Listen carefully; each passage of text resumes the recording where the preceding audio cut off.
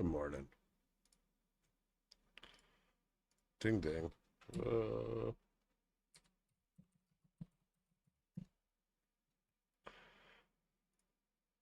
right.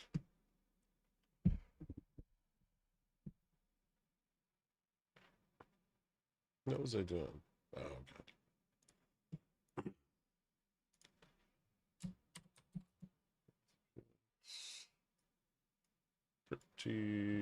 Pretty bearish. See them try to short VIX, turn their shit around. They need to. If they lose 44.40, it's gonna get pretty bad.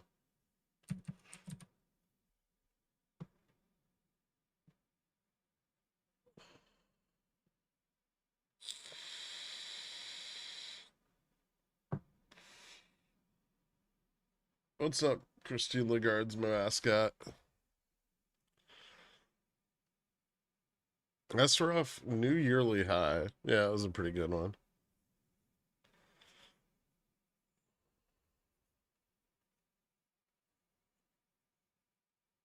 Something's happening. Fun times. Okay.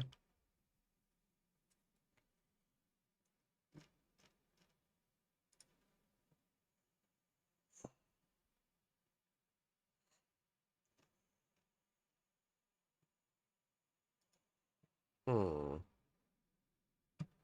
This is interesting. So the downside put wall fleshed out a little bit in the pre-market.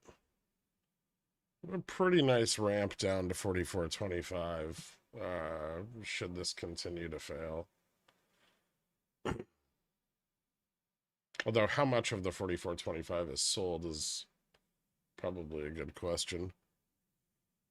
Let's keep an eye on VIX here. Hmm.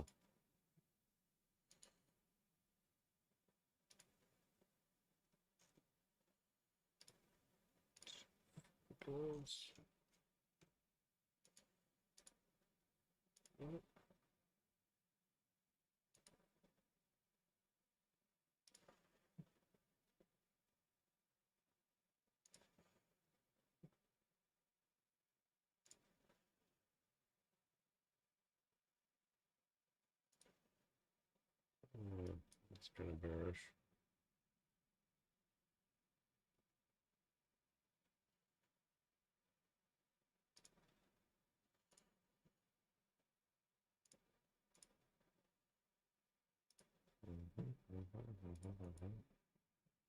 Interesting. 1 day trade? Fuck.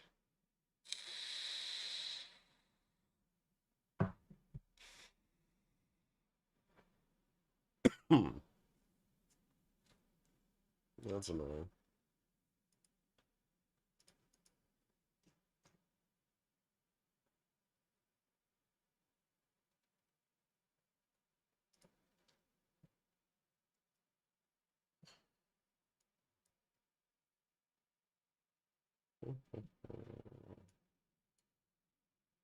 Apple's moving up a little bit.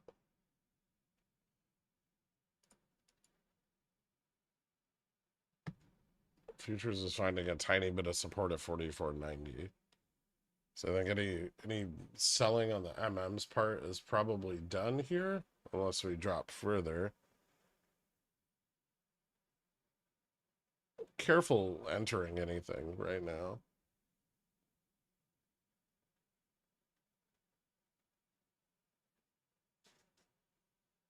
1 second.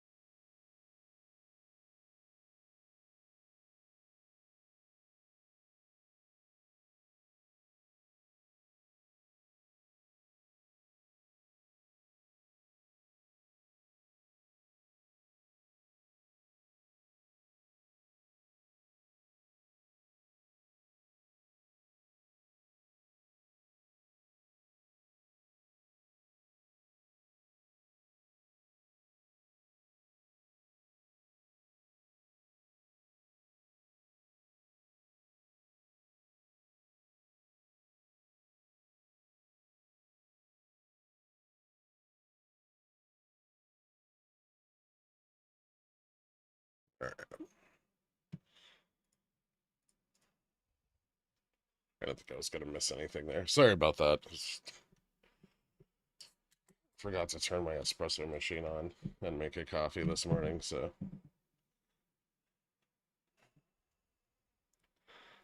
You feeling better? A little bit, yeah.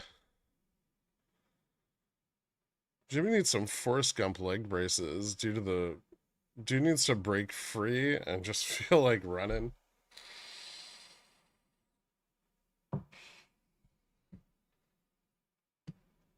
No, today's gonna be boring as shit, isn't it?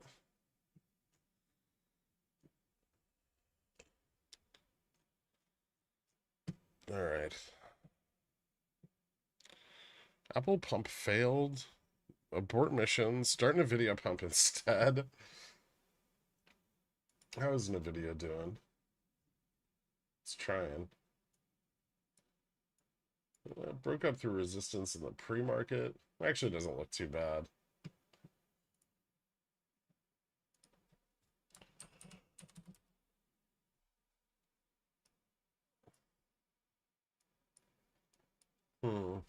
QQQ. QQQ got hit a little harder this morning, huh? Wow, oil's up. Dixie back above 105 again. That didn't last long.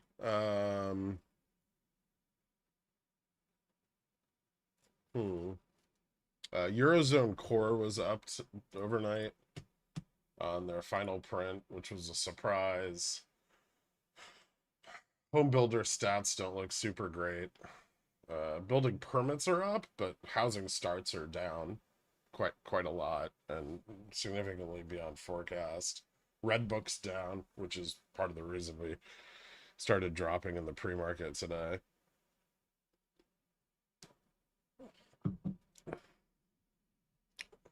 Building permits are up, though. At least the preliminary report for them is. Not a lot else going on today, data-wise. We got a 20-year bond auction at 1 o'clock. There's some stuff tonight that's moderately important, but that's about it.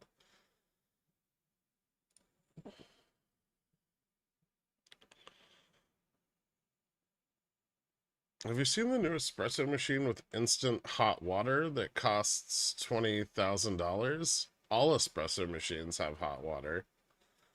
That's part of how you make them. There's some ridiculously overpriced, stupid espresso machines.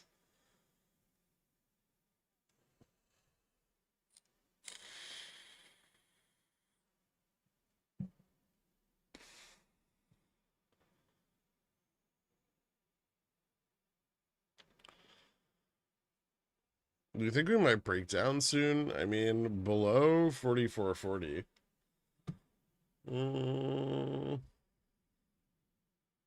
So NVIDIA is starting to slope a little bit. AMD's down. Amazon's down. Ooh, Amazon is down. Nice. Apple's kind of holding up. Although not much. And that could slip negative too.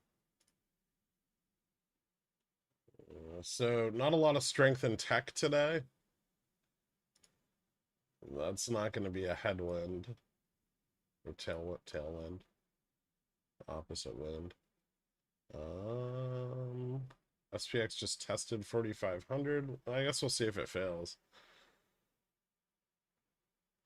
Or ES. The ES, so ES 4490 breakdown is very important. Which is roughly SPX 4440. 4444, I guess. If we continue to break down through 4490, it gets pretty bearish today. There was somewhat of a put wall last night to the downside. A lot of that filled in on this morning's data.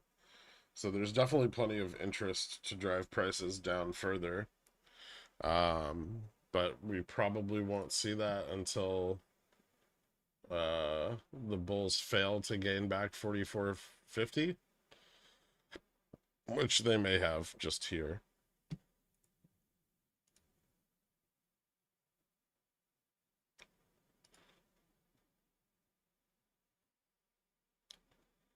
So the overall trend right now is still kind of bullish, but we could just chop. Or bearish, rather. But we could just end up chopping.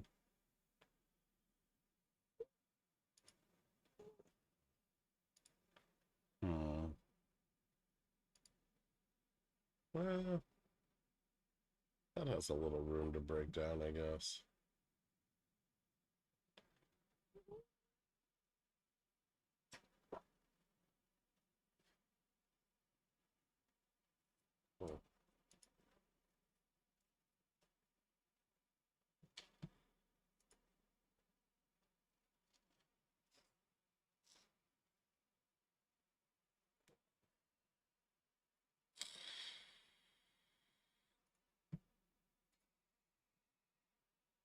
Top, still no covering being done. But it's not being shorted either. So that's neat. Russell's actually up today. That might lend a little pressure in the event indexes reverse to the upside. Gork red. Well, yes. Yes. Tentatively red, dork. Don't get carried away. But it heats from cold to hot instantly once you flip the switch. Okay, yeah, there's been espresso machines that do that for ages.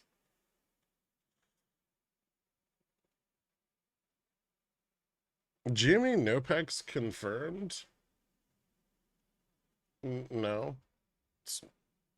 It's Tuesday. Dumbest motherfucker on earth.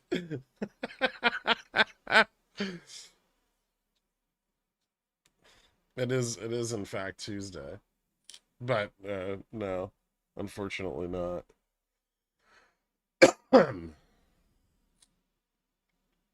A bunch of people did sell the calls they bought last week, which is super great for the upside.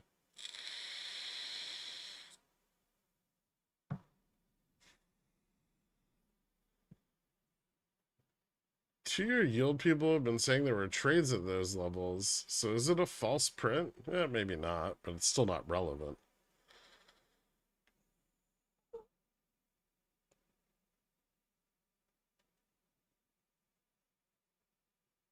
Is he trying to say that putting cold water... Man, you just love jumping on the latest conspiracy theory, don't you, Bob?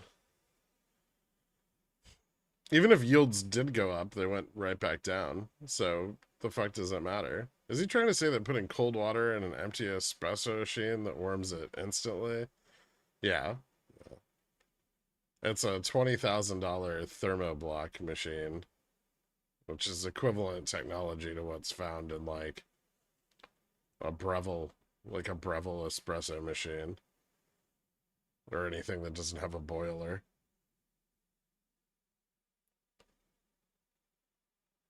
I undressed all four of my GME shares. Now I can afford 3 months of Dillionaire. Bullish.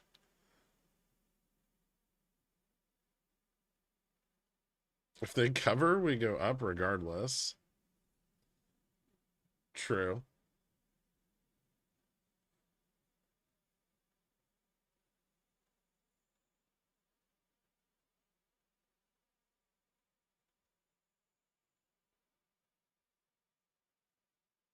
Wait until that instant hot water guy finds out you can hire someone to drive you around in a private town car. It's going to be mind-blowing.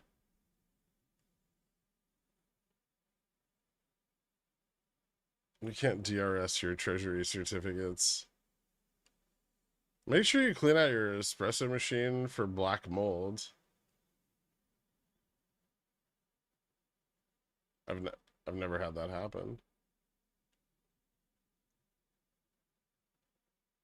I use my espresso machine far too much for that to be an issue.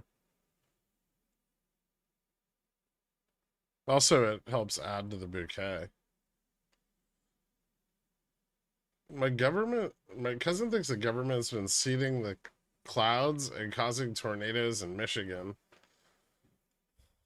That's precious.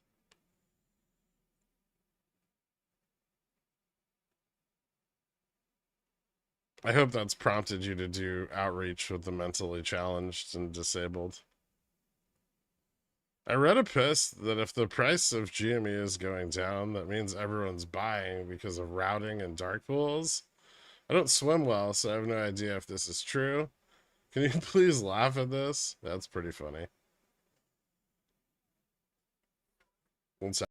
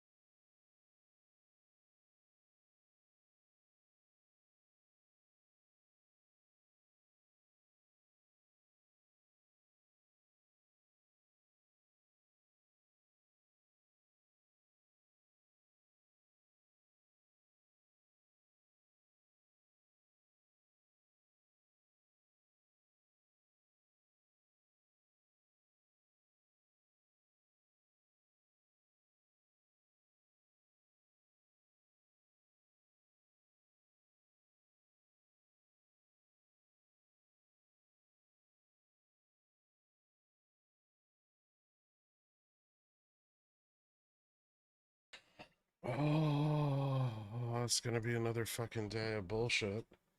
Okay. Where were we? ES failing the test. Yeah, looks like ES failed the retest of 4,500 here. Chop?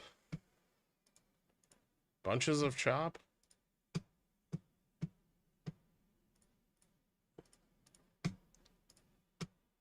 Um, let's see. 44, 45 puts. Look pretty good. They're not crazy, but they look okay.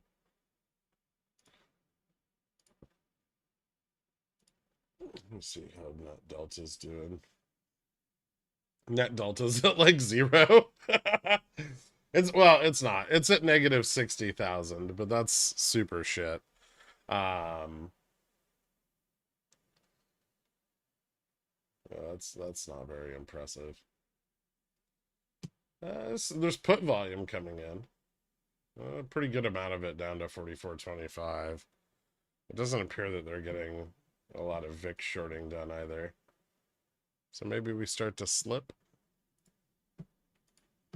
Eh.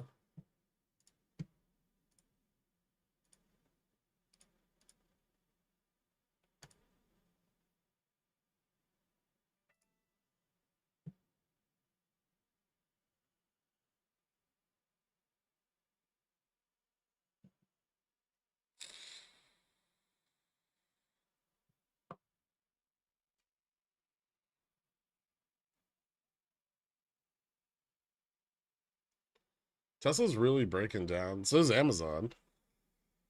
Pickles Picks strike again.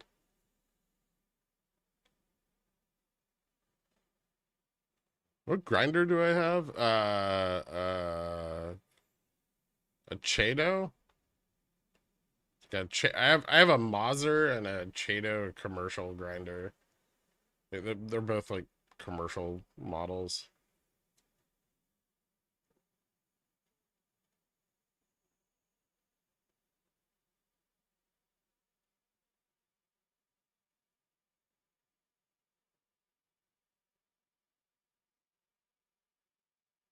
No, sorry to disappoint you, Dan.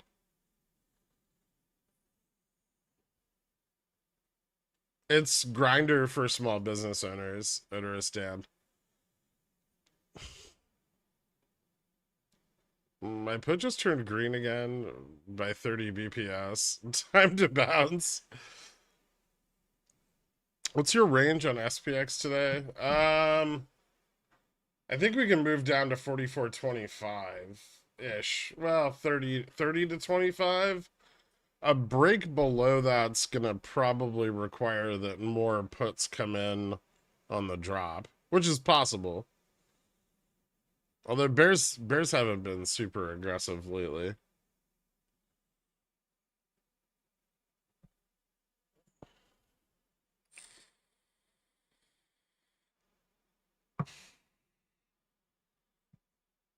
Is Dork's prediction coming true? 4,000 end of week. No. Dork's prediction needed to come true yesterday.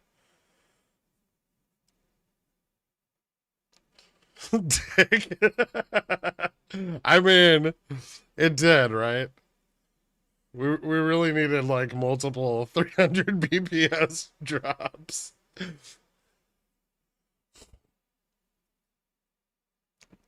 Next resistance 44.25 right now.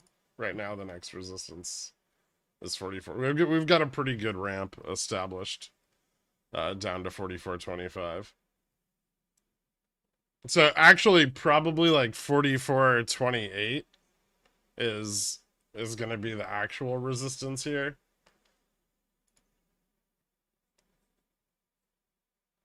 But that does put us pretty squarely in baratory, which is now what the red box is named.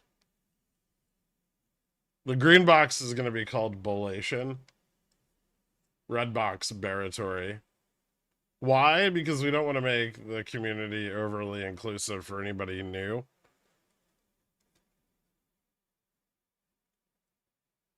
And then they're forced to ask what the fuck that means.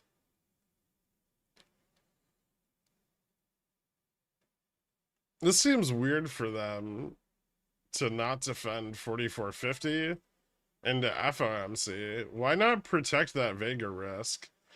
Because it's probably advantageous for them to retreat back to the 4400 strike.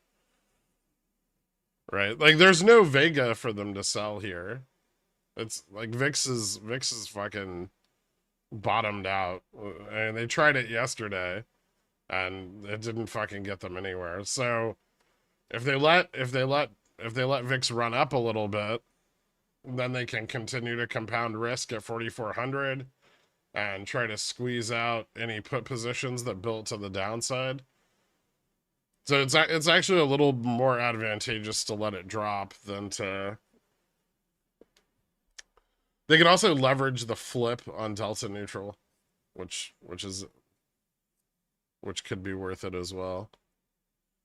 Do you have NVIDIA Greeks anywhere? Yeah, I do. They're right here.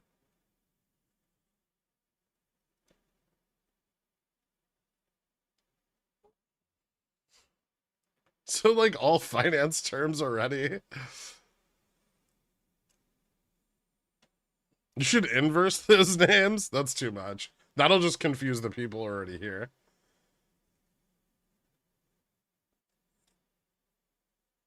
Any chance you see 4450 again this week? Yeah, but also maybe not.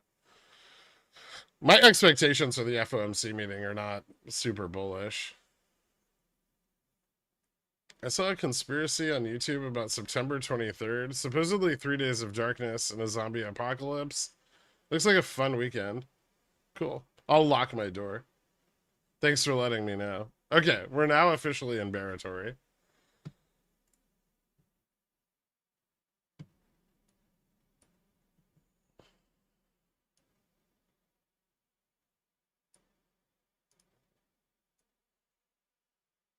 Ooh. What the fuck was that? Did I have 2 lines there? At the same strike and I just moved one?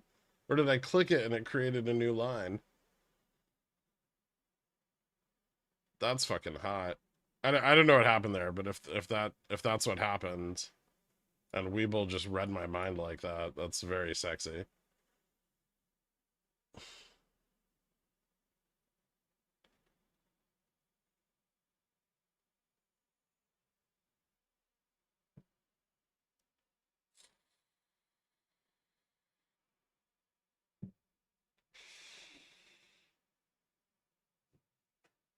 Wow, look at the heat map. It's so red. Did we moon too hard that we ended up on Mars?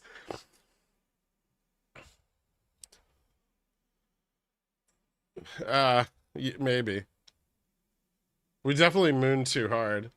Also, all the bag holders are now on board.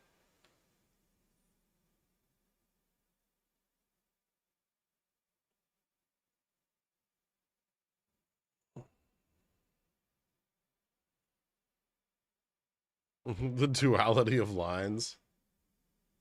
This is fun.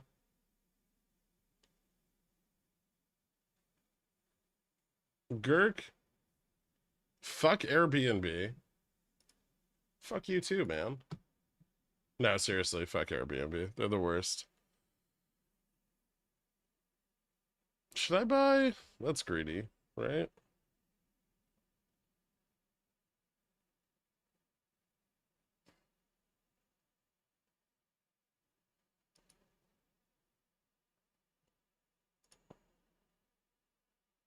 Or is it?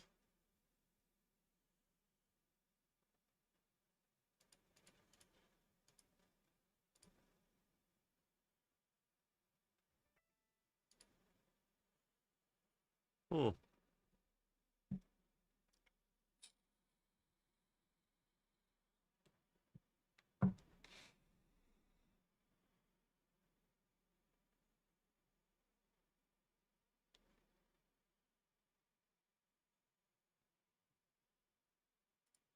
Unfortunately, Airbnb is still not low enough for me to actually make money off of it. But it's almost filling its shitty, stupid gap from being added to the S&P 500. Amazon's like, I'm not going to drop. I'm good. Amazon is down 2.5% today.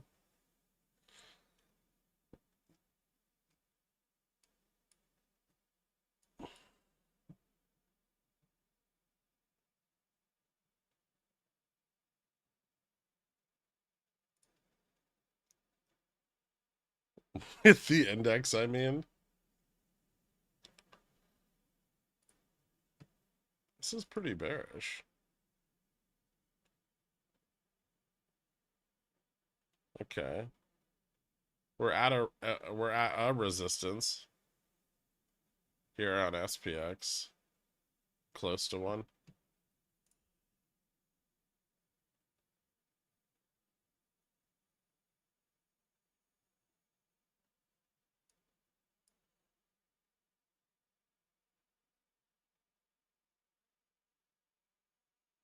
VIX still moving up in a very controlled manner, but put interest still looks strong.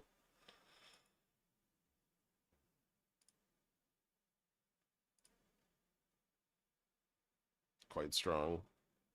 Lots of put interest at 44.25. A little bit of put interest starting to build out of the money. 20, 15, 10, and 4,400.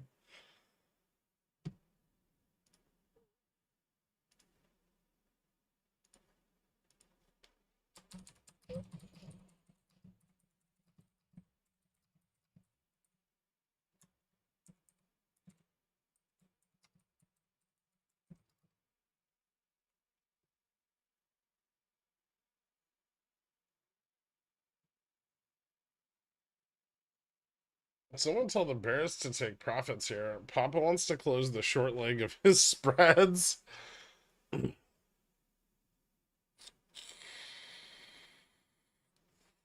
Fuck yeah, Tom Tom. That's awesome. Airbnb is the worst company to ever join the S&P 500. What about Enron?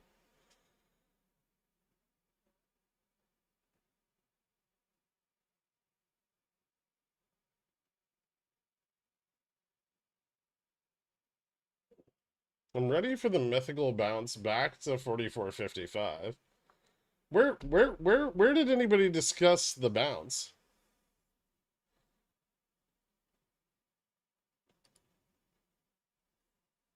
This isn't bouncy looking. This looks like shit. Enron is strong and resilient. SVX Discord, of course. Oh, poor bulls. Like today looked pretty going in today looked pretty bearish.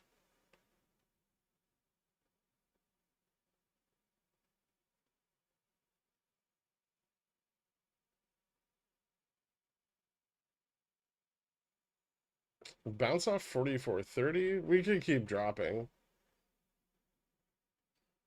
It's quite hard to reverse price action here, I think.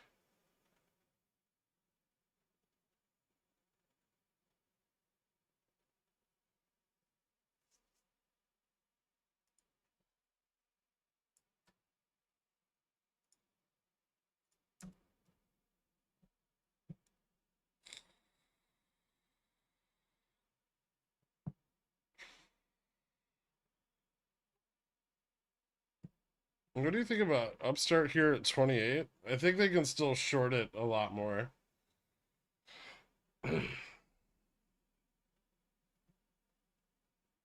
Higher dot plot's really bad for Upstart. Don't forget.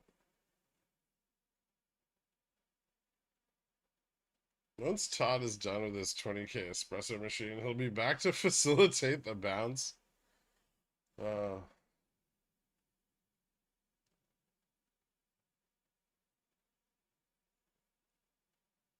is OPEX on GME out of the question? Index sell-offs aren't good for it. Let me see what's going on with the tips. The tips are still diverging. I mean, no, because OPEX on GME doesn't end, unfortunately, until Wednesday. But I'm not going to say it looks fucking great right now. It obviously doesn't.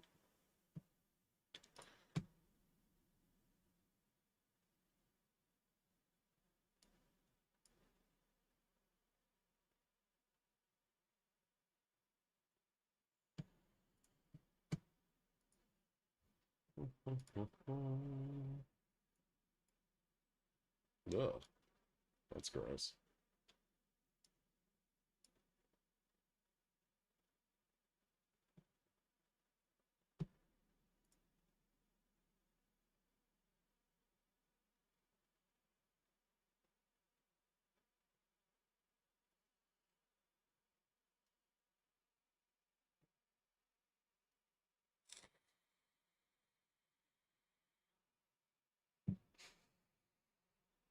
Are you loading more calls on GME at this level? No. I have like debit spreads and like a few calls. Mostly just debit spreads. I think I only have 10 calls. I haven't sold covered calls on it yet, which kind of sucks.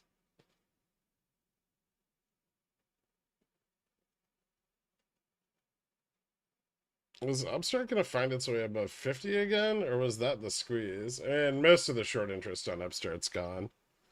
But that doesn't mean it won't come back.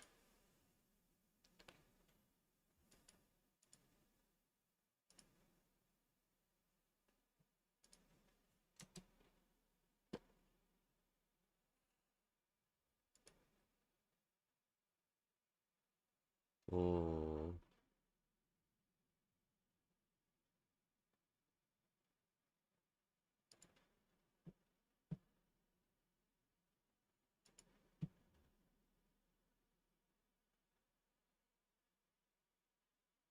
Could they bring this back to 44.50? It looks like we test 44.25 first.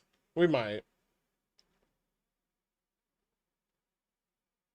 I've never underestimated their ability to pump shit, but it doesn't look good. This isn't a good range to pump from. There's not a lot of put profit taking going on, so it's really not advantageous to try to pump from here.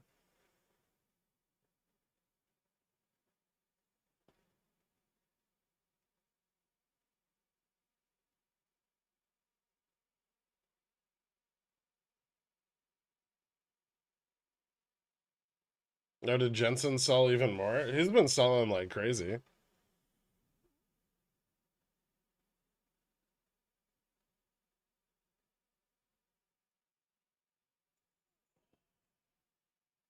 I'm not gonna sell Jamie's cover calls at $17.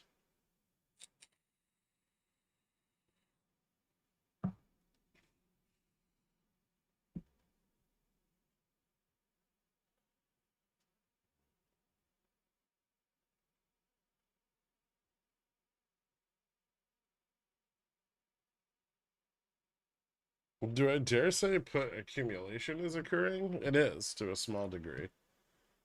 Uh, like I said, we're starting to get more interest at 44.20, 10, and 4400.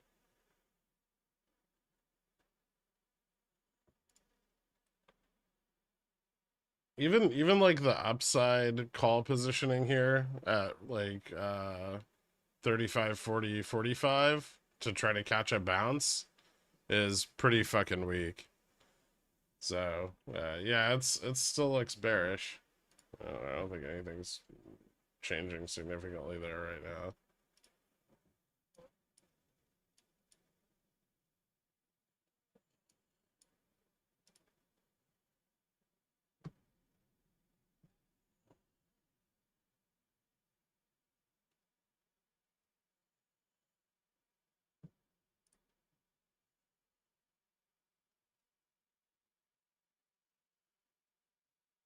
I've been here for 84 years, and all I've gotten is awesome recipe tips, Tinder advice, conspiracy theories, and a centaur history lesson. Equals priceless.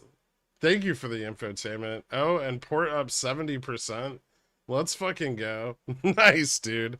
That's amazing. Well done.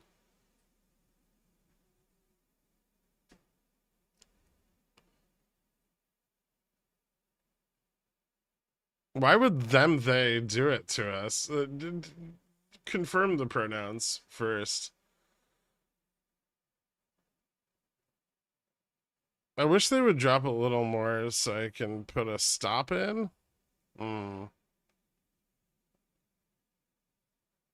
Odd. What do you think about unusual whales data? Meh.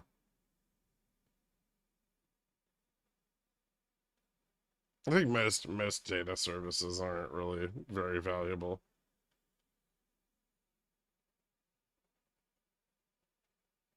What's the difference between NASDAQ 100 and the NASDAQ composite? It seems like when people talk about NASDAQ, they talk about the composite.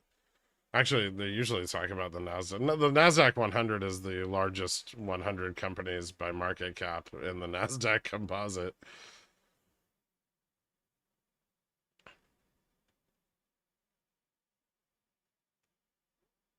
But unless you're watching like CNBC all day, most people are talking about the NASDAQ 100. It's the more traded product. What the fuck is even the NASDAQ composite index option? It's like what, IXIC or some shit?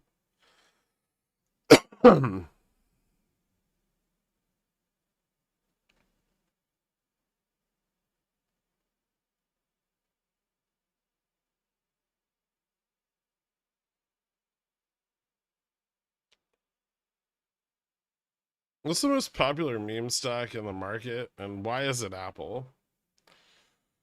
Apple's the only one with any good news that you can pump on the back of. Woo, losing 44.30. Looks like it. I said it looked bearish. Fucking I don't know what everyone wants from me. Say I'm focusing on avoiding going underwater on any option. It seems like it's better to protect by selling and then re-enter if appropriate. Yeah, stops are pretty awesome.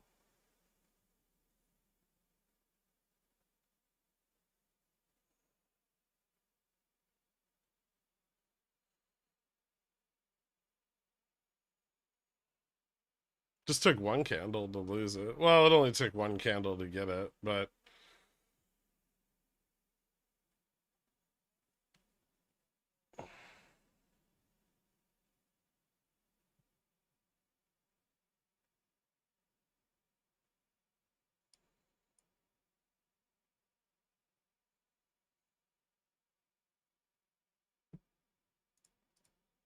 that was fun.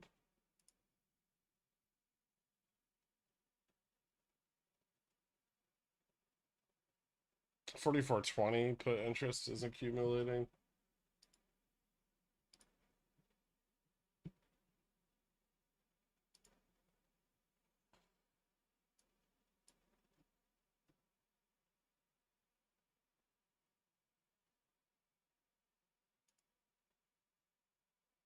I'm gonna end up stuck here for a while.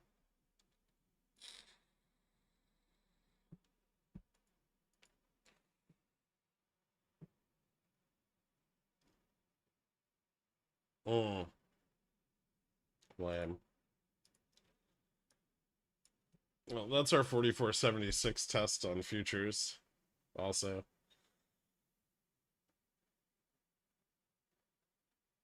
That doesn't look like a super bullish bounce.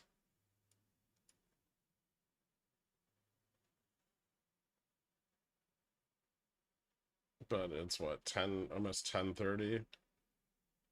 I guess we could get hung up on low volume.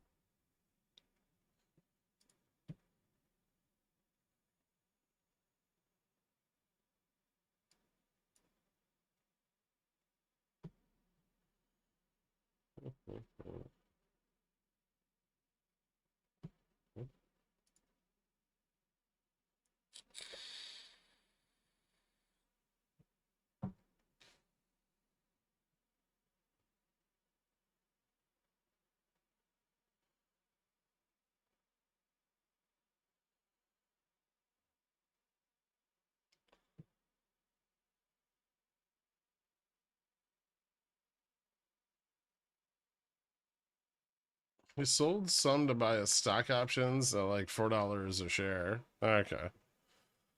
Stops are in place. Now head downtown for a meeting with the investment advisor firm. See y'all for power hour. Later, Posty.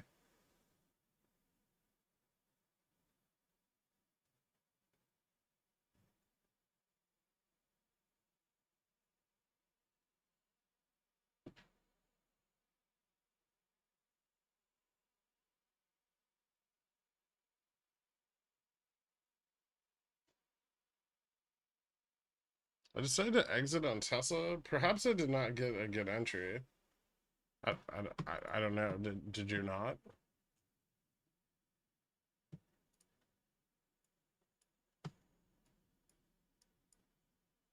Well, it's not unreasonable, I guess.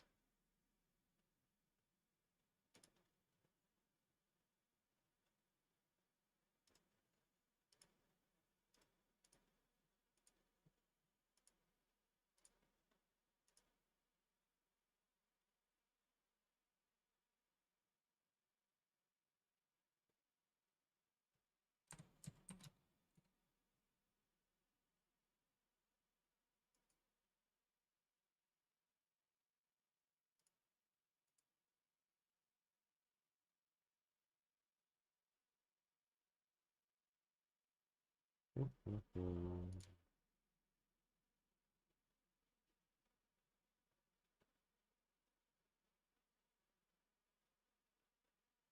little more volume on the bounce.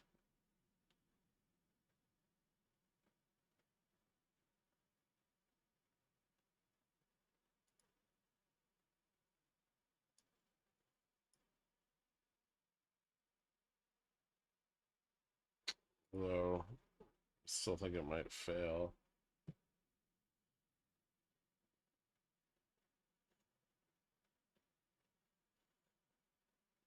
Curious.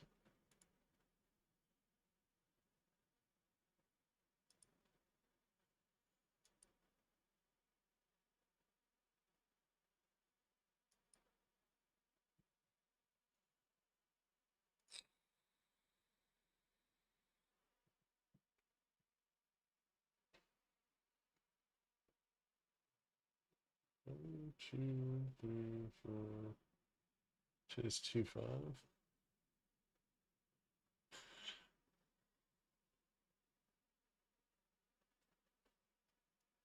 Okay.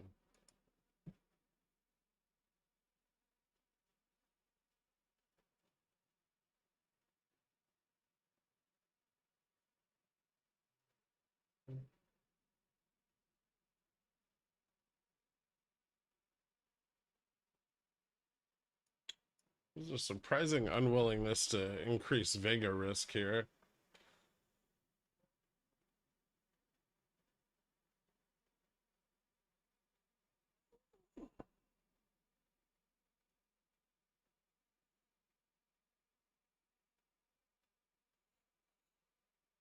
TSMC exploring options to package their chips within the US, looking to ease bottlenecks. Bottlenecks, same as no orders.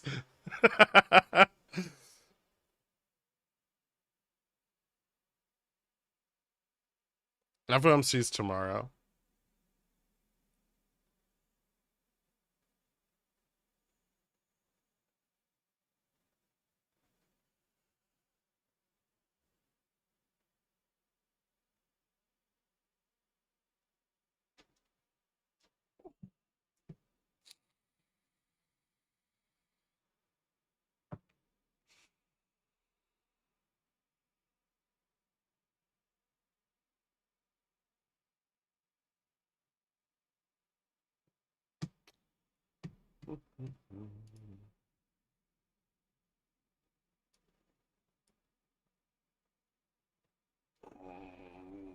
None of the weird volume from yesterday.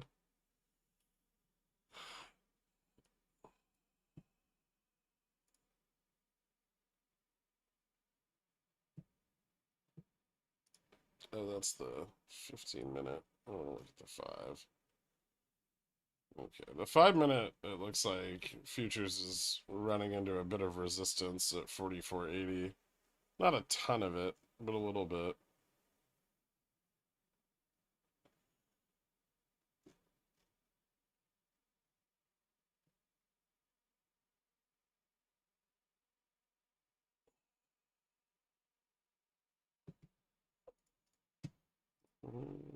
Any put capitulation?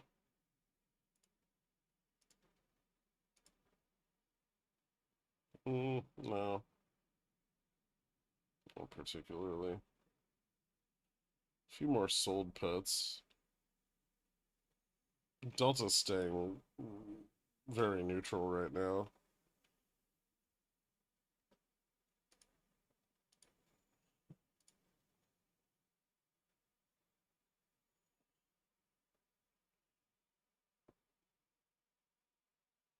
$35 and $30 have a decent amount of put interest. 35 is a bit of a put wall. Sub 25, that looks fine too.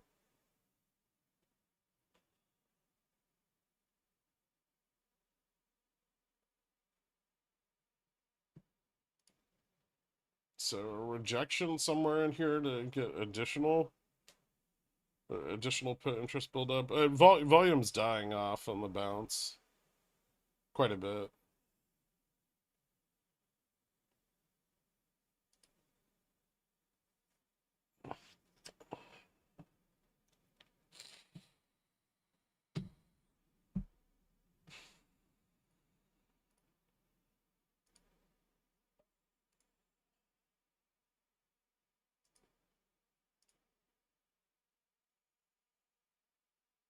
Hmm.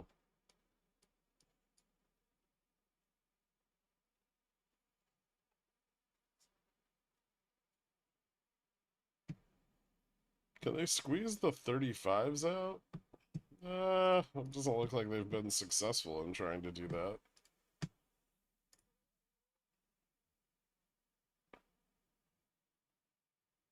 There's actually just even more puts now. Put volume's rocketing. 4420 to 15,000 contracts. 4415, 10. 4410, 10,000. So yeah, volume on puts is picking up quite a lot. Even in the money, 35, 40, and 45.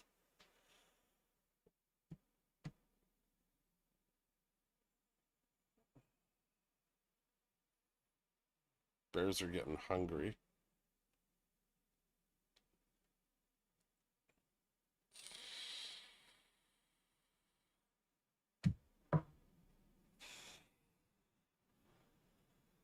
So Girk, there's a massive carry trade, correlation trade, a vol short, and treasury shorts. How are they not going to take the express elevator shaft to the basement? Well, the vol short, while exposed, isn't extremely exposed at this level, right? Like, uh, I mean, the 4450 strike is in the money. 4425 could go in the money, but that's not really going to push VIX higher than like 15.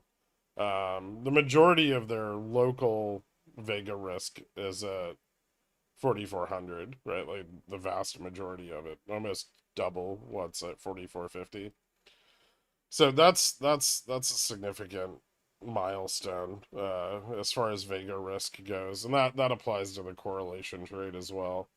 The carry trade is, I mean, it's pressured, but it's not at risk at the moment, right? Like yen is still under 150, dollar's not, above 110 or anything. So, um, not a lot needs to be done there, and spreads are widening. So treasury shorts are doing well. They're not doing that well, but they're doing okay.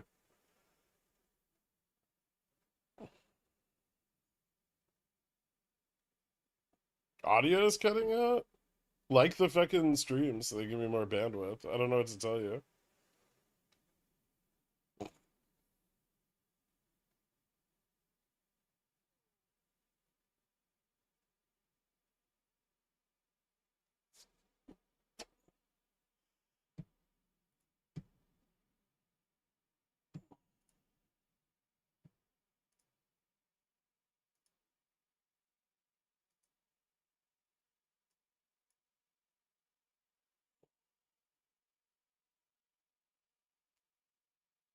It's fine again. All right.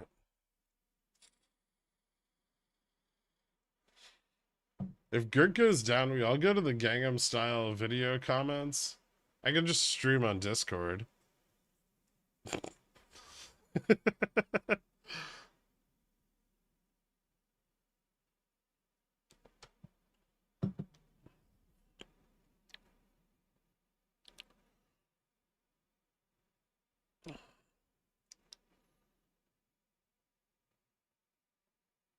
I don't have a particular favorite, Bob.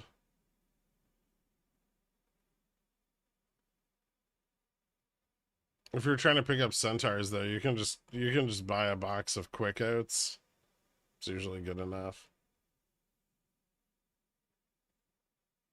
If you really want to get fancy, you can get steel cut, I guess, and a carrot. Girk's lag switching the important parts of the info dump.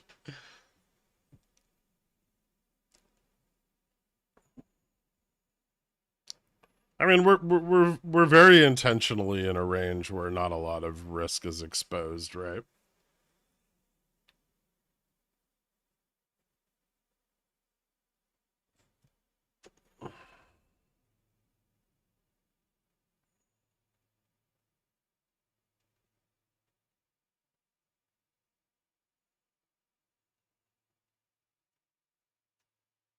Why, when call are bullish before meeting? What?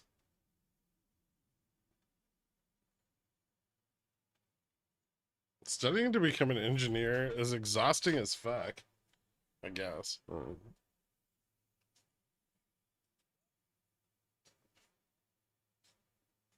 Do I need to give Discord a phone number to hear the stream there? Maybe? I think so. That's part of like the 2FA for the server. You've been reading a lot more of my comments lately, and if I didn't know any better, I'd say I'm moving up the food chain. No. Also saying this because it's a kink to be ignored, and I think this will help. Yep. Good job.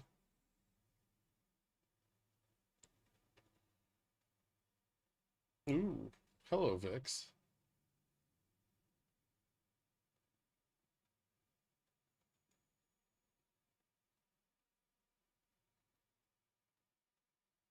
Engineering doesn't pay as well as other fields anymore. Sad panda.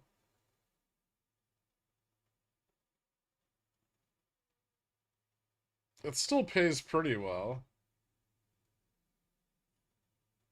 There's no food chain. You've got to earn every day here. Nobody knows better than you, Brett.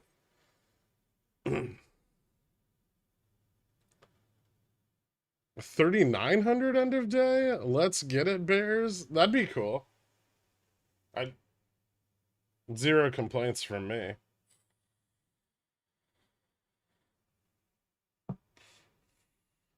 You've been reading a lot more of my comments lately, but I think it's just to highlight my bad decisions. No.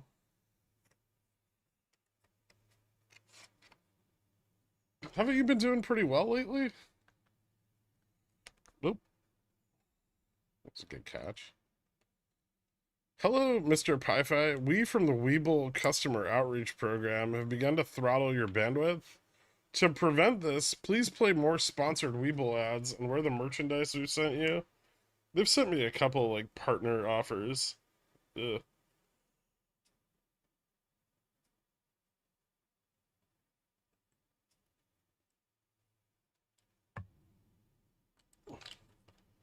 Just find that field that really makes your pee-pee sparkle, and it will become a real joy staying up late studying. Find some projects to work on. Really helped me. Yeah, everyone in the fucking pickle jar is an engineer, so feel free to make use of the community to find advice on how to survive the undergraduate process. I'm sure a bunch of them are more than willing to. Probably not. Never mind.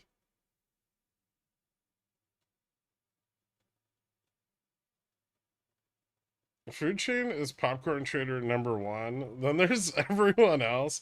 Popcorn trader's not number one. He just needs the most help.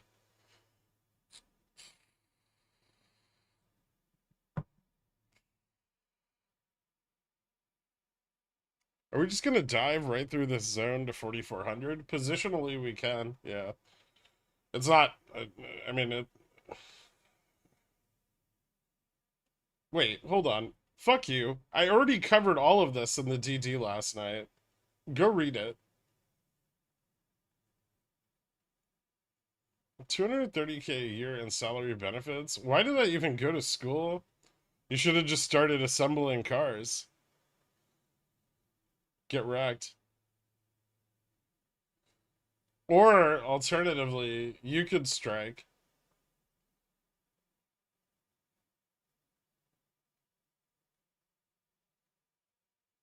My Korean father-in-law would always say, never trust the Chinese.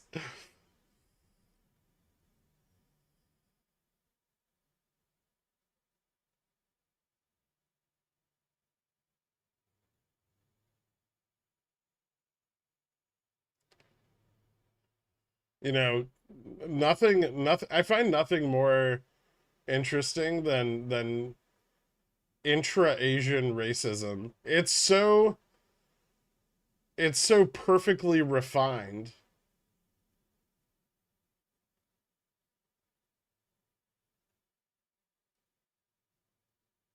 Yeah, it's extremely specific. It'd be like me meeting another white person and being like, You're not my kind of white person.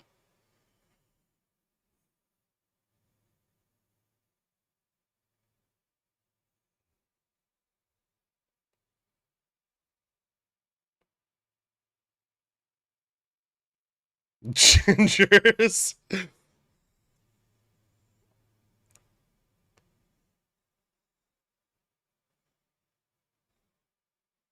He is strong like bull. Up 0.7% to 13 HE. Oh, nice.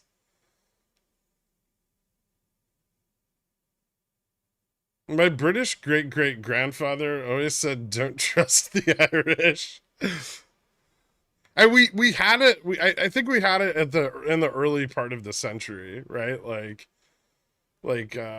wasps in America didn't like immigrants like Italians and Polish and uh, Germans and Irish and like they weren't big fans of them, right? But then it kind of went away, and we just stopped. We just started like moving universally into racism towards people of other colors, but not the Chinese. The Chinese are like, we don't talk to people from that fucking province. Uh.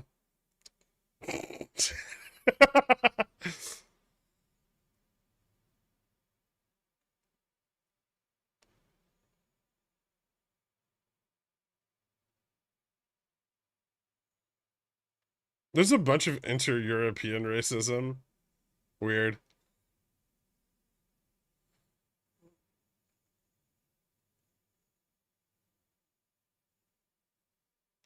Irish, Scots, Welsh, and English. Well, okay. I'm from America, and even I know the Welsh are right.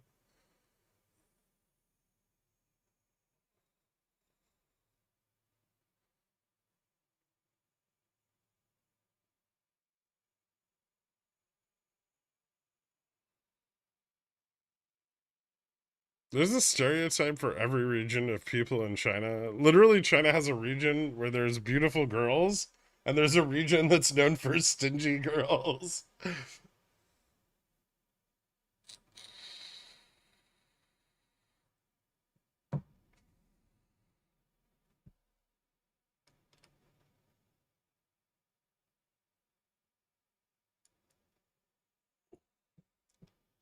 I'm Italian, and there's a certain type of Italian on the streets of Montrose, Illinois, that are just annoying. The kind that sit outside and yell and wave their arms aggressively. Oh, like the ones from New Jersey?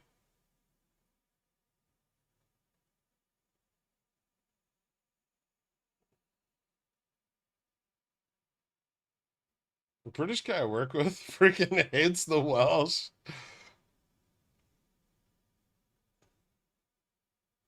My grandpa always told me it's not racist if you hate everyone. My grandpa said something similar. He said he hated everyone equally.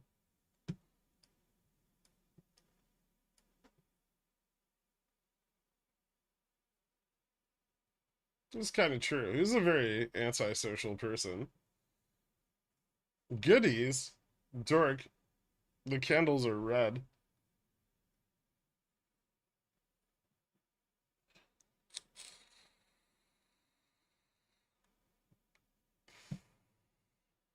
So wait, there really isn't any resistance between 4425 and 4400? Not really.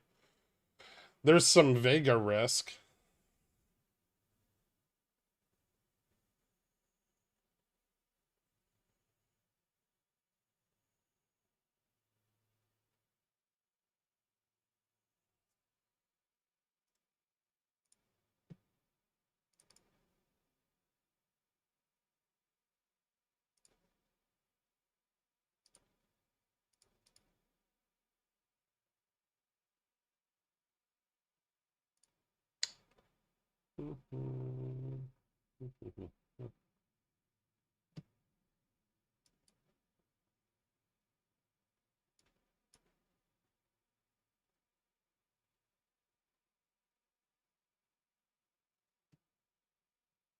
I don't think this is looking any more bullish.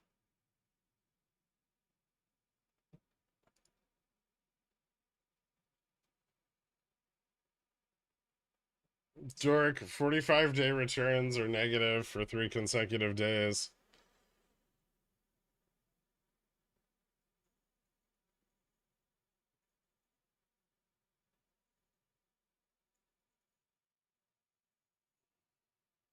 Are Jimmy tips moving even further apart? No, they've stopped moving apart. They're now moving closer together again.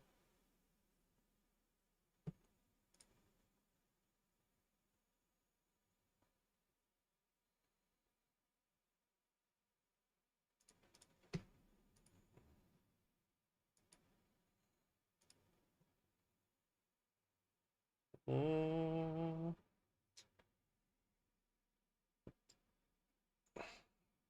So there's a little bit of put profit taking at 50, 55, 45, but more puts being bought at 20, 10, and 4,400. 44.25's got a big fat fucking stack of puts. So bulls are trying to get some capitulation here, but I don't think they did a very good job.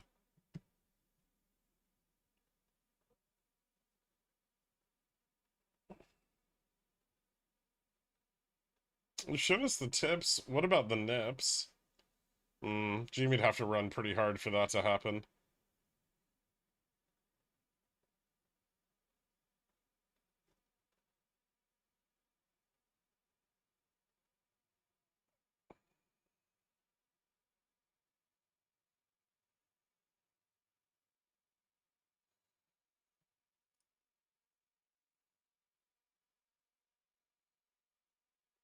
Yep, that's correct, Orc.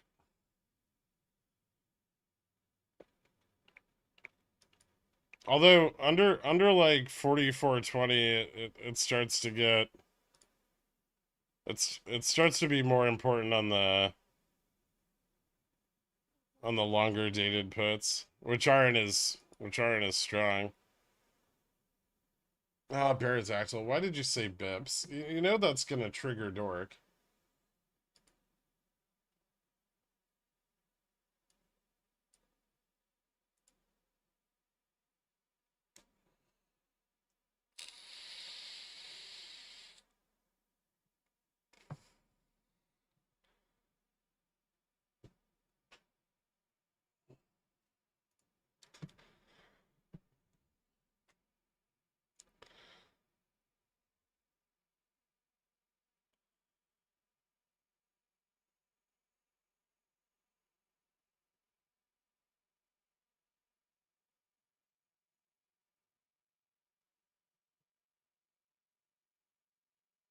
Some put holders are, but the 44.25 and 20 aren't really.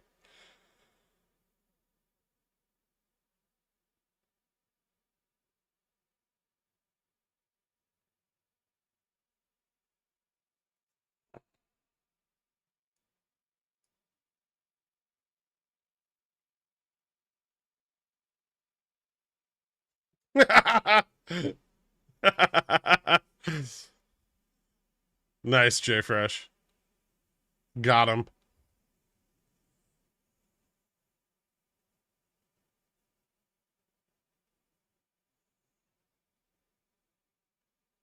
How are futures looking?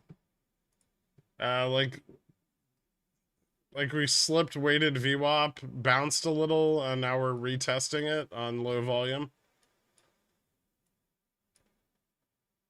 They don't look good, frankly.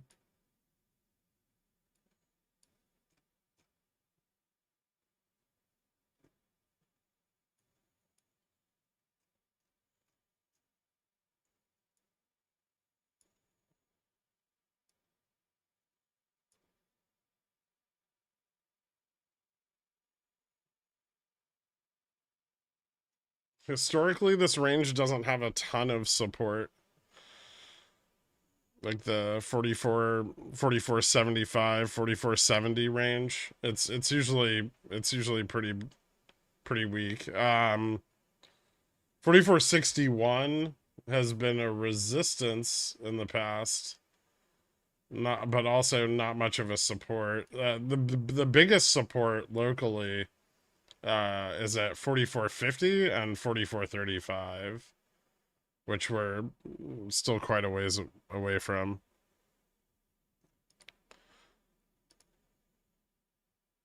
Message deleted by Dork. Just chugged a monster. Apologies for the incoherent babbles a few minutes ago. Yesterday you said today had uppies, likely. What changed? I said that it was advantageous for the Bulls to pump it. They lost 44.50. I wrote about this pretty extensively last night. Even this morning.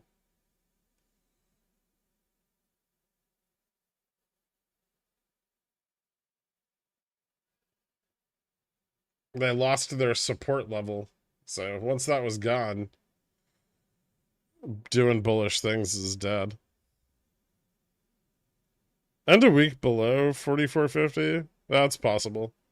Especially if tomorrow's data is bearish.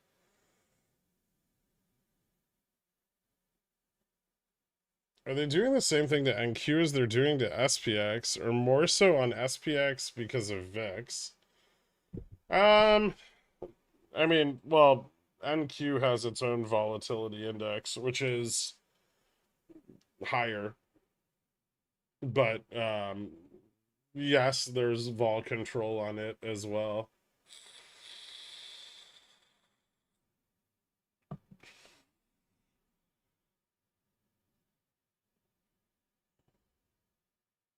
Does NVIDIA look like it will go to 400 today?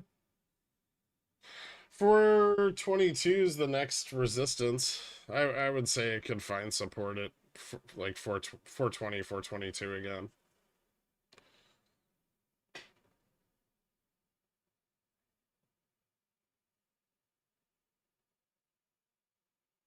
I know you said 44.15, but what about 4400? I mean, if this keeps breaking down and put interest keeps accumulating, then we can move to delta neutral. Probably kind of hard to break through delta neutral today, but yeah, 4400, 4420, and 4410, 0 DTE, like volume is going up. My course told me I just need to try harder to be financially free. Also, my calls are expired, so Jimmy can do its thing now. Well, turd, if you had like 3 less children and 1 less wife, you'd have a lot more money for degenerate gambling. So, but you've made your bed.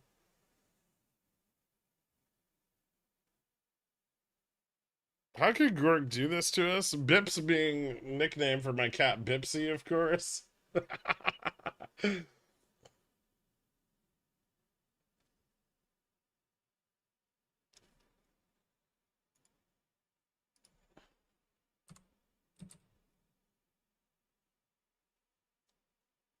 Was that VXN? Yeah, VXN is the NASDAQ 100 vol index.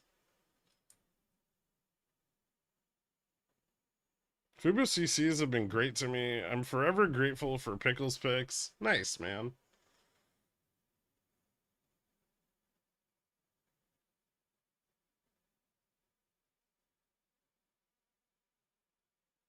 Any updates on HE?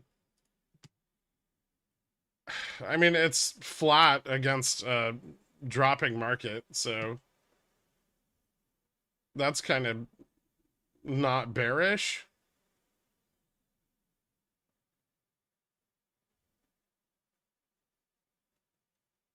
His wife doesn't make the bed. I don't know.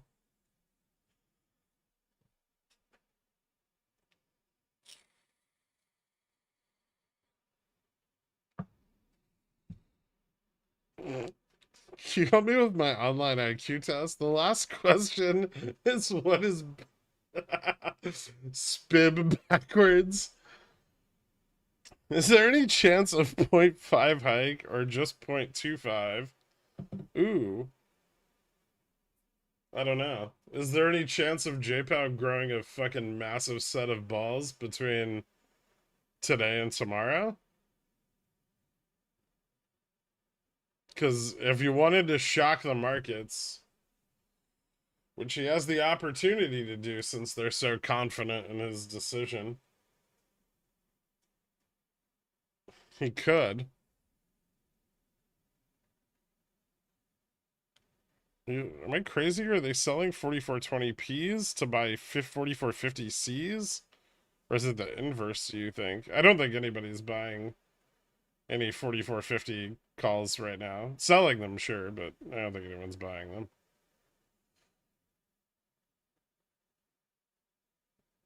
Say it, Girk. I dare you. What? Bips? I can say bips all day. It's disgusting, though.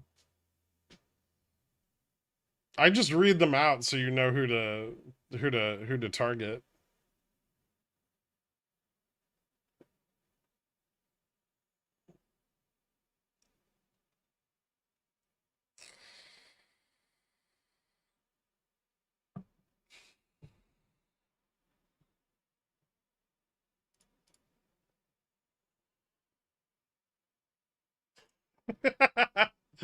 See?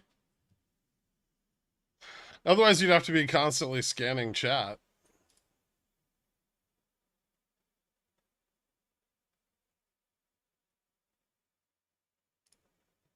All right.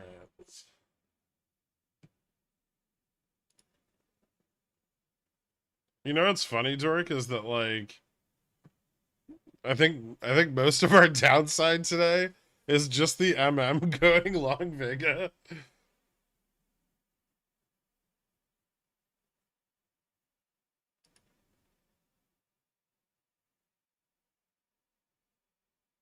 It's BPS, you fucking trogs. One of my favorite baseball player when I was growing up was named Bip Roberts. I'm looking that up. That can't be a real name. Nobody's named their child Bip. Holy fuck.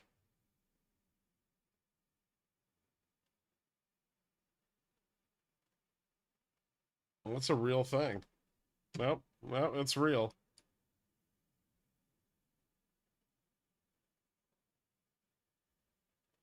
I didn't hate that word that should not be spoken until I heard Tom Lee say it. He's a cunt. I wonder how he's explaining all this not up price action to his investors.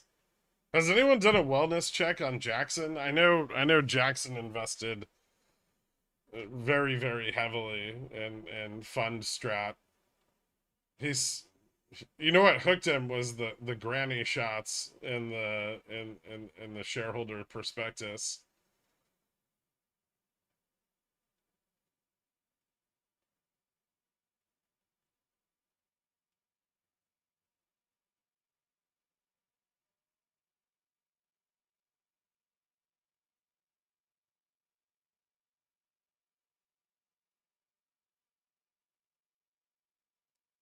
The cuisine you're referring to is not called Bippin' guy who's bored. It's Bibimap. Wow, that's probably mispronounced also, but it's got an M in it.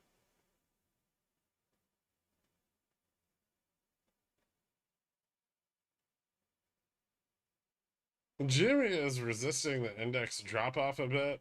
It is. Here's hoping we see a bit of covering. What a great time to cover when you don't improve the price. Not because of my calls, but because I miss OPEX runs. Fair.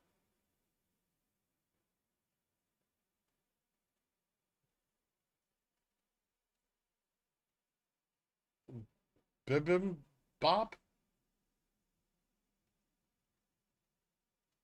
Bibim bib bib with an H?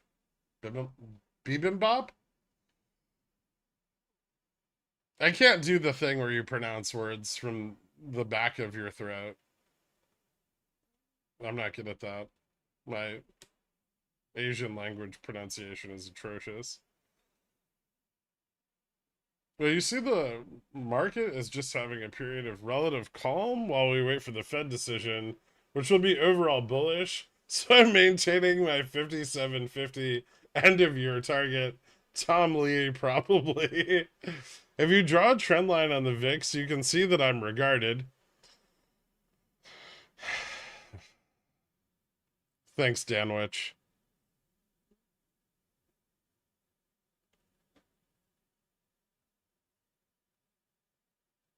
Bebop and Rocksteady. So Japan rate decision is Thursday after JPOW? I believe so, yeah. Or is it before JPOW? No, after. Right? Yeah. 11 p.m. on Thursday. BTU slip 24, sad face. Uh, yeah, broad commodities are starting to run close to resistance here. Oil's still pushing up, though.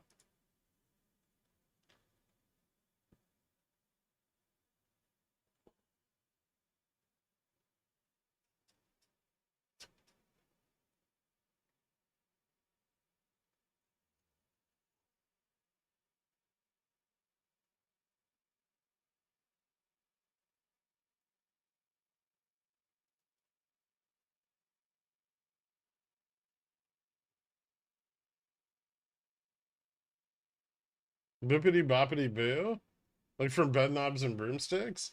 To be honest, I don't have any GME calls, but I'm really happy to see GME have a traditional OPEX cycle for the first time in a long time. It had a fucking OPEX in June and March. They just sucked.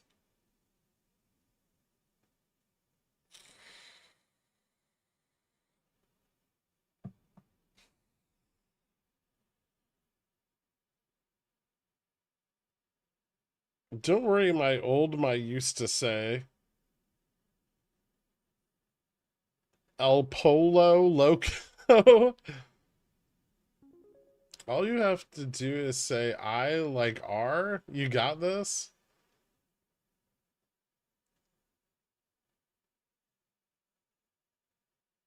Adopted by the Dans. Thank you so much, man. I appreciate it.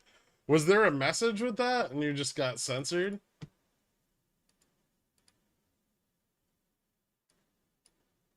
I love reading censored messages.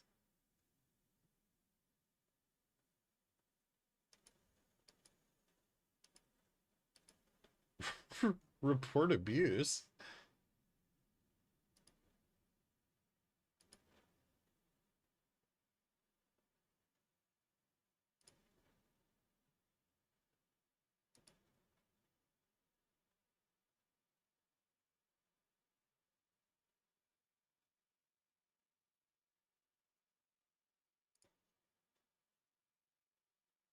There wasn't. Thank you so much, man. I appreciate it. So I'm not the only one who points at the pictures in the menu at Asian restaurants. What if they don't have pictures? Al?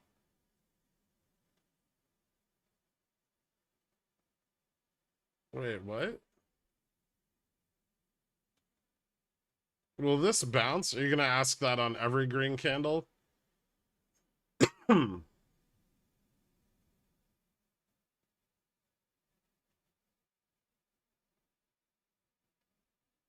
you still think 4450 is still the FOMC straddle point target? It's starting to look less like it is. There's a very good chance we could get kind of locked up here at 44.25. I don't. The put interest isn't really relenting substantially, so and like upside call interest is pretty weak. There's like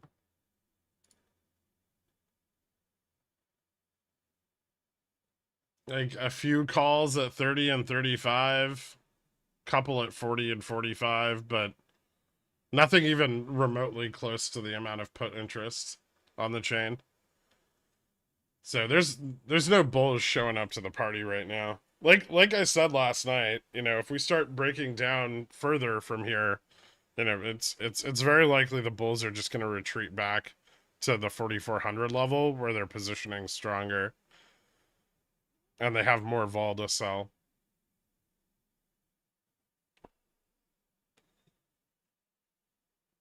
My calls hope it'll bounce. I overslept and woke up just as we were testing the 440 level that you said would be defended and immediately covered my cost basis with confidence. Thank you, Stock God. No problem, man. Good job. Torin, thank you so much, dude. Guys, give Torin a shout out for hooking you up with Cornishon and welcome aboard. It'd be pretty cool if we broke 4420. Or we could. 4415 interest is growing. 10 is decent. Kind of falls off after that. 4405 and 4400 have some interest. A little bit of interest coming in at 4390, which seems overly aggressive. That might be sold, though.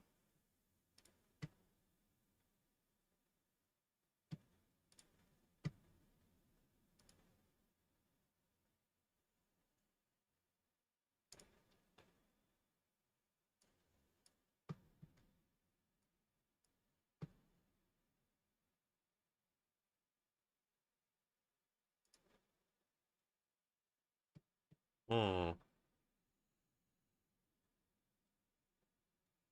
That looks super bearish still. I mean, we've slipped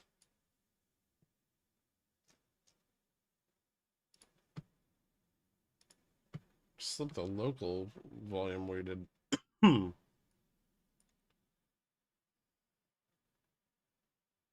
Yeah, not a lot of support here. So 4461, the next really strong futures support. And we fell right out of that like descending megaphone and through the long-term trend from, like end of August. And then I'm not even sure 61 is a support. Like historically it's not really acted as one. 50 is. 50 has been a support in the past. But 4450 puts us at, well, that puts us at like 4400 SPX.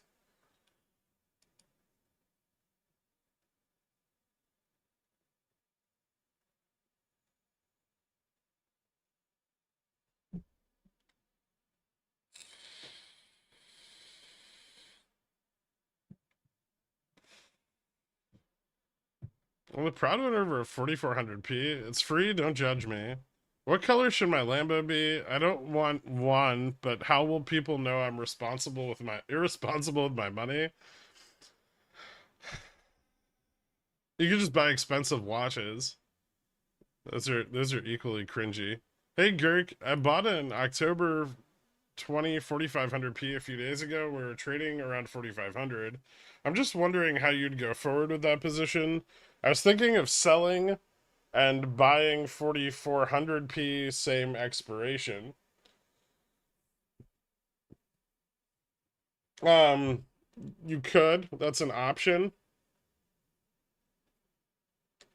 You could sell short dated puts against your position in case you're worried that, there might be a bounce or something, or you wanna hedge any potential upside. Um, but yeah, I mean, you taking profits and re-entering a new position. I mean, you're gonna be up quite a lot, right? Careful with the October 20 though, because it's starting to slip under 30 days. So you may want a little more time. Like maybe like the end of October contract should be closer to 45 days. Just something to consider. I mean, it probably doesn't make that much of a difference, but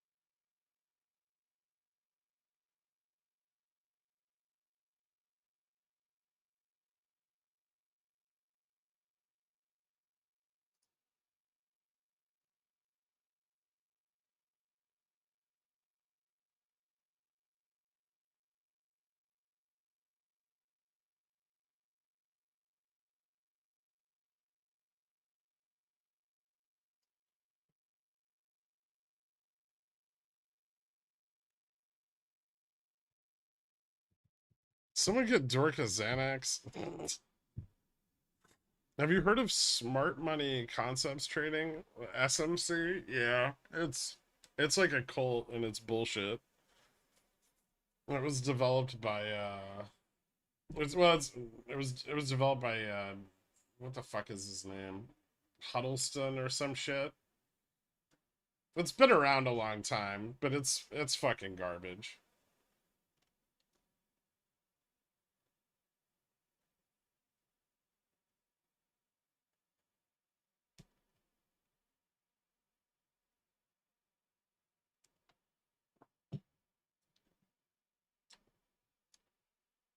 It's a similar attempt at the approach I take to markets, but grossly uninformed. Huddleston RSM shit is my grandfather. It's usually used in Forex, where it's easier to determine institutional positioning.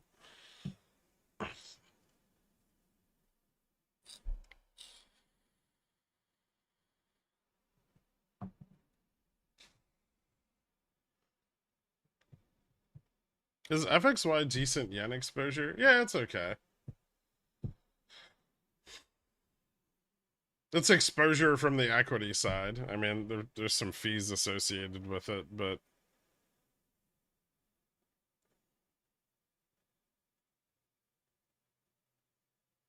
when would you sell GME CCs? I sell GME CCs almost all the time. I don't really have like a particular preference. I generally don't like selling them during OPEX periods. That's protected me from assignment a bunch. Or if I do sell them during OPEX periods, I'll sell them above like Gamma Max. Tesla may provide another opportunity to enter shortly.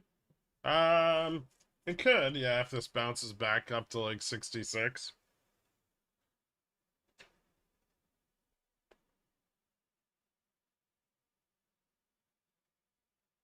Although it may not bounce back up to 66.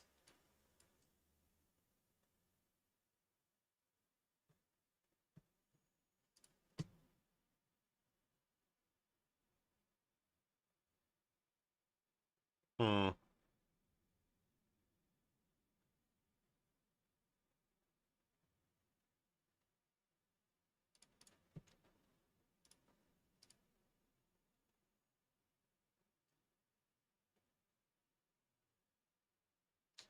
All right, so there's very little volume right now.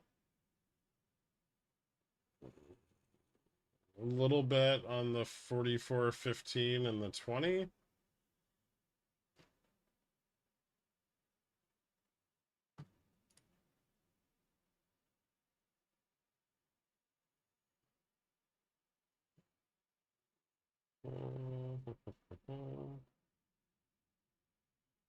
Net delta picked up a little here while we're stagnating, but it's starting to fall off. So I wonder if we get a continuation down to 15. Straddle time?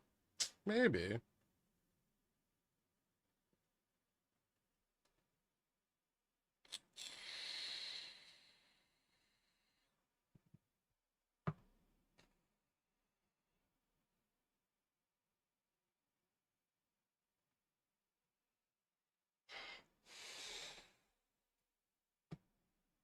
Covering on top? A bit, yeah. Ooh. That just did a thing. Holy fuck.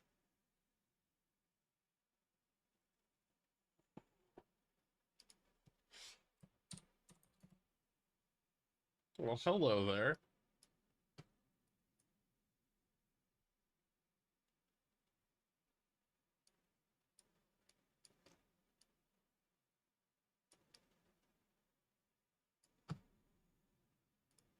That was fun.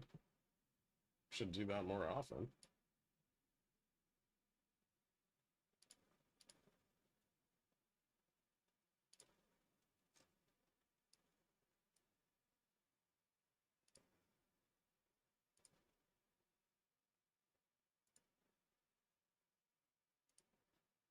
It's like an 11% bounce.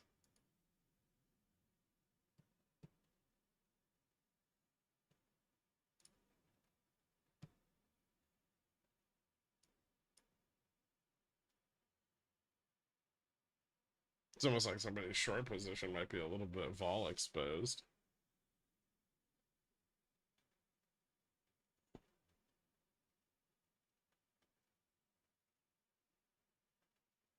JEPI launched today, similar to QQQY, but for S&P 500. IWMY for Russell 2K soon.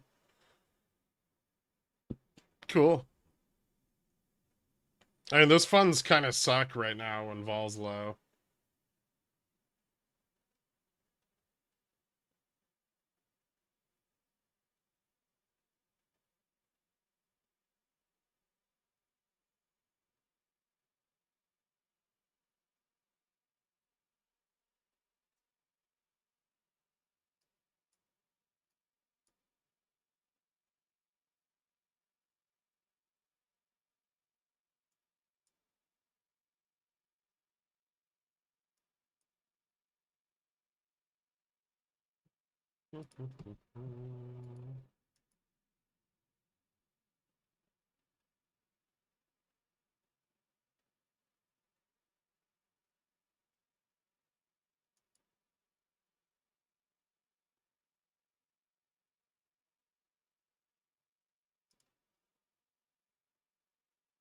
Hmm.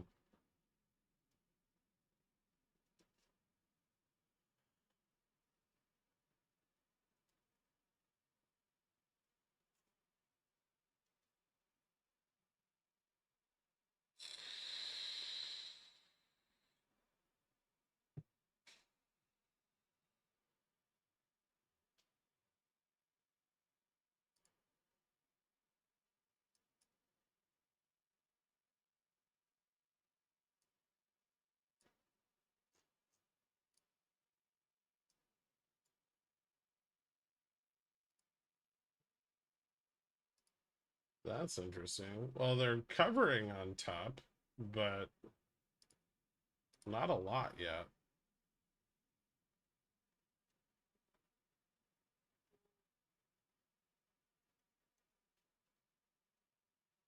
Hmm. I wonder if we can retest $3. Dead cat bounce.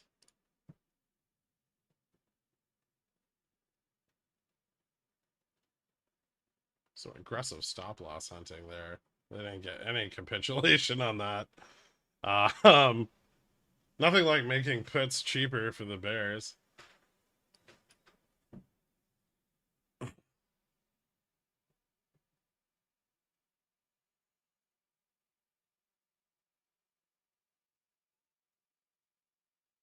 we go grab 10 JPY 20Ps, JEPI 20Ps, and just see what happens.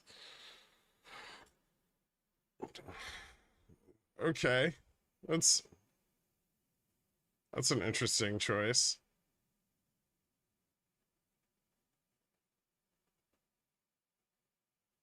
SPX looks weak, yeah. Do you think this is a dead cat bounce on top? I mean, that's what I was playing on it, yeah.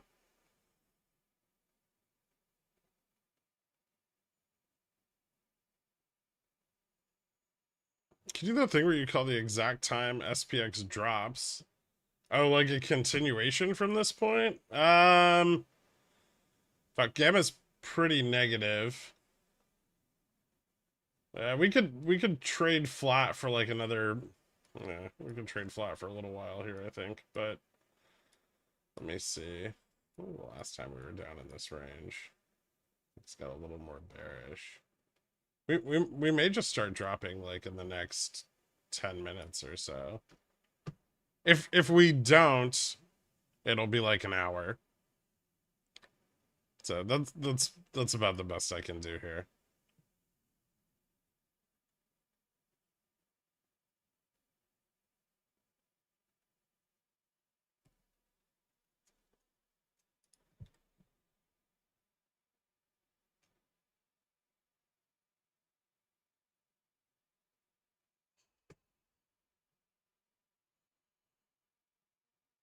A demon possessed me, and I doubled down on my top $2 calls. I mean, they're 7 cents.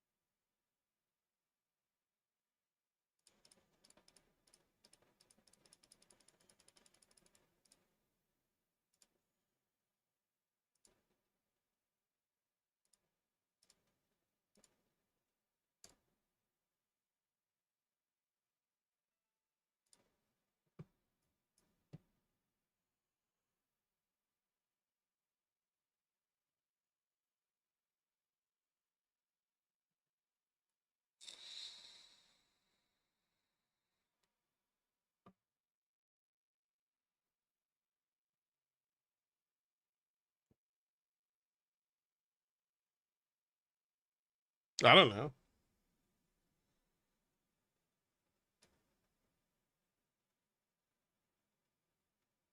They have like a 38 million share free float, so it's not like it's not very liquid. It looks like covering.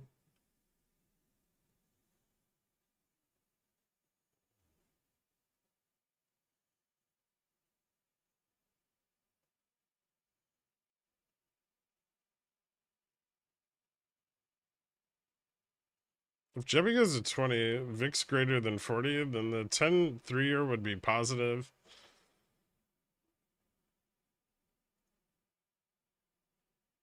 What are your thoughts on TLT? It looks like a credit event is coming sooner than rather than later, but until then bonds are still dropping.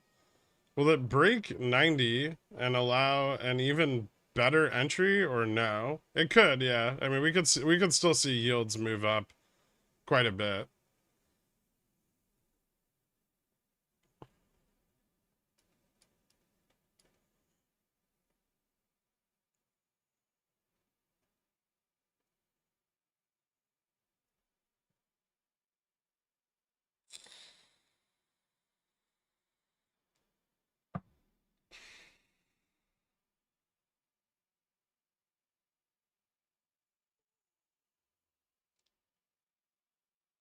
Any more drilling left for my baby cubs? Yeah, it could be. Give it.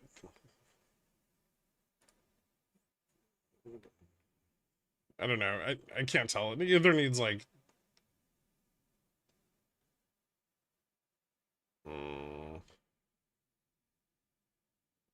10 or 15 minutes. I think. I guess all that's really important here is that puts are still accumulating.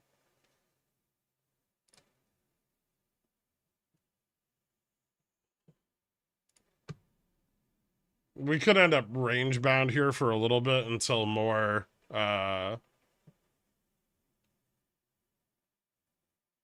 like 44.15s and 10s fill in.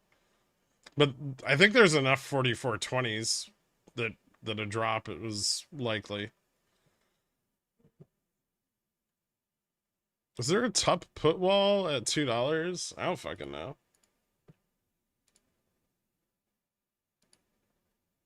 Not really. Yeah. Yeah, there's puts that could get squeezed out at 2 and 4, or 2 and 3 rather.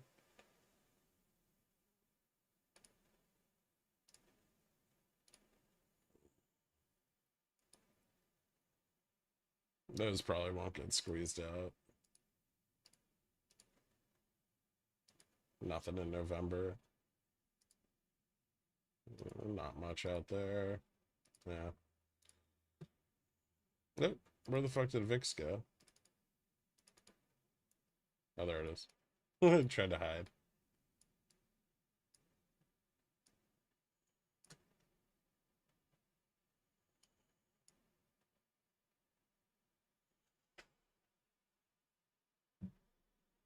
And back to Zillionaire. Welcome back, D Engineer. It's been too long.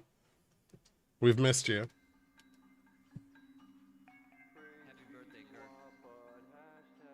I can't wait for you to ask me super autistic questions, but not in the public chat where I can ignore them.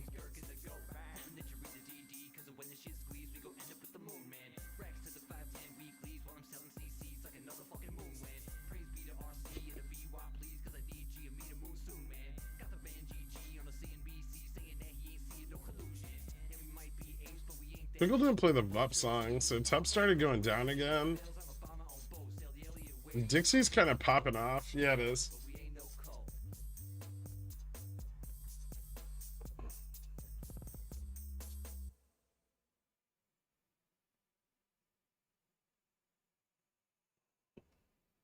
What's the term for when you buy far dated puts, forget you have them, then re-remember after they're deep in the money and still have theta? Lucky.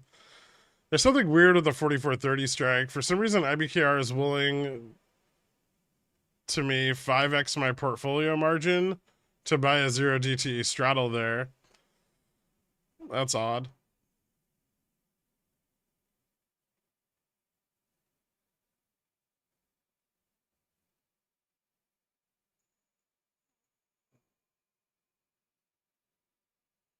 To be fair, I'm asking less autistic questions, and you've been answering most of my questions. Yeah, I have a bad habit of doing that in the Pores chat. It really doesn't help monetization. I have some 442 calls on SPY as a hedge. There's 0 DTE. Think cut here or hold in case of a bounce.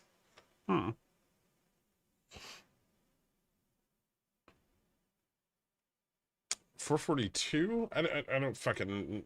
I don't know what SPY's trading at. Hold on.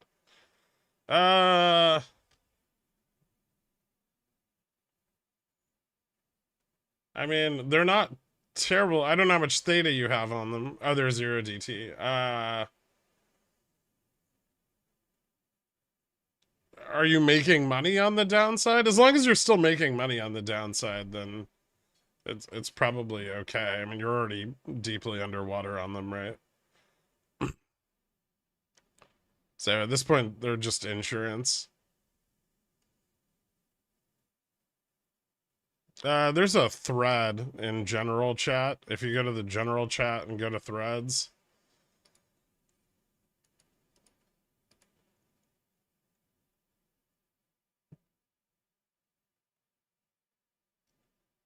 I think.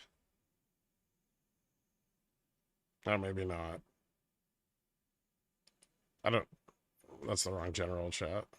Hold on. Yeah, and then there's the one of the top two is how do I link accounts and get in the country club? Oh, Atomic got you. Thank you, Atomic.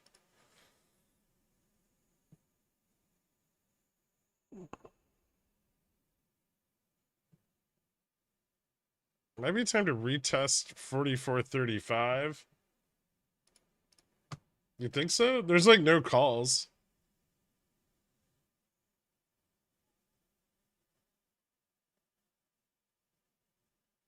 Maybe if they start shorting VIX here, but otherwise I think this is just gonna flatten and fail.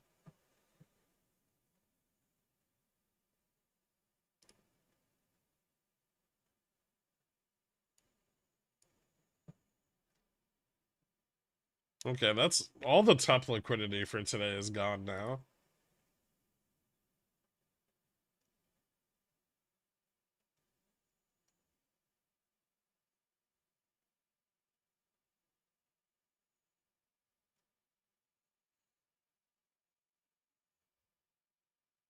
No, but there's a lot of puts. Yeah, there are. Tendies are ripe for the taking. Everybody's in the money, and yet nobody's been capitulating like all day. So I mean, they've tried to trigger some capitulation, and they've failed every time. I'm not sure that we won't just see more accumulation of out of the money puts, especially given our range and like proximity to delta neutral. They may just keep trying to push the downside. Like I agree, some caution should be taken, but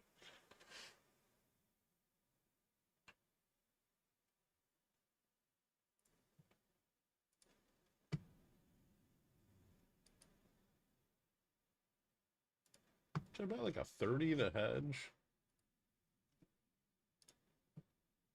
I don't know if I need to.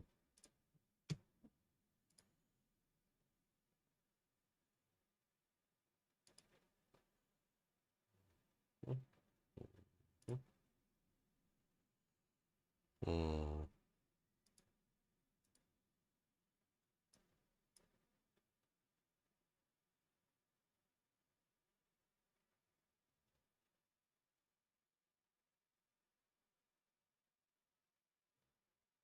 There's a constituency of bears that don't know what DN is.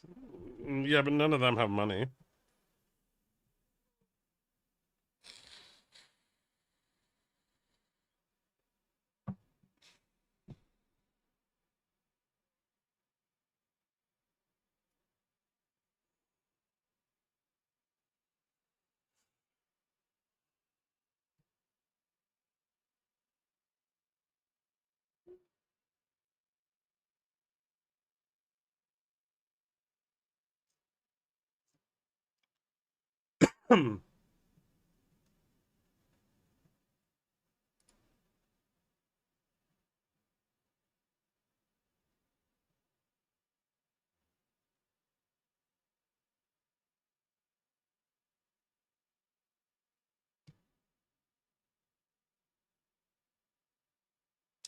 Okay, Dork. So I don't disagree with you. I agree that profit taking is incentivized.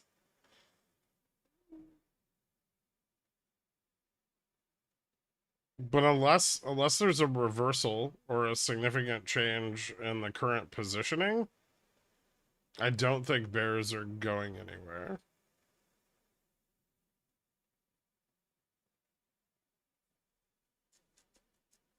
That could happen pretty quick, admittedly.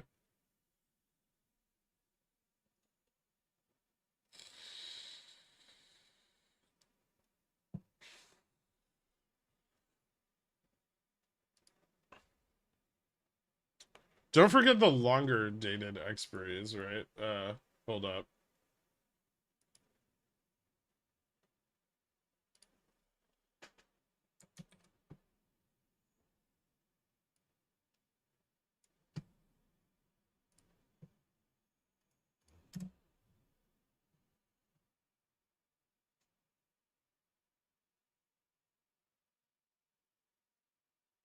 See the ladder at like 20, 2015 and 10?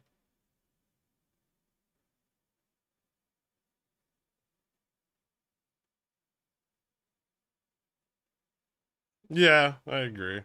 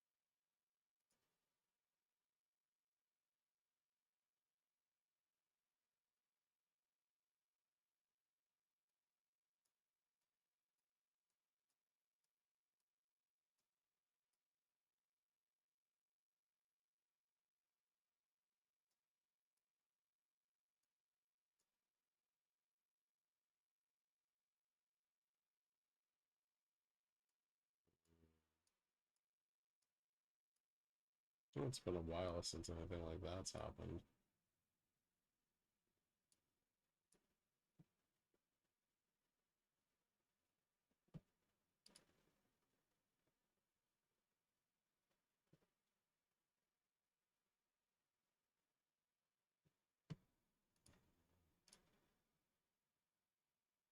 So what you're saying is hedge your bets? It's probably smart, yeah.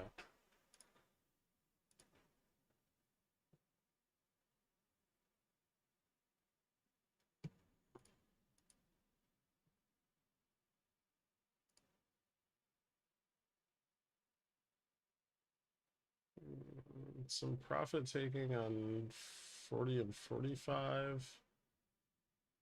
30, 35 is still quite strong. There's the VIX short.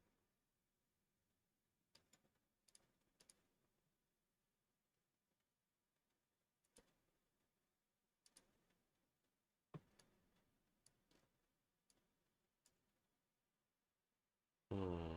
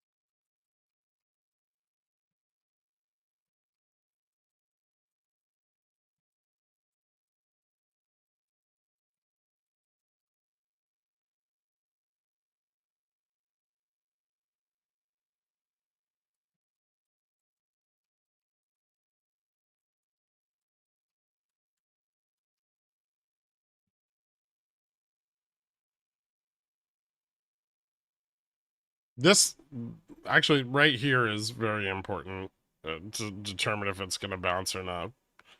If we pull away from 25, the MM's going to shed Vega. But if we fall back under 25, they're going to pick it back up. So yeah, whatever happens here is pretty important.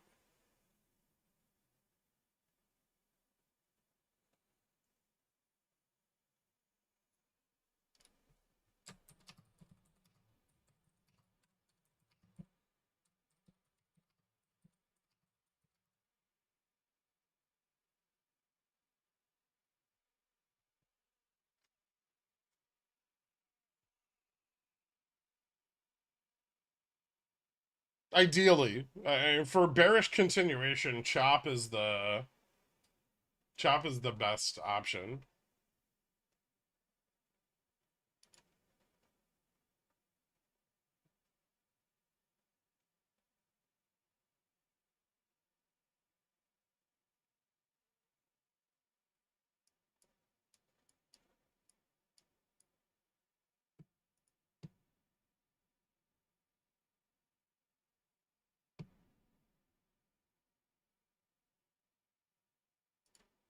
It's going to be pretty touch and go over the next like hour or so, though.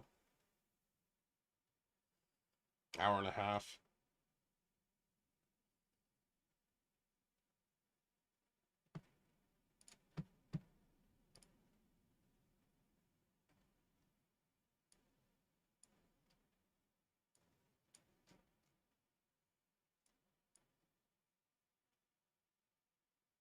I think the best thing here is that ES isn't picking up a ton of volume on the sideways trading here. So it doesn't look super bullish yet.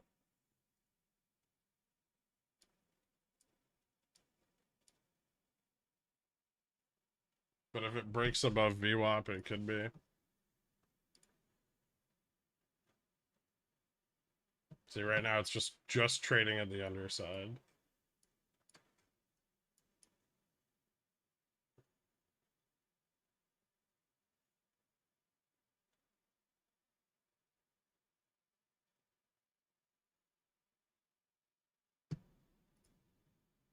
I think it would be smart to put a stop on this 1050. Too close. 10.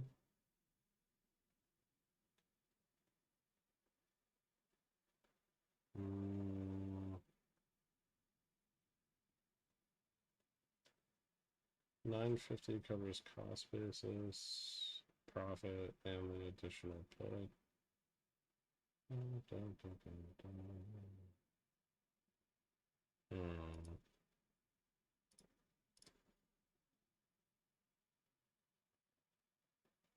I still pick up 25%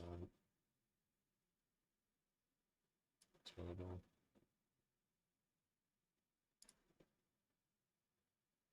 Yeah.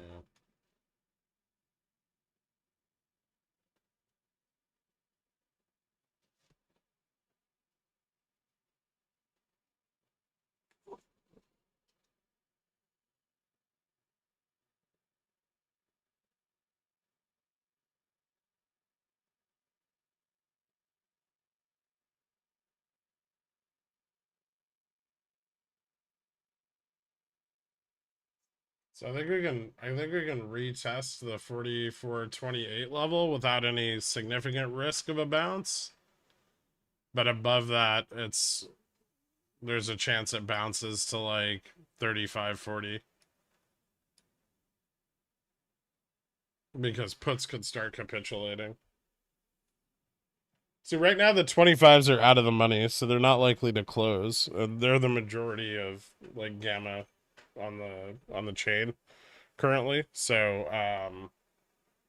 that's to the benefit of the bears.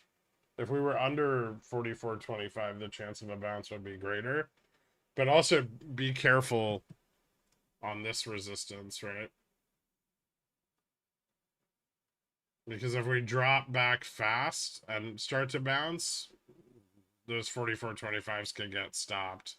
And they're the only thing kind of containing our level.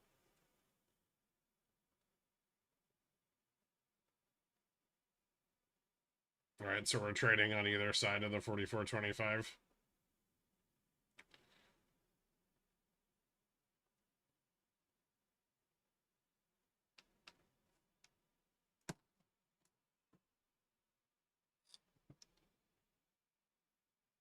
I mean, this is how you play this if you think it's gonna bounce, right?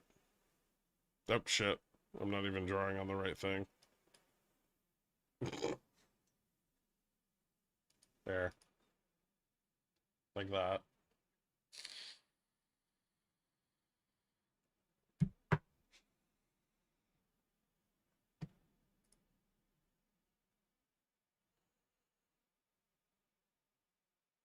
The technicals are bearish on ES.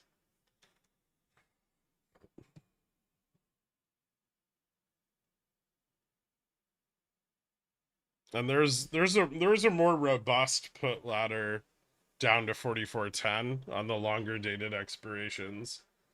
But generally speaking, those don't have as much gamma, right? Because they're later expiries. But they have more delta.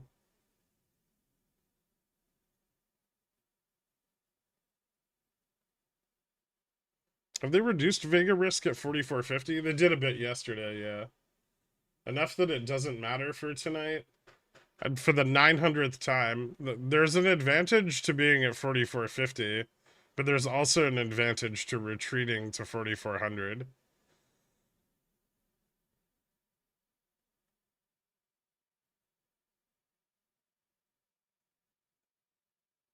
How high could they force this with capitulation? So there's not a lot of call interest, but I would say like 35 if they could get a bounce. I really don't think they're going to. Like I not that I don't appreciate Dork's take. I do think positionally for 0 DTEs, he's correct.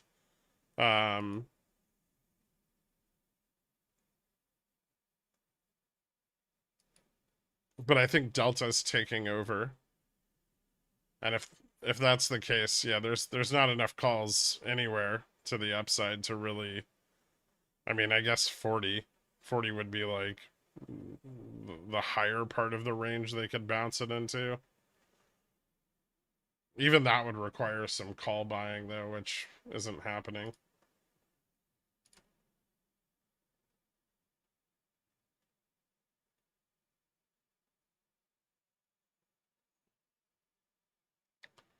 There's volume on calls. I'm just not sure it's very bullish. 20-year auction, anything significant? Yeah, I mean it's a duration auction, so it could pop yields higher.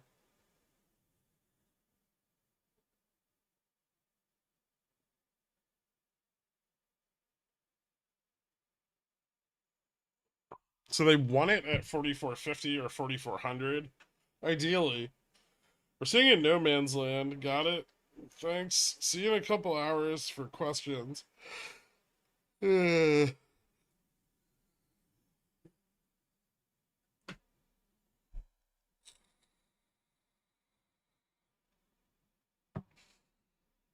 right, so this is good. This isn't a fast drop back to like 4422. Nice and steady, which is gonna encourage more bearish positioning to come in. I can feel less bad about my stop.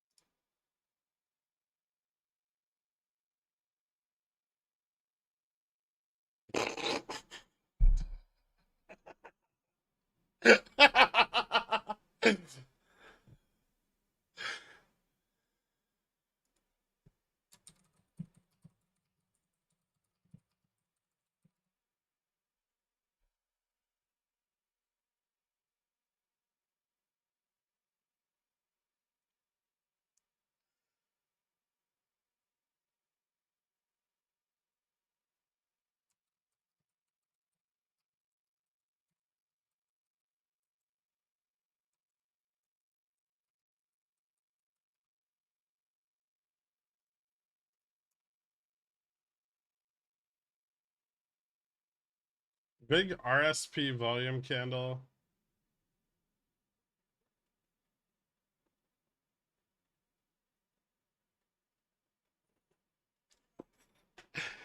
Never.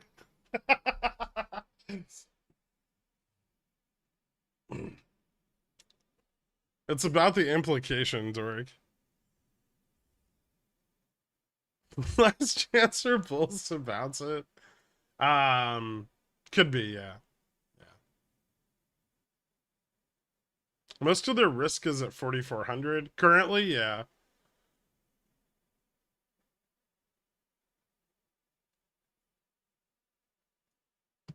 Volume's starting to tick up on ES, but to the sell side, which is dope.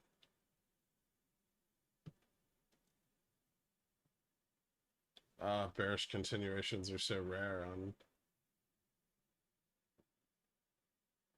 That'd be cool. Yeah, the longer term time frames look super fucking bearish. The 1 minute's like kind of in between.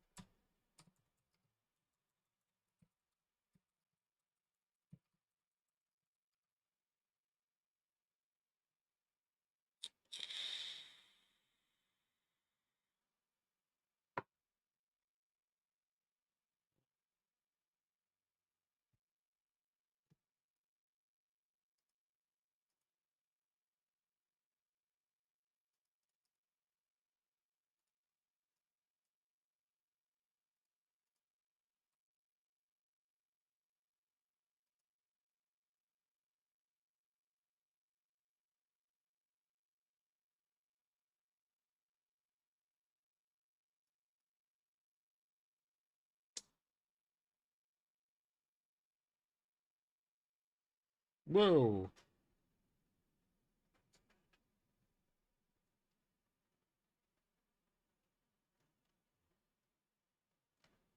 Someone just shorted the fuck out of Tep.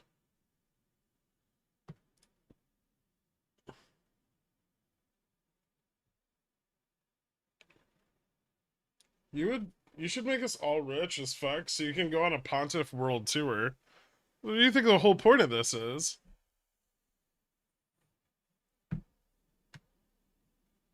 People say I don't want to go on vacation. I sold some October SPX puts earlier, looking for a re-entry at some point. This or next week. Do you think VIX will be maintained in this range for long?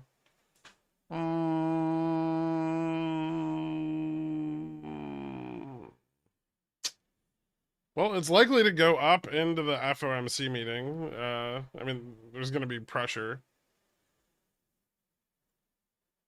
It.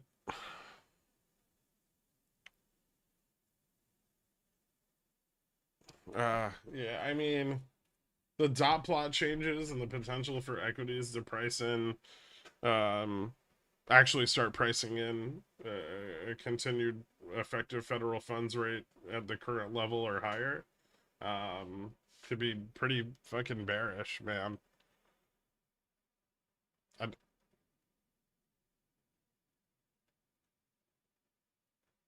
I mean, don't overexpose yourself, but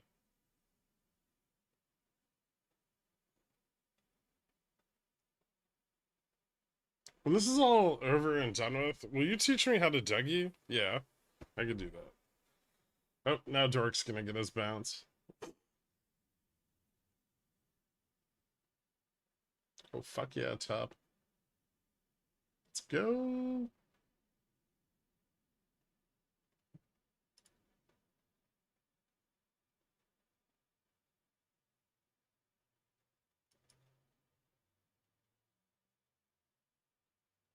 What about NVIDIA to 400 by Friday? Greedy.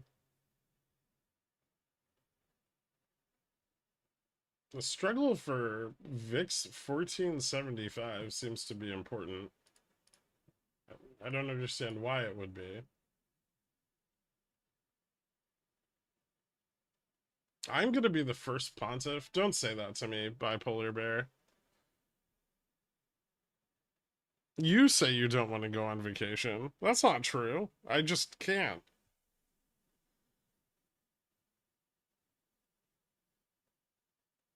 Is it the squiggles or OPEX hopium? It was mostly the data. I waited to confirm before buying more, but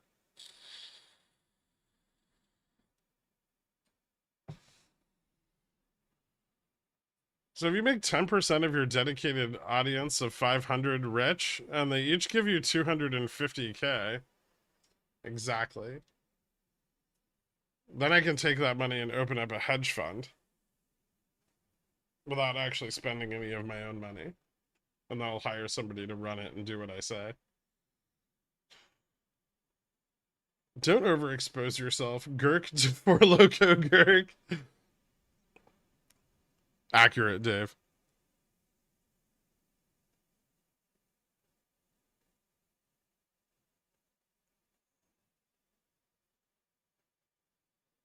Jen, I would never be stupid enough to challenge you with research.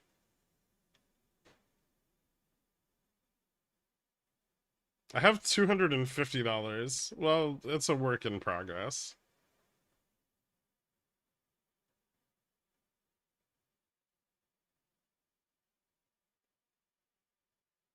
Then you'll finally mod JFresh? Yes.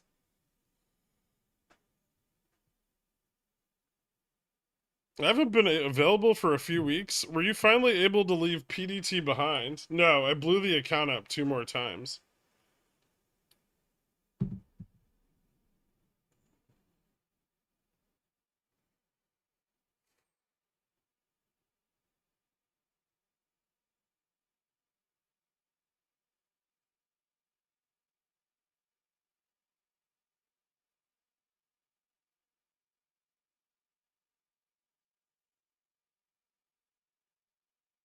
Currently, I'm in the middle of recovering it from like the five 680 dollar level back to 5,000, and then I'll get it to 10, and then I'll blow it up again.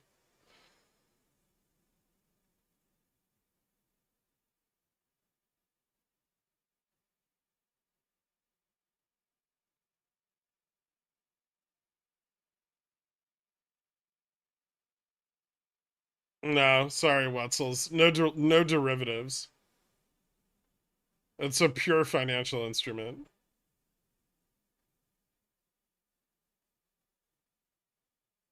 I have a dumb question about Macy's to ask you in a couple of hours. Oh god, could you not?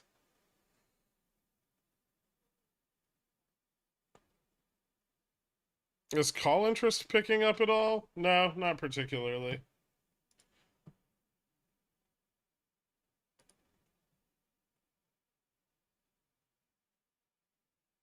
Although put interest is picking up slightly. That may also be just an effective decay.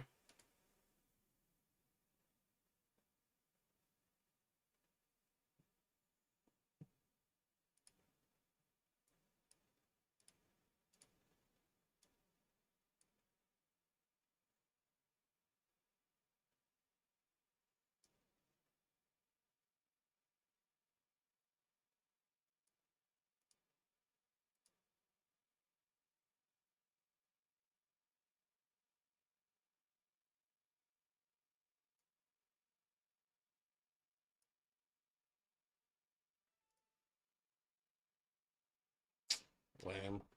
Yeah, whatever. That was a good return. I guess I have the 44.15 if it drops more. But there goes a day trade.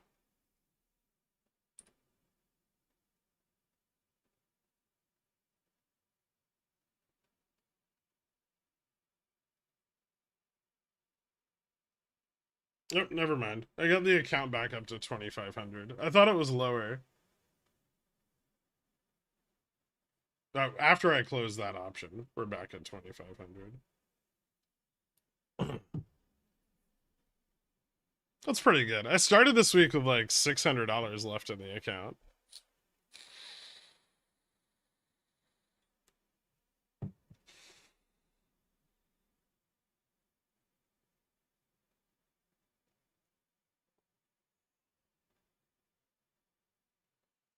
We're going to trade between 44.21 and 44.28 for the rest of the day and close at 44.25.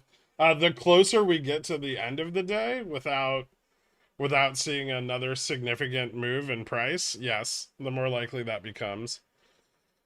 Because we're going to get neutral positioning coming in for the FOMC meeting.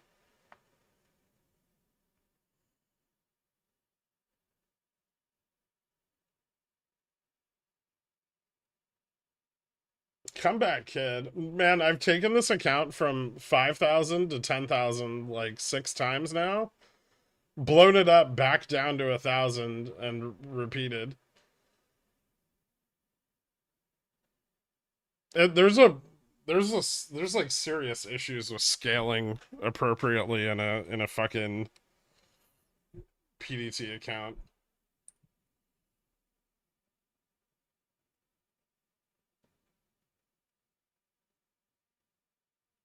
And it kind of forces me to trade in a way that I don't in my other accounts. There's a huge opportunity cost with PDT.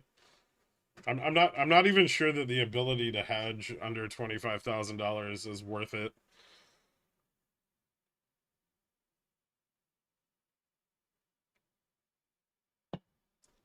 I thought it would be fun, and it's the exact opposite, Potato Tom. It's okay if TUP goes to $7. I don't have to. I don't have to worry about it anymore, right?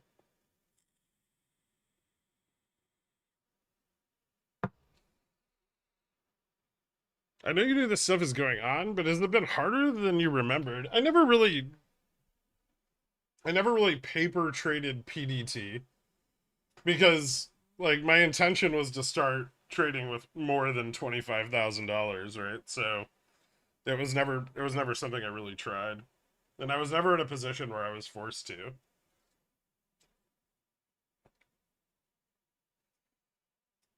Why would TUP go to 7? No, I probably won't. I'm just joking.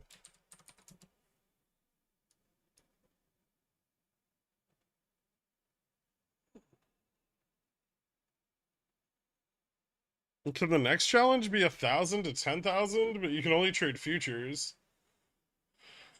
Yeah, are there any futures brokers that allow $1,000 accounts? I think there's one that does like 500 minimum. I could try. I mean, those are gonna blow up crazy fast. We'd probably have to run through a few accounts. Even 5,000 to 25,000 has not a great success rate. I mean, 60% maybe. You start getting below 5,000 and it gets although futures is better because you don't have fucking PDT. Ninja only requires 50 for my. I'm not trading micros. That's embarrassing.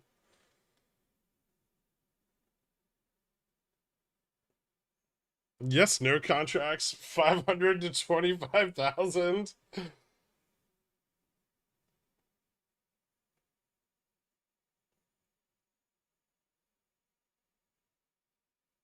It's so funny to hear you say things that the poorest think, which causes them to make bad decisions. Like, if TEP goes to 7, I won't have to worry. Now you know how people went too hard into Rev. But I'm being like blatantly sarcastic. TEP's at $1.95.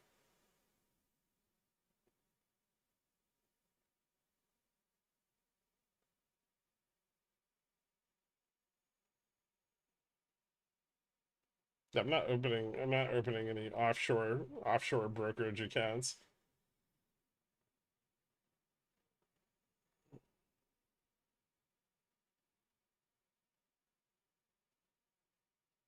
Okay, facetious works too. What's realistic for TEP? I mean, I'd like to see 2 or 3. I think beyond that's kind of a stretch.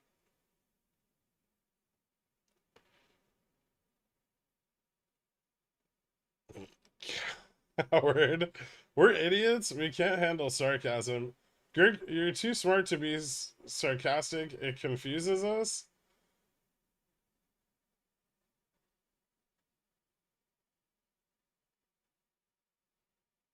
Tell that to my $7 TEP calls. Jeez.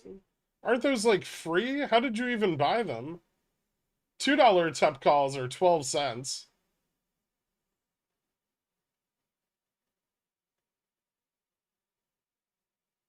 Every time we talked about Rev, hey guys, this is super risky. You can lose it all.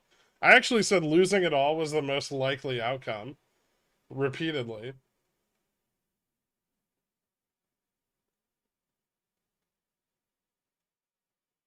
You know what it was? It was because this is the problem with Revlon. Because Revlon started with me buying Jan 35Cs at market open and then having them immediately 10x.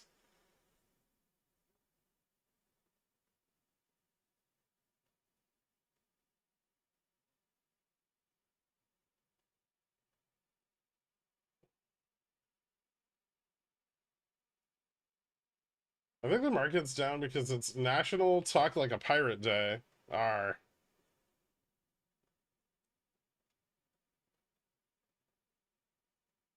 And we did lose it all on Rev. Stock Wizard title intact.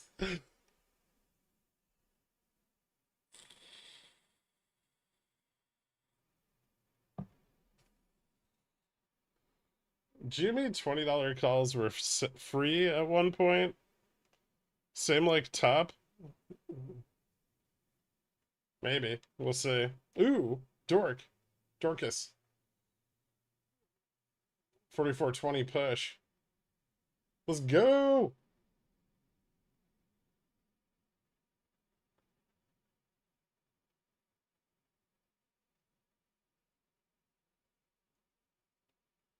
I made like 2K on Rev and then I lost about 5K. It had some really fun like opportunities. Don't get me wrong. There were opportunities to like sell puts on it for fucking like 90% premium, I think, at one point. There was I sold calls on it one time, like in the money calls on it for Jesus, there was so much fucking I think they were at the money calls. There was so much fucking money. The IV was like 480%.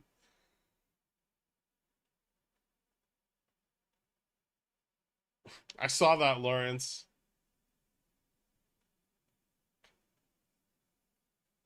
I do remember Nerve. That was fun.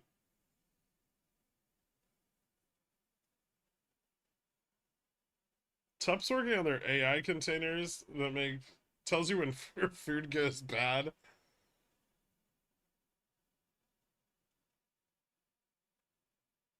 Maybe I should get caught stealing so my hands get cut off and I can't buy more options. Do you live in a country that would chop your hands off for stealing? Remember it? I'm still in it.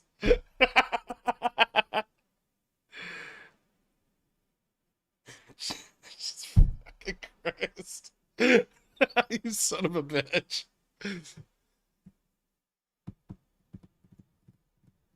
This feels like a place to hedge the upside. Does it? Is HE the new Rev? I mean, HE's not currently going bankrupt. There's just the potential that they could. Okay, I shorted IRNT.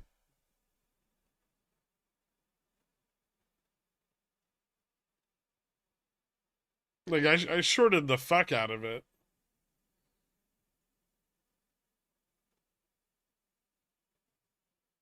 I feel like that you said that exact same sentence with Rev. No. I said Rev shouldn't go bankrupt. But they shouldn't have. But they decided to fuck all their shareholders over and move everything over to private equity, which is super cool. Meanwhile, Ron Perlman's building fucking art centers.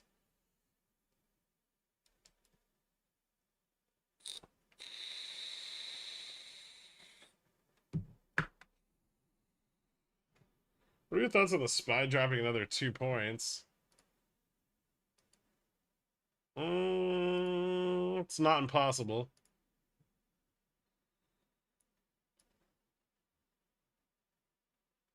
With 38.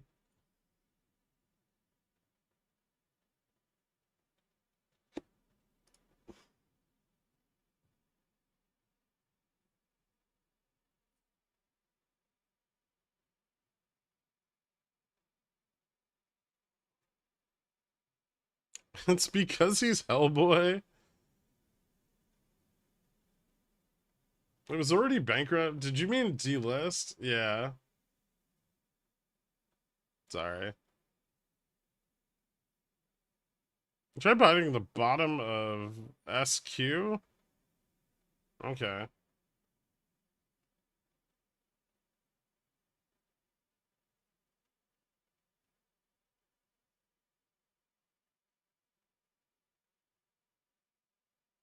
So 20, 15, 10 are the important levels. I don't know if we get to 4,400. But put interest at 15 and 10 is increasing.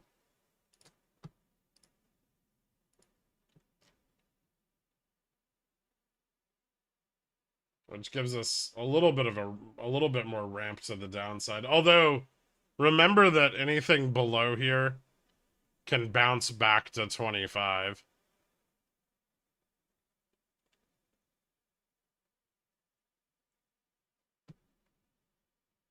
Yeah, there's still a decent amount of bear push going on, so bearish.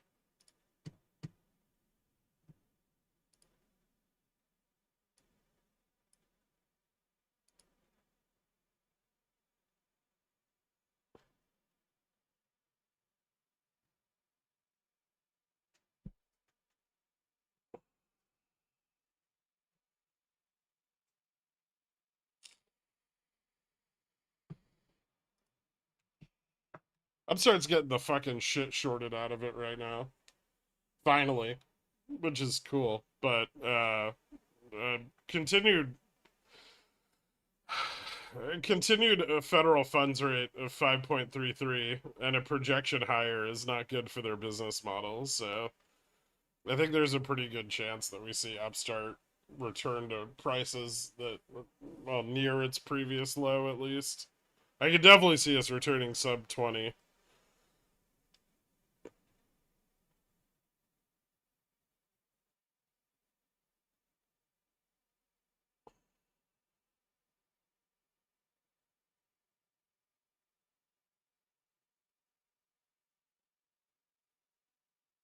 SPX DN's 4400.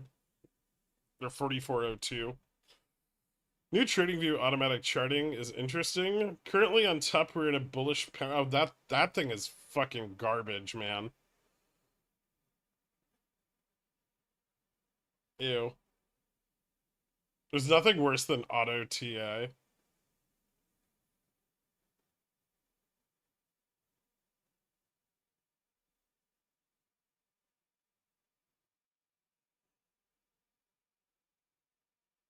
Well, loans have insane APR, but they give out loans like candy. I don't know. I mean, it doesn't matter if they have no one to sell the loans to, right? Otherwise, they're gonna load their balance sheet back up, and they're gonna be in the same financial situation they were in like 6 months ago before the Castle Lake deal, Castle Lake, Castle View, whatever the fuck the name of that company was. The pumpers' recent behavior, how much of post FOMC might bounce might we see?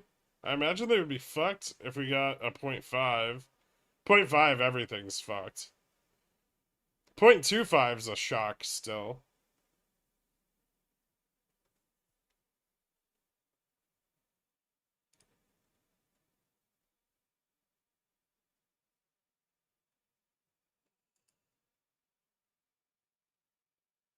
Auto TA.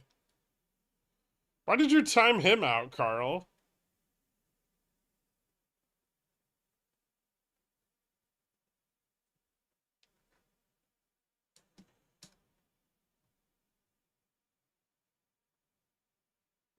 Like, I know what you timed out. Dramatic effect. Okay. I can't argue that. Our 44.50.55 bear call I opened last Friday that expires this Friday. Cool.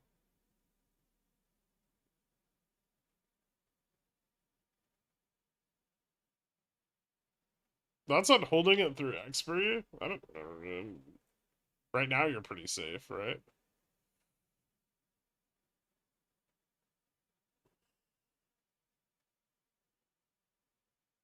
To expect a pause because JPAD doesn't do shock and awe. I mean, he hasn't since last year. He's got a lot of incentive to shock the markets. And he has an opportunity to do it. So yeah, I expect him to do nothing.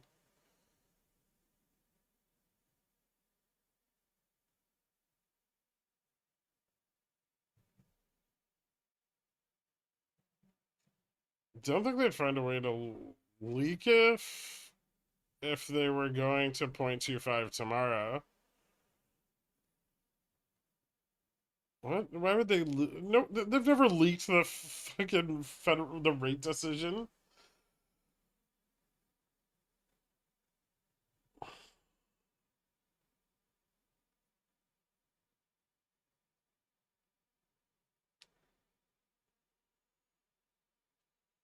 We do that thing where we have $5 up and down swings for the rest of the day.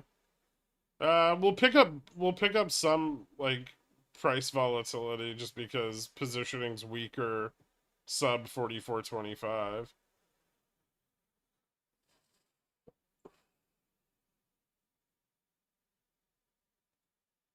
Isn't there an insanely high degree of confidence and no rate increase tomorrow? Yeah. CME FedWatch right now is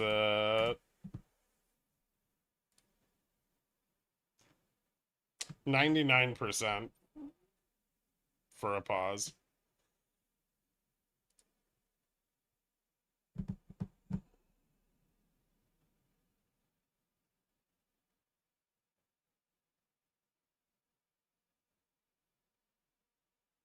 I'm sure BlackRock has an agent in the Fed.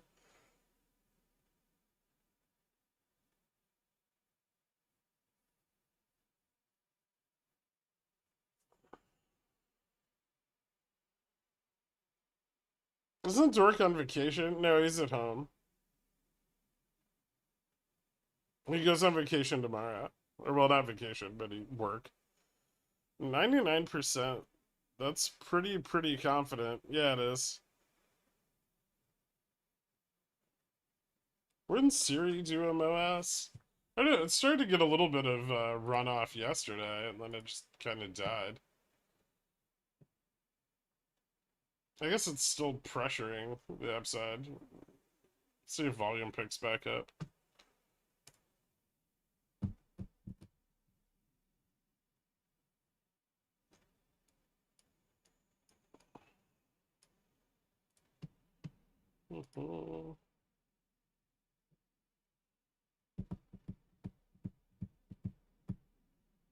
Yeah, I think if we don't break 25 here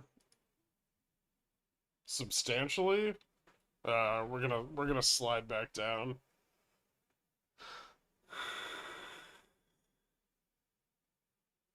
Yeah.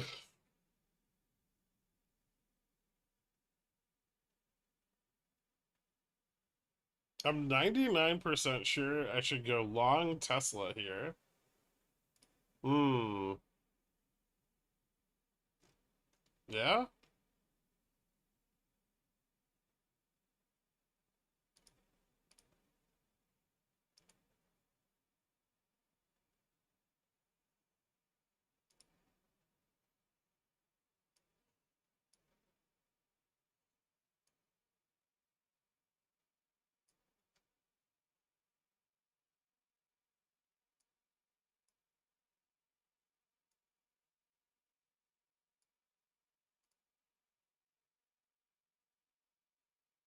Interesting.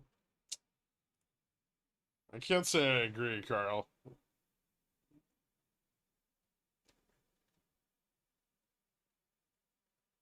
For the intraday? Or like longer?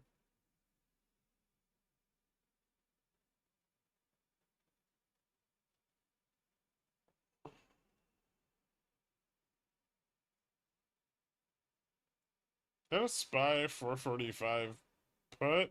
44. 445 put. Expiry September 25. They're about 450 in the money. Should I reposition? Probably into the end of the day. I mean, I guess you could just hedge it.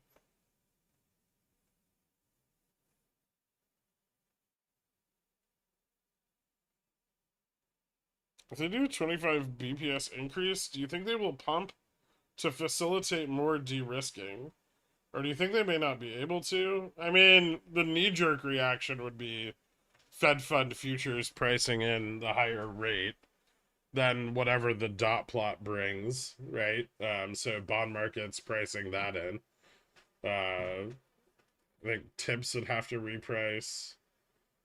Yeah, so no, I don't think the knee-jerk reaction to a rate increase would be bullish, except maybe on the currency front. Yeah, even that probably no. Yeah, I don't think the just because like a pause is priced in so strongly. I think the knee jerk reaction to a surprise would be pretty bearish. After that, it could recover a little.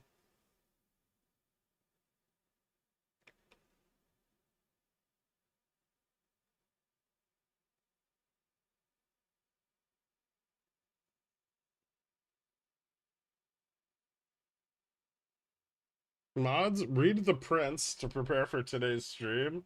I read The Prince. I'm 50% sure I should buy a call here. What do you think? I probably wouldn't hedge upside unless it broke 44.28. Like there was capitulation of the 25 strike, which I don't really think has happened sufficiently here.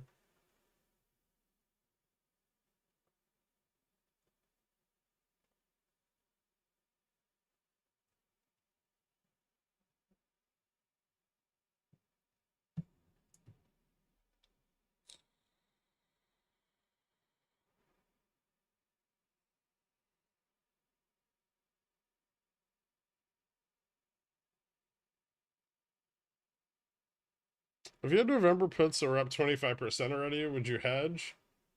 Yeah, probably. You can hedge it by selling a put too, but yeah, I would probably hedge tomorrow. At what point does JPAL become willing to take the blame for a crash? I think the answer to that's never.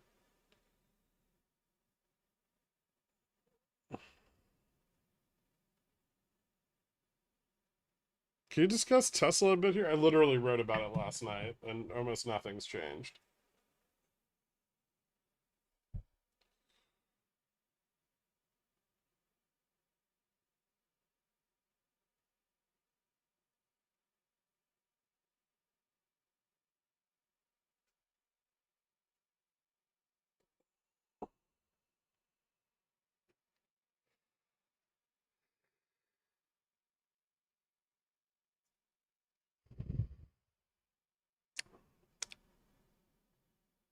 This is boring. That's 12:30. When's Top gonna mow ass?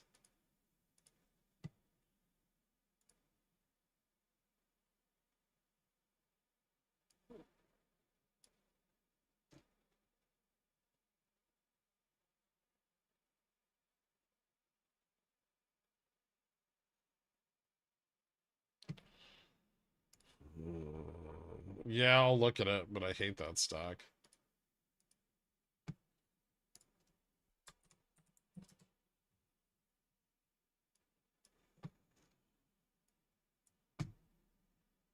It looks like shit.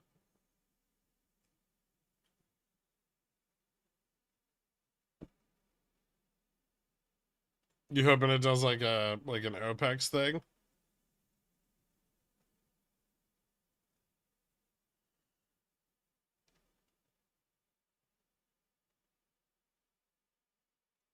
Got him, dork.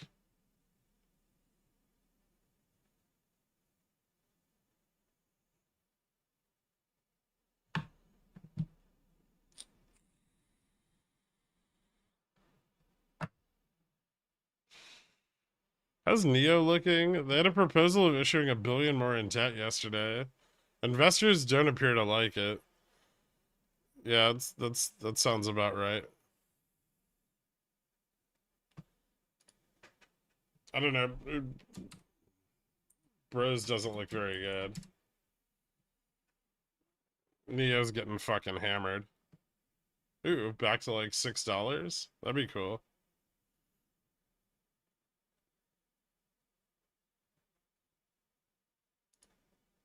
Maybe if their margins weren't just contracting like crazy, they wouldn't need another $1 billion. HE's doing a thing? What's it doing? Is it up like 5 cents? Ooh, it's up like 40 cents. Nice.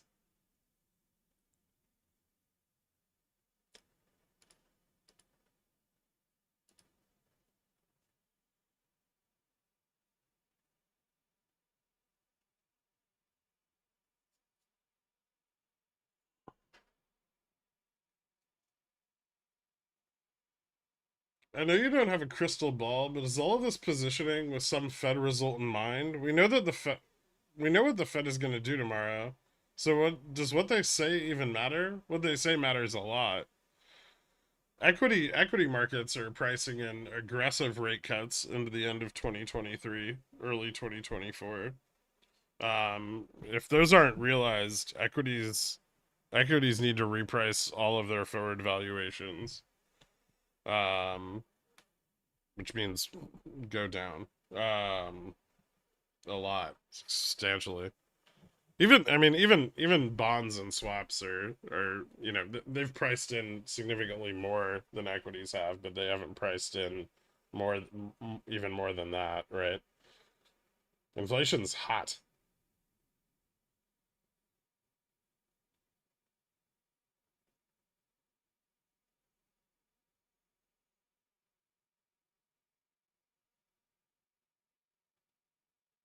KB had a small bounce at the same time HE did. Shared ETFs or just everything like the market bounce. They shouldn't have very many ETFs in common. Maybe some value shit, but I doubt it. KV is in S&P 500.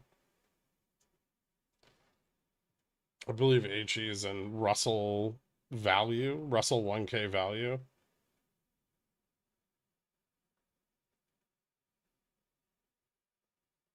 Check CNXA.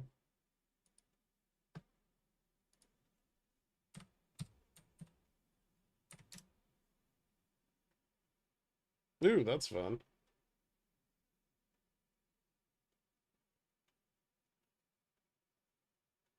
That's up a little bit today.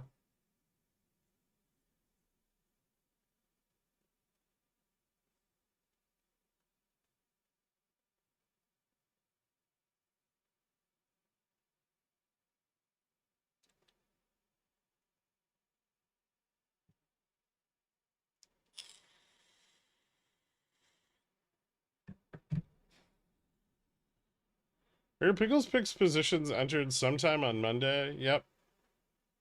Nope. If I enter them on Friday, I say in advance that I already have a position.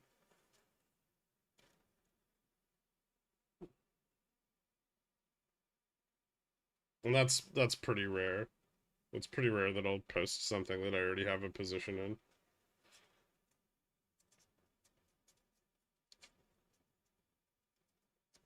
This is a bull market. Play the bear song. Hmm. Nah.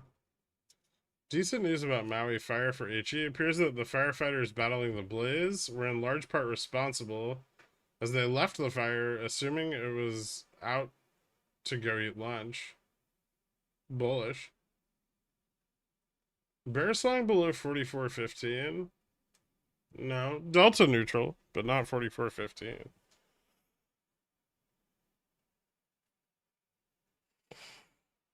Mm.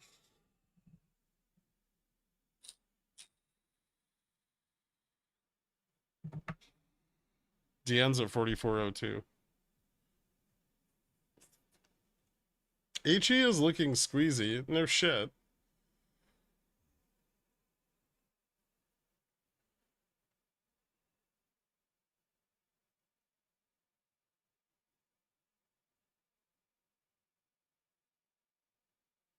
Why would they assume the blaze was out to lunch? Fires consume non-stop, not at human meal times. Buy the dip? What are you, fucking bullish? Gross. Bulls are so last quarter.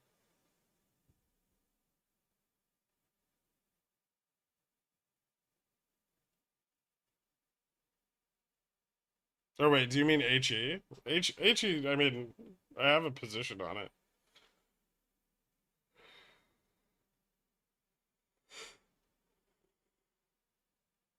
Ugh. No, the dip in my put premiums. No, I don't know. I guess. This could just get hung up here.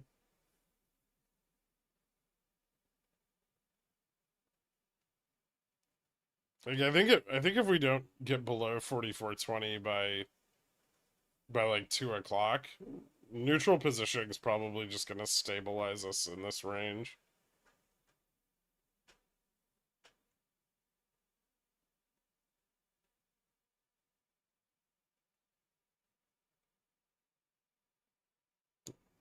Tell it not to. What about Charmzilla? Probably a limited effect.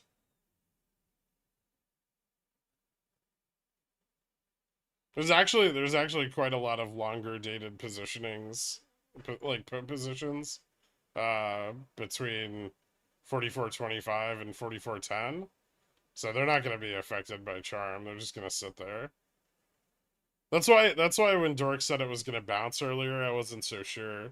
Cuz like even though the zero DTEs kind of made it look like it was going to bounce, if you looked at further expirations, there's a lot of like put positioning right here. So the upside is fairly well defended.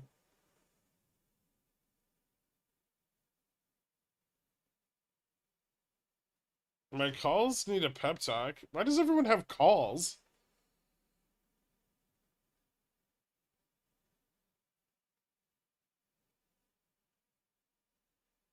I can see a sliver of your room, and it looks very dark. It's just my floor.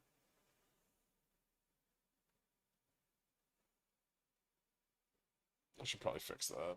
Ugh.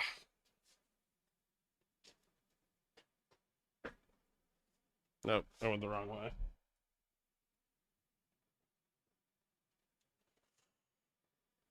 Hmm. Is there no fixing it? Oh, it's because I kicked it backwards.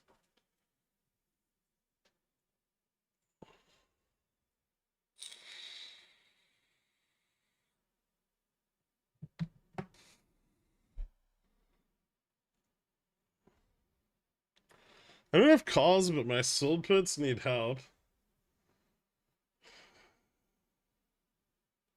They hedge, but the point of hedging is that you have a short position, right?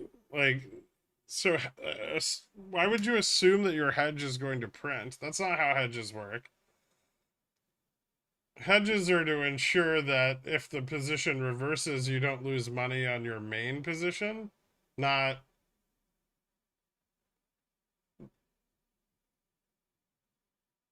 not to ensure that you make money on the opposite of your main position.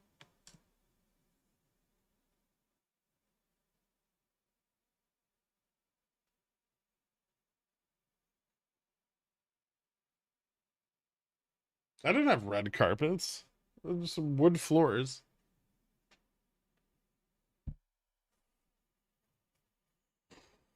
I don't have any carpet. Carpet's gross.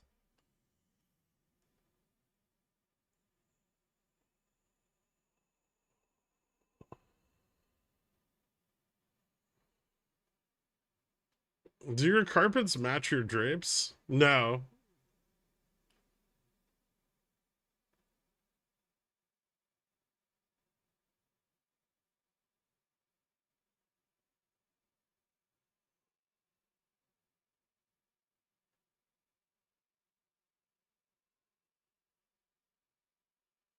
In a very ironic way, we're getting more agile ever so slowly. I think people aren't understanding the purpose of a hedge. This is. I'm actually kind of concerned about this right now, Mr. Madman. What carpets? Gurk?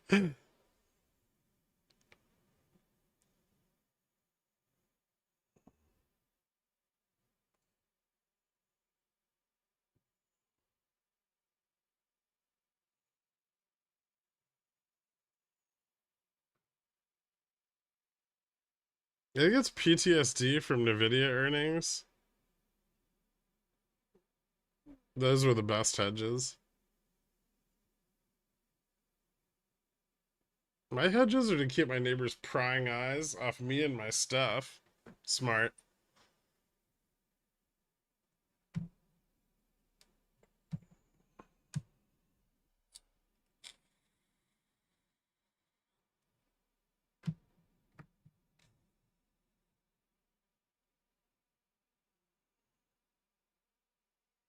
Construction sounds like the worst job. Is your HE position for October? Mostly, yeah. I have some leaps too.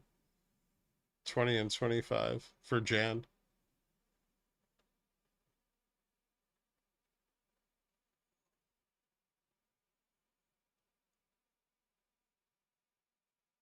But 15, 20, and 30 for October.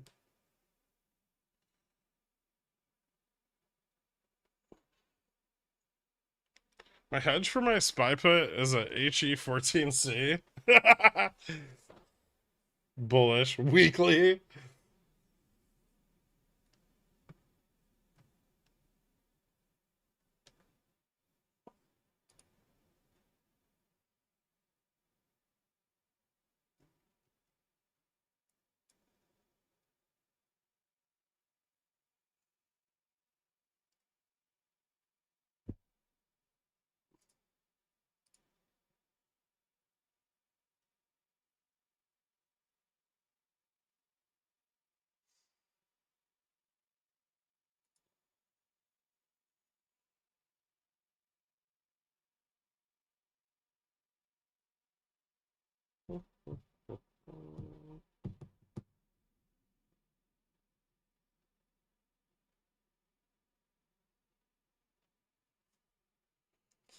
I also December's an HE because I figured this would take time to play out. I did carpentry and construction for a year. Super fun, but destroys the body in no time. I got out as soon as I could. Hmm.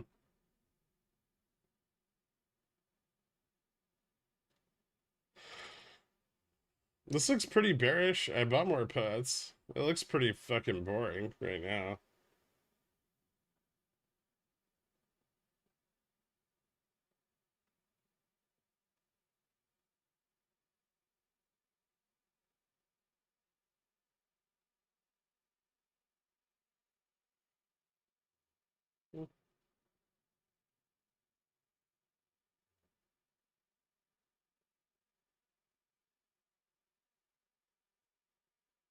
Is there any hope for my 0 DTE 4470 calls I YOLO'd this morning? Probably not.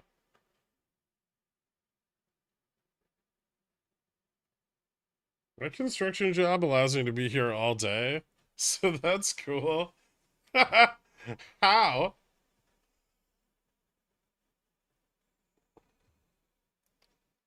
I did construction one summer in college and it encouraged alcoholism. I'm not saying I became an alcoholic, but it encouraged it. But what about later?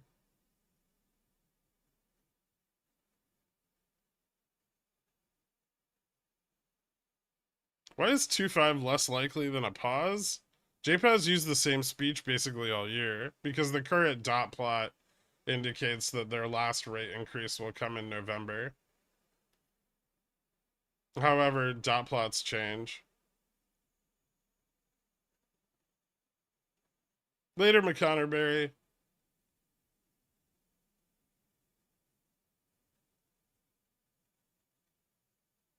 I draw construction plans on AutoCAD. Okay. Well, that's not.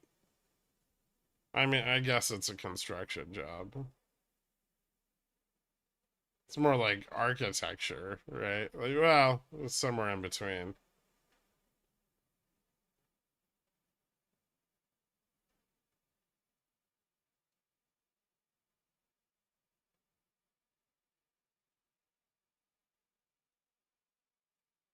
How could you make the maximum amount of money on a dot plot being wrong? Yes, no contracts? I don't know. I guess you could play federal, like Fed fund futures. That'd probably be pretty good.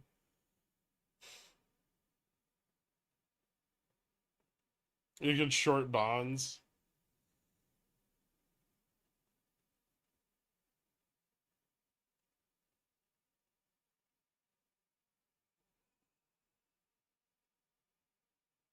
Yeah, we slipped 44.20.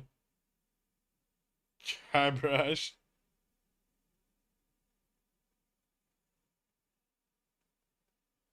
44.20, where next? Probably back to 44.20. The next downside strike with like significant interest is 10. 15's okay. We could get stuck in between the two.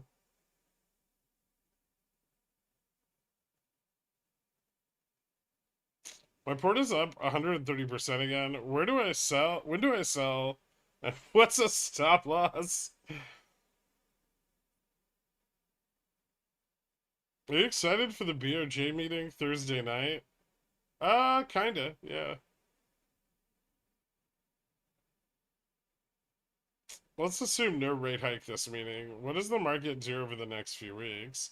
I mean, I think regardless of whether we get a rate hike or not, the dot plot and like the Fed's forecast are going to change dramatically.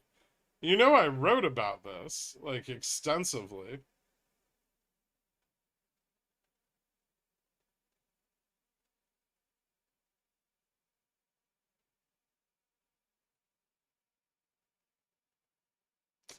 Is a Tesla 250 way out of the money? That's pretty far out of the money, yeah.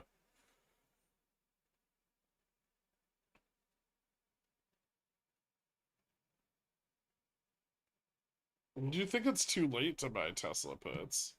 Um, well, we've fallen a bit below where the entry was.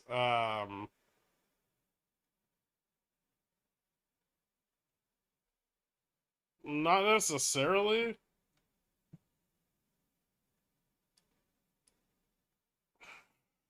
It could be. That's tough.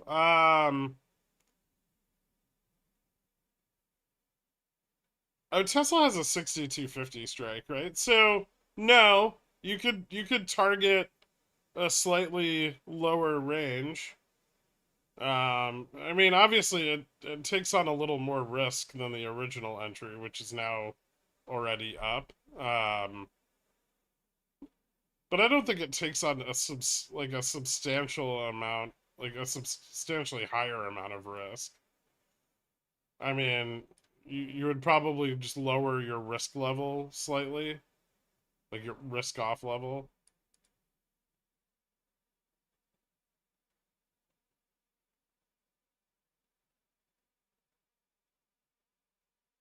But Girk, you know that most of us are illiterate. Well, I'm not doing an audiobook version of Pickles Picks.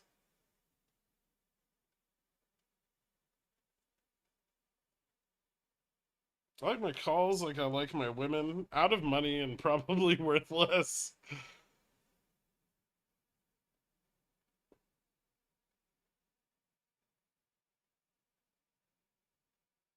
So it gets boring when you don't have positions, but I'm trying to exercise restraint. I'll be back around 2:30 to play some games. Alright. Probably smart. I mean, there's not a lot to play here. Sorry about top guys. I bought calls. I'm not particularly worried about it.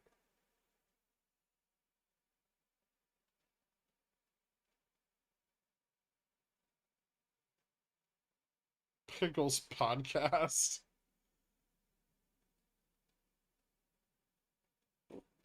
I'm not gonna argue his preferences, de-engineer.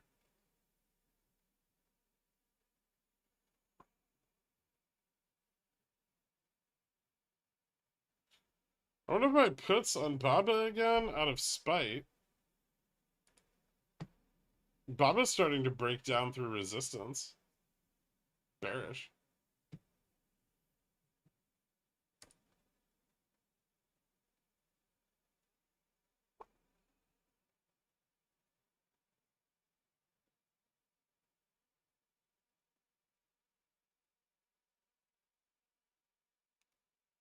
There are plenty of apps that'll read text to people.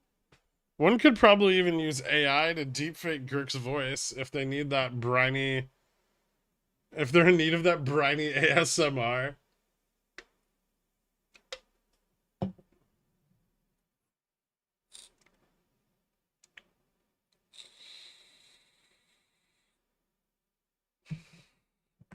Girk, I profited from trades today. Thanks for guiding me with your gentle moans and coos.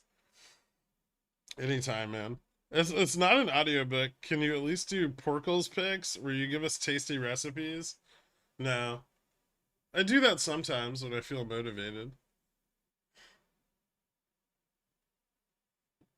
Pickles pejorative podcast. Uh, we start talking about PPP there, and it gets too close to fraud. How many times can Tesla touch 265? Ridiculous. PPP PPPP. So like six P's. PPT? I was making a joke about, yeah,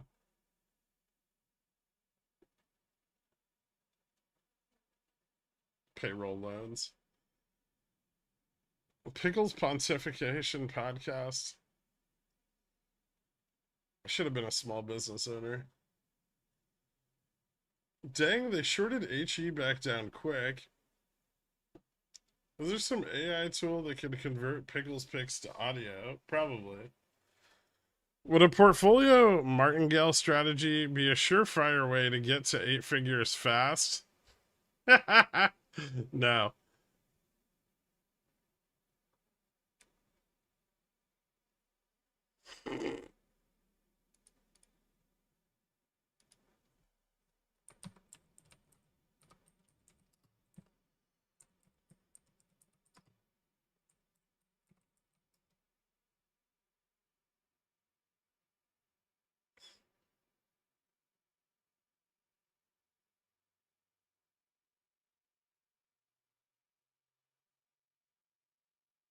Not in the US, it's not, Sahib.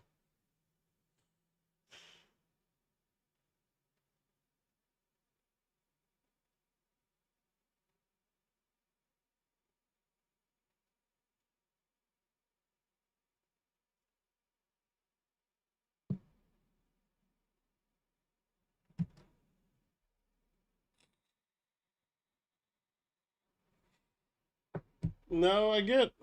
I have like. I'm not. I'm not technically unemployed. Well, I have YouTube too, so I'm not unemployed anymore.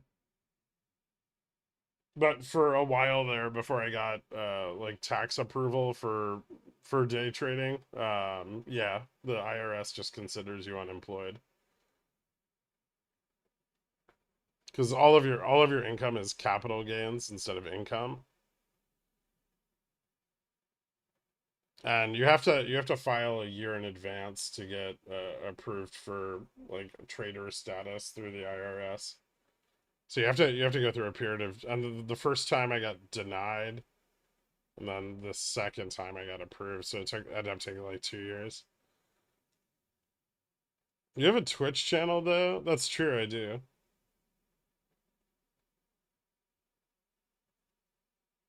Are you defecting to Toronto? No. It's like the Chicago of Canada.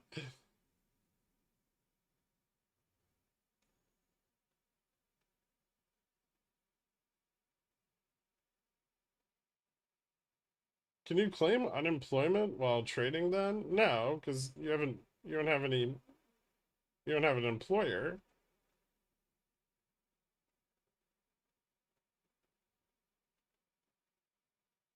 I'm pretty sure anyone can register with the IRS to start up a sole proprietor business and call it an investment firm and have the business pay yourself a salary with the gains. It's a little bit harder than that, but yeah.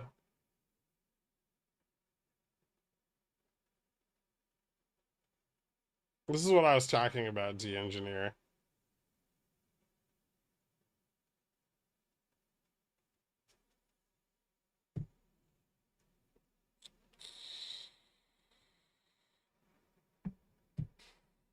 If you're fired or laid off and then you start trading for a living, I guess that would depend on your state laws. I mean, I presumably, but you would probably need to check.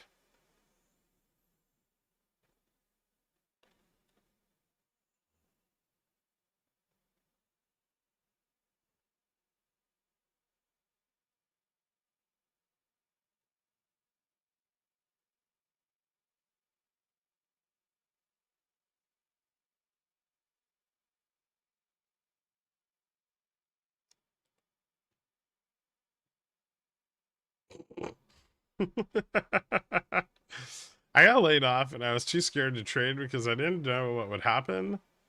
That's why I was in jail. Oh, okay. So you weren't actually in jail? I thought you were just actually in jail. Potato Tom.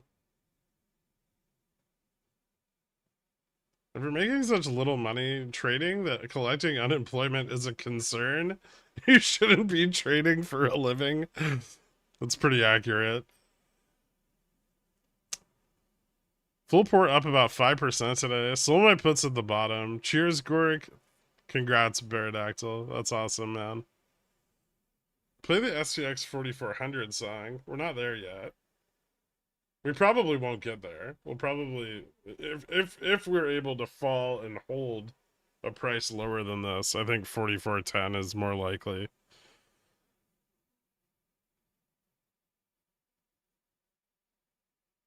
Yeah, HE $17 calls for October. I think I may get a bump for OPEX. Thanks. Maybe. I got some good news today, so that's a positive. I want to watch the sunset from the balcony. Please tell Dork bips bips bips bips bips bips bips bips bips. Hashtag TLT90, hashtag Glom, hashtag Kava, hashtag Cardano, hashtag DRS, hashtag BBRQ. Love you guys. All right, Baradactyl, say hi to the Gurks for me. Have a good day. Bips.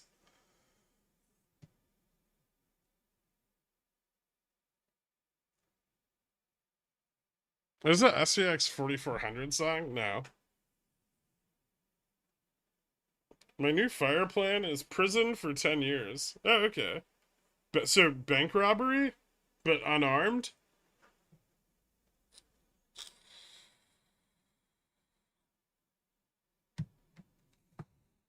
That wasn't even me, but I'm all for it. I think it was Lawrence of Arabia trying to get you timed out.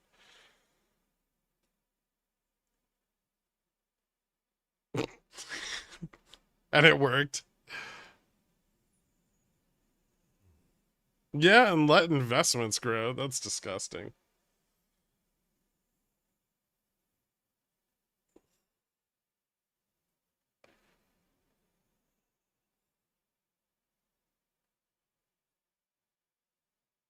Can you trade in prison? Free food and money? I mean, I guess if you have a cell phone and someone else's social security number. Do you have to pay capital gains tax if you're in prison?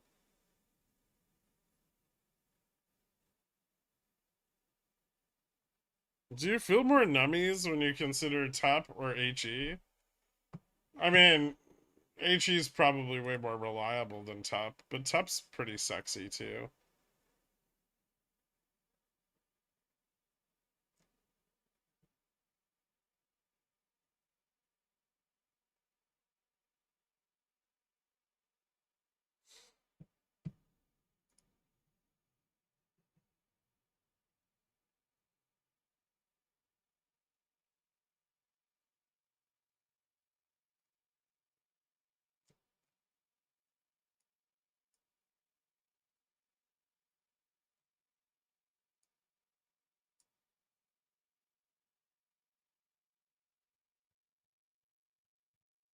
I don't know if HE has any connection to OPEX.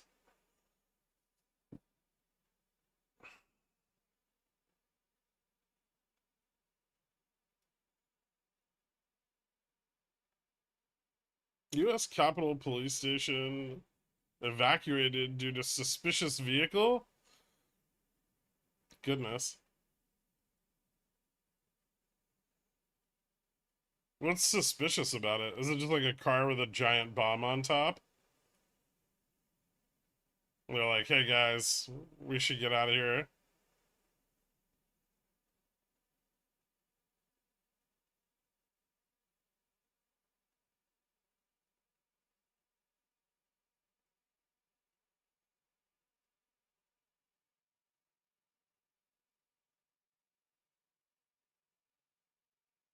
It's wearing a fake beard and a trench coat. The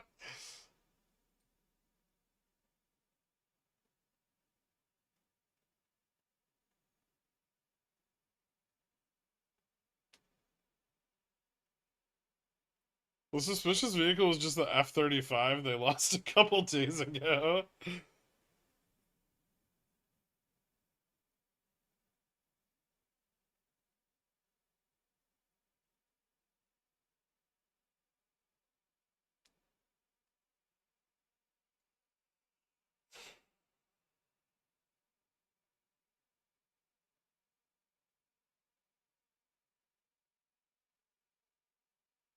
That was me. My 1979 Pinto was double parked. My bad. I knew I shouldn't have parked there. We'll move it.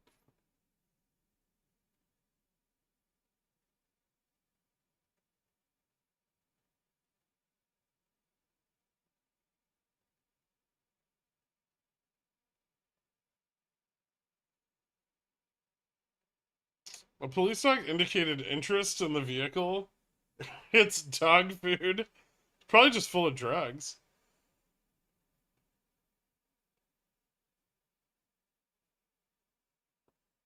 That feeling when your car is the bomb.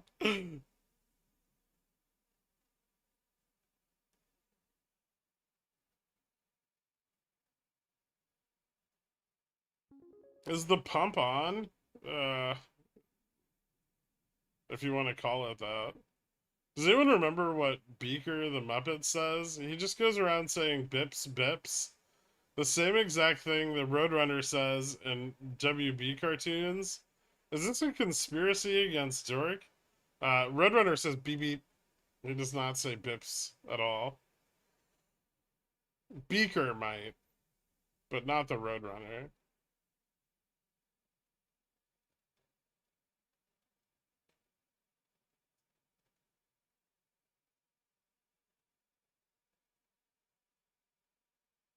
Beaker says meep.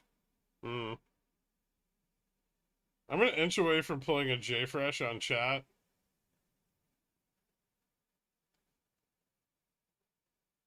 You've given them too much leverage, Dork.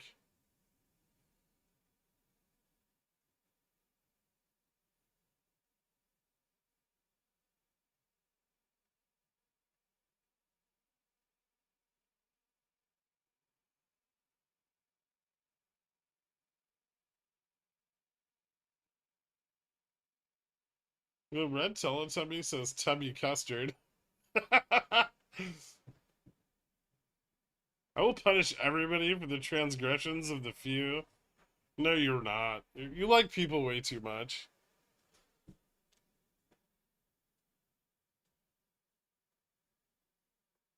Is your expectation a hard pump from 4,400 tomorrow? I don't know if we're getting 4,400 today. Do I, Gork? Do I? I don't know. I guess it depends how your current support call's going.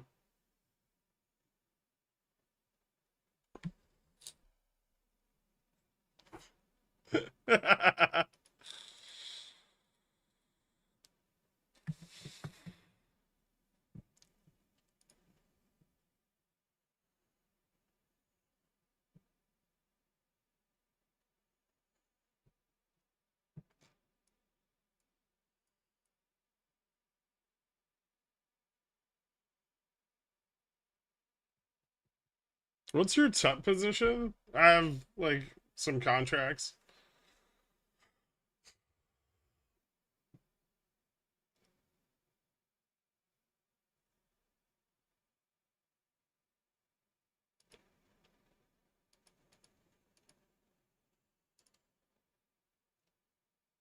Alright, Dork, enough.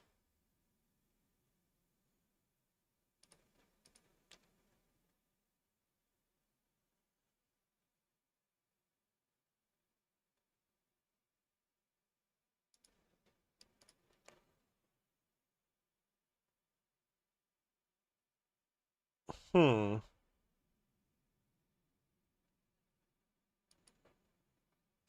I'll allow it.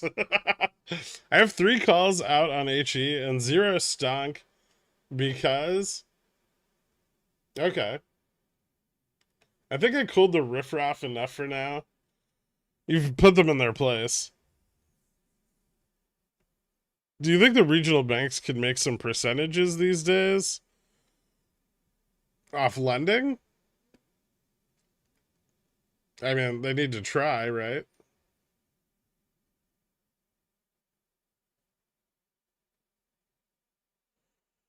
Yeah, Dork's gone tomorrow and Thursday.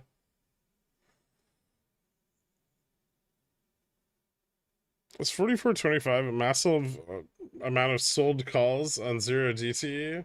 No. Are we gonna V now or what? Why? Because we bounced $7? Jesus fucking Christ, it happened again. 2 goddamn years of this. Once again, I would only accept mod because of the fucking lack of cursing. Thanks for being a beacon of infotainment and a sea of foolishness. Thank you so much, Dave. I appreciate it, man.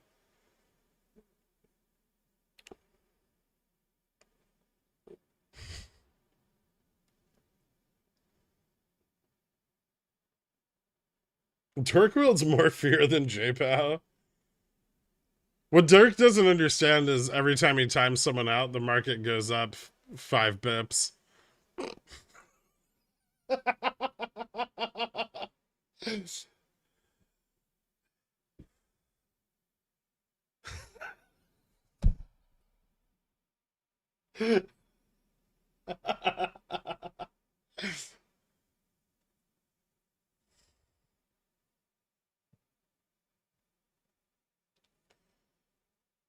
So Tesla just gonna go up. Today's not my day. Well, it went down first.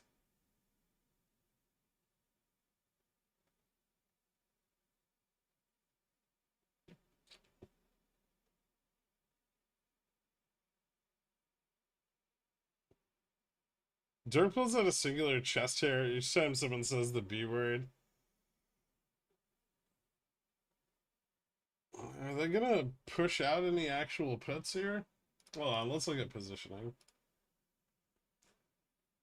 25's still pretty stacked. Delta's not really moving around very much.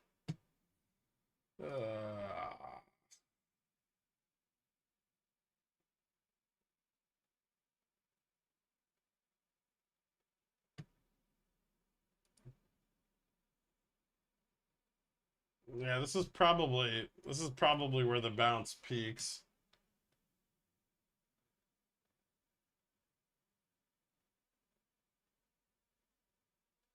19 years and 11 months, bonds picked up 16.45% of participants. Is this the engagement Yellen desires? No.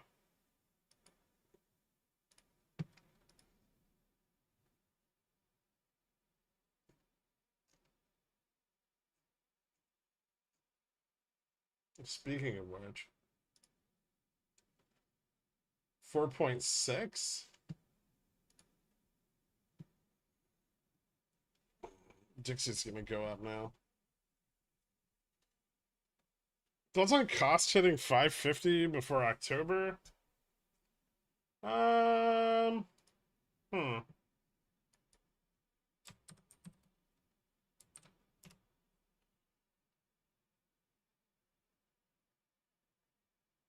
Could.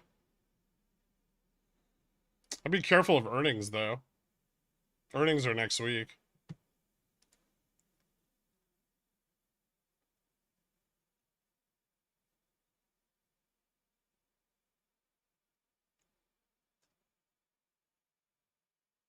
Well, you got timed out for this, H. Gregory, so I assume this is a Matt Kors reference. I hate it when he says BBPS. What the fuck is BBPS? That's even worse.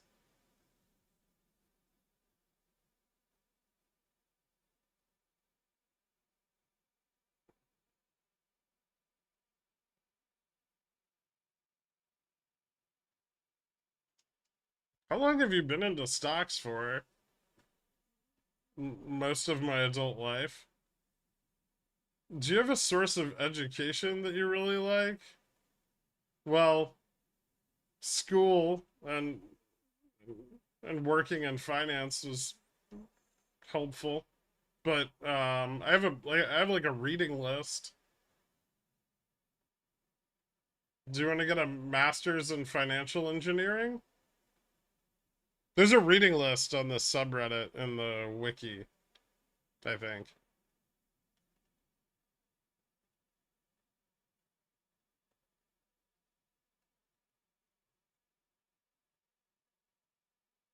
Cheers. Definitely appreciate the earnings in it. Yeah, that would be something to watch out for. It could be bearish.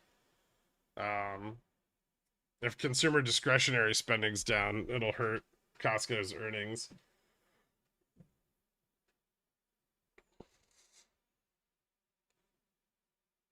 You got it, bro. Yeah, I think the link's in the description. And then the wiki's on the right-hand side.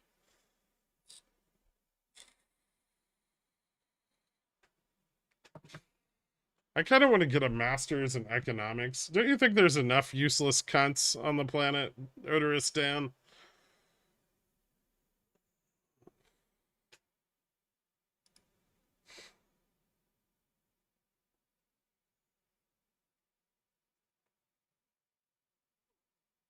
To be fair, I'm already useless. All right. So it's not really adding to the problem. All right, that's fair. And he scared him off. Wait, what? How? How do I get a master's in financial engineering? That sounds like something I want to do. Go apply for MFE programs.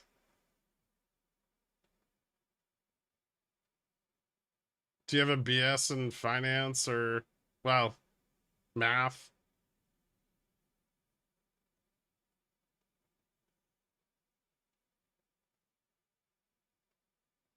Do we drop or pump here? I think this is kind of the top of where we can pump to. So this will probably turn around. There wasn't a lot of capitulation driving this. So puts are still pretty entrenched.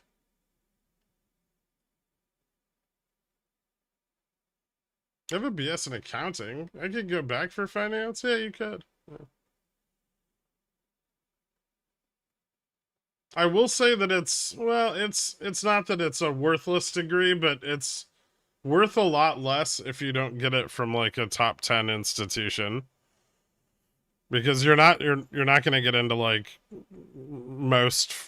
most quantitative like finance jobs unless it's from a top 10, well, not the good ones, unless it's from a top 10 university.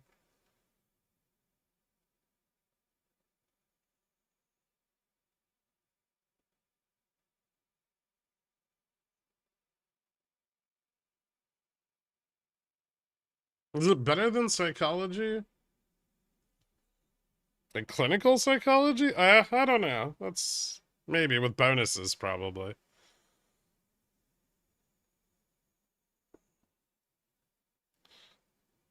The University of Phoenix is not top 10. They had a recommendation for a straddle for FOMC. Um, hmm. You want to buy it tonight or just tomorrow? Like you could just do 0 DTE day of. I have a degree in general education. What the fuck? Would you like take gym in college? What is that?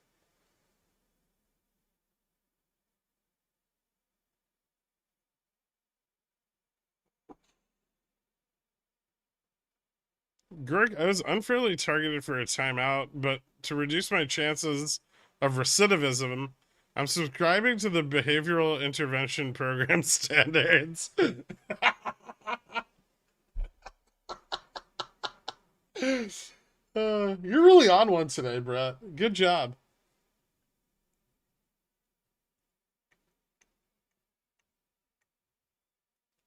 An entry below risk here seems like the move, perhaps. I mean, it's pretty close to just at risk, which is also the entry target. I don't understand why there's so much confusion surrounding Tesla right now. Unless people are just buying like out of the money weekly puts, in which case get fucked. GED? That's a general education diploma. That's not a degree. They're different.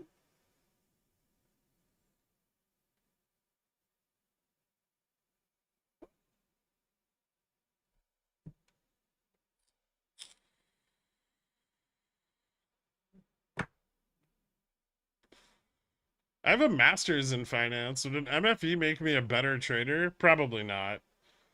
I'd probably never use it for a job. Yeah, I doubt it.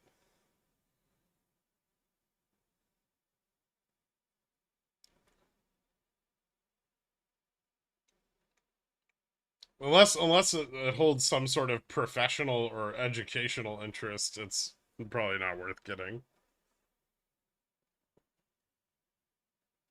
Indiana University in Bloomington.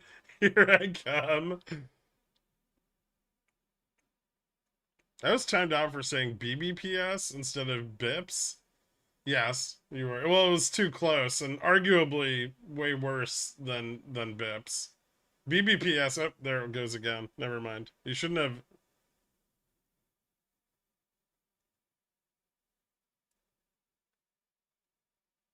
Will MFE teach you how to program an algo that replicates holding a call on a stock? No.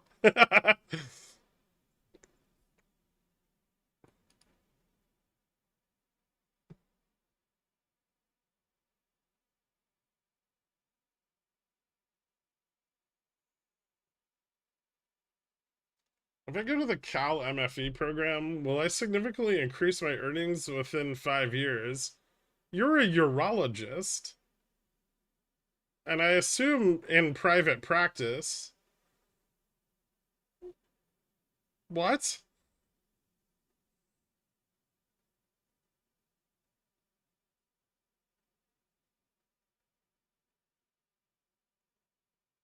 Did you own a Bop It? And could there be an analogous toy that might allude to stock movements instead? BPS same like Boints? Oh, I like Boints. But more for futures trading.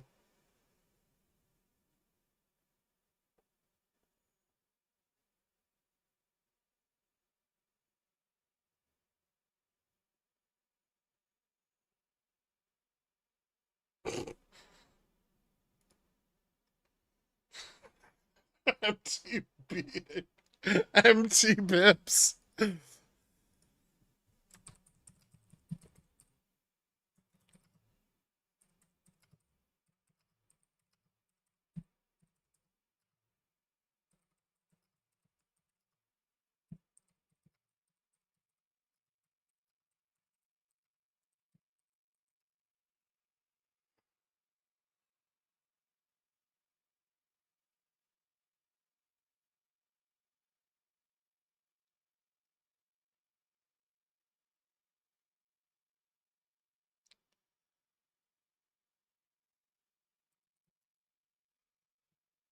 Why is the market even moving up? It bounced a little off 44.15.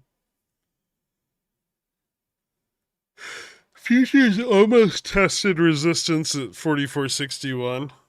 Caught a bounce. Now we're testing VWAP on moderate volume, but it hasn't broken out yet.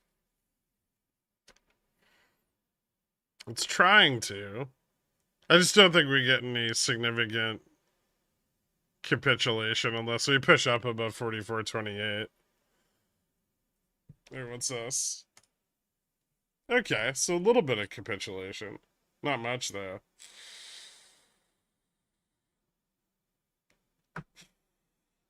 Yeah, Gamma's still gonna pull down. I think this is like the top of the bounce again. It was early and therefore wrong. I just think like 45.20 is packed. Like those longer that longer dated delta is really weighing on the intraday indicators, which we don't always see. But when you have this much like OI at the money, that's so it's not that you're wrong. It's just you're not looking deep enough.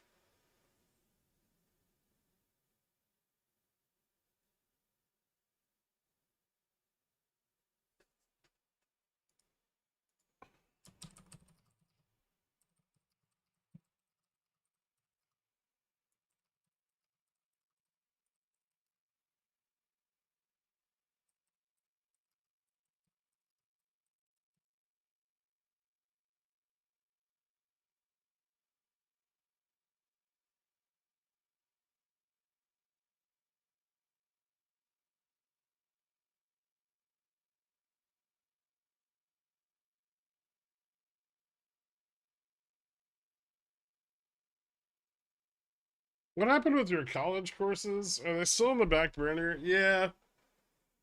I mean, I did one semester. I don't know. I don't want to like finish doing this and then go there for 5.5 hours and then have homework. And I don't really know what the value in doing it is. Like it's cool and I like to learn more like it's fun to learn more about like quantitative analysis, but yeah, there's not a lot of it that I can't learn on my own, at, like on my own at my own pace. However, they do still have a bunch of my money, and so I just keep deferring because I don't want to go back. There's girls there. There's girls everywhere. What difference does that make? They're more than half the population, except on the internet. I heard that Dave of the Pigeonwell Daves is trying to become a financial advisor. He's already dealing with people's liquid assets. He might as well handle their finances too. I mean, it's probably a lot easier to talk somebody into a stock position while inserting uh what are they called? A catheter. It's like, are you sure you don't want to go long Tesla? And then they're like, okay, I'll do it, man. I said it. I said it already.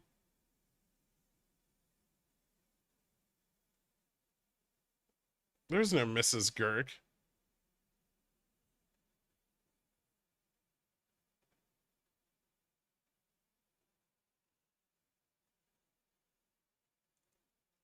Yeah, man. All the chicks go for an MFE right after their degree in mechanical engineering.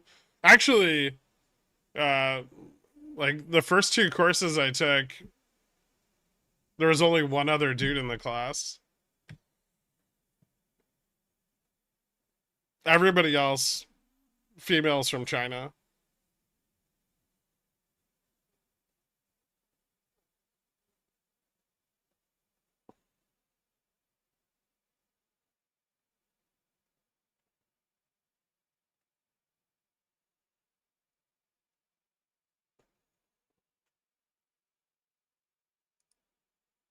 Tesla hasn't broken Risk, actually. It's just testing it.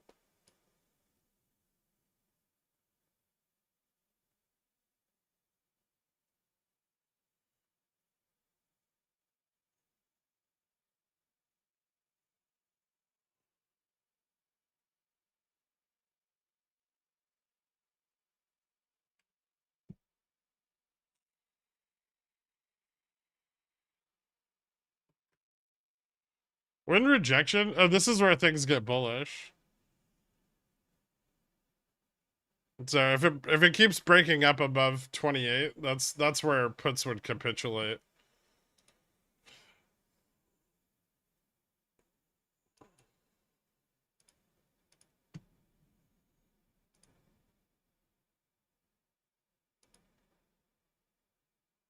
Although it does look a bit played out. This may just be like one last push here to try to get them to close. I don't see a lot of puts closing. Yeah, not a lot of profit taking.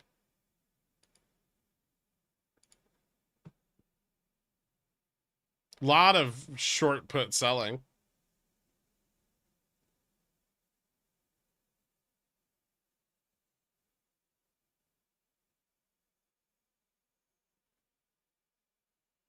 Is there a minimum amount of candles we need to confirm a breakout? I think the level's more important than anything else.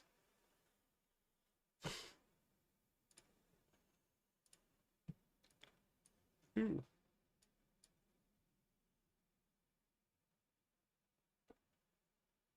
I got spicy for a second. What was that about? Go on, go back up.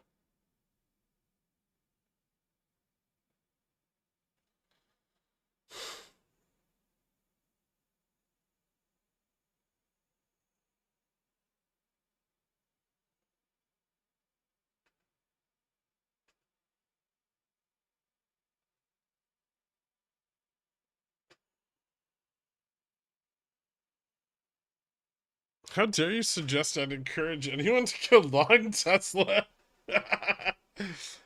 I mean, the point was that going long Tesla is undesirable, and that you were using medical devices in order to affect the sale.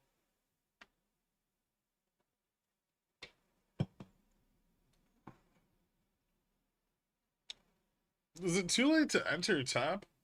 Am I chasing? Probably. I don't know. It could keep going up. The calls are like 13 cents.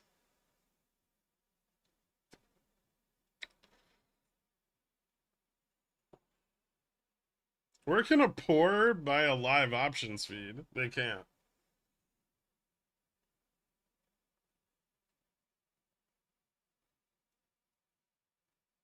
Like, do you just want flow? Flow's garbage.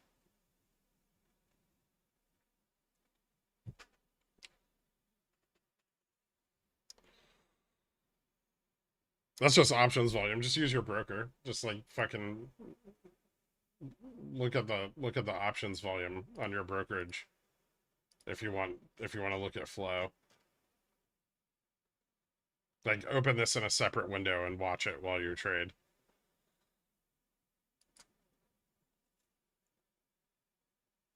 Is bookmap just flow? Yeah.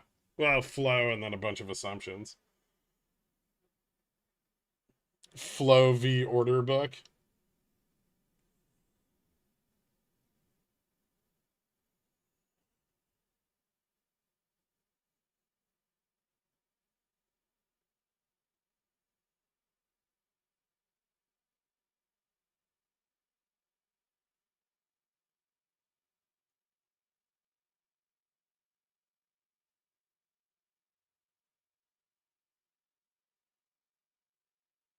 Since we're above 44.28, are bulls fighting to stabilize? Or do you think this is the top of the pump? Since we're above 44.28. I mean, they would probably like some stabilization here. Although, like I said, I don't see a significant amount of capitulation. And so, there's still draw to the downside.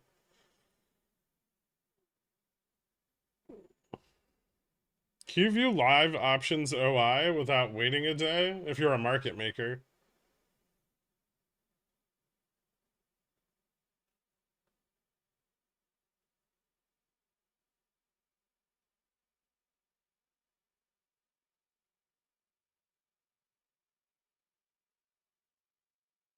We aren't the guy from the Matrix. Watching numbers like that is cumbersome. No, it's not. Have Chat GPT put the like data into a fucking spreadsheet chart for you then. Was Tup and Pickles picks? No, God, it's way too risky. I generally don't put risky garbage meme stocks in Pickles picks. Why? Because you guys are fucking degenerates.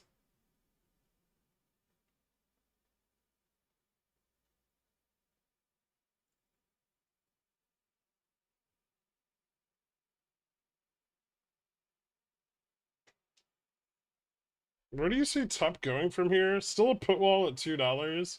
There's a put wall at $2.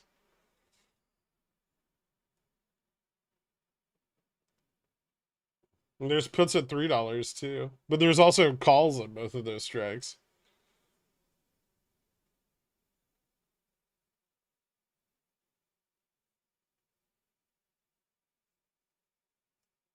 Rev was a Pickles pick. I think just the initial entry though.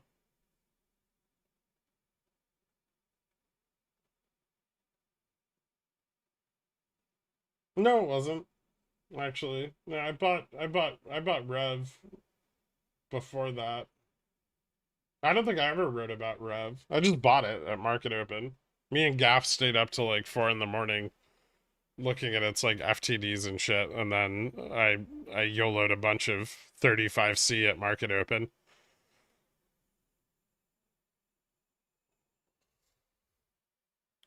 And then everyone was like, "Woo, Rev, we need a channel for this."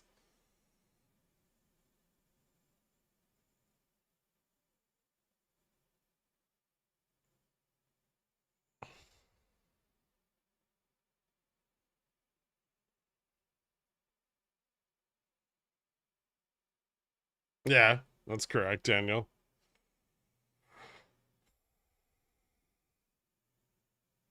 TradingView incorrectly indicates the name for the HE ticker symbol as lean hogs. Yep.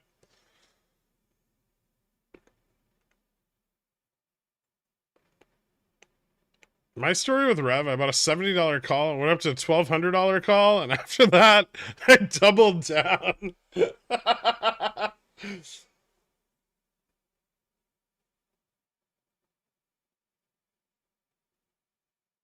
Yeah, Fubo's seems to be doing a lot more advertising lately, which is dope. I mean, I'd, I'd very much like for the price of it to continue up over time.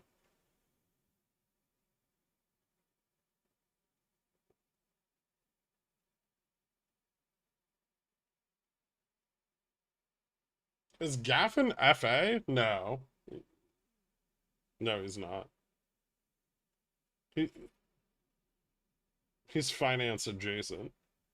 He's definitely not a. Well, I mean, first of all, the things Gaff says are smart. So, I mean, you can. There are some smart financial advisors, but very few.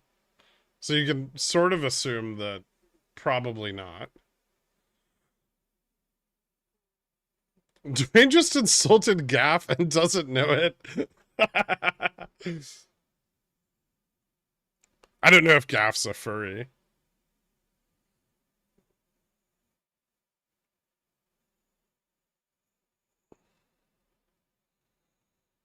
I mean, we have a few FAs in here, um, and they'll tell you all about their colleagues. Cardano's the number one furry coin, is it? I didn't know that.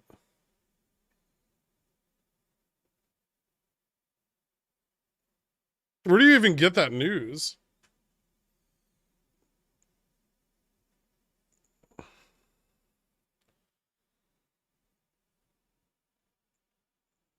Financial advisors are like the drive-through cashiers of the financial world.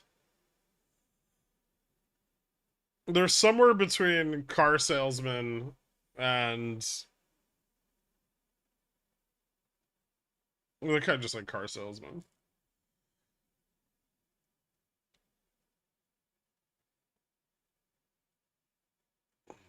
Gaff could have had access to Rex codes on GME.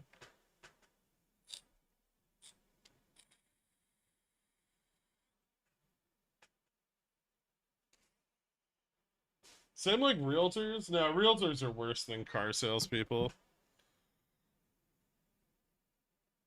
Ooh, dork, aggressive Vic shorting. They really want those puts to capitulate, huh? Do you see us falling back to 44.20? Yeah, we could, but I think maybe the lower range. Well, it's not that late yet. The lower range may not be off the table. they're trying to dig out of the hole right now.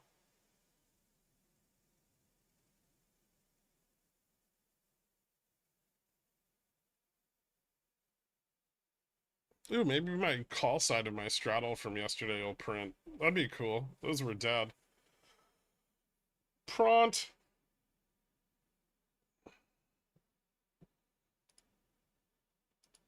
They're trying to squeeze out the puts, basically, right? You short VIX, you go long calls, and then you're essentially like doubling down on the rate that their stop losses trigger. Why would retail do this to the Bears? I'd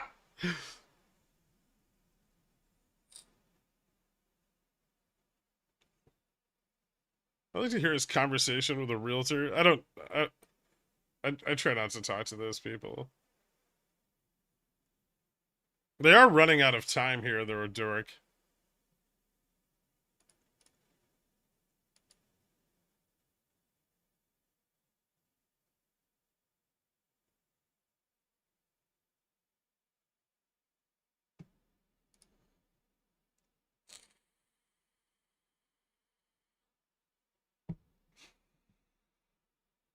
I'm not really sure I see the advantage.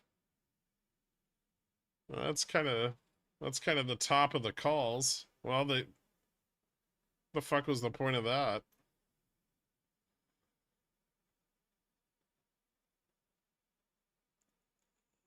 They should have done it earlier. Yeah, they were positioned way better earlier. I don't know why they tried to dig it out from 44.15. That was just fucking stupid. Uptick in 44.40 call interest. 30 and 35 are still really weak though. Ooh, they put up a little call wall at 65. You think they already built out their neutral positioning for Wednesday yesterday?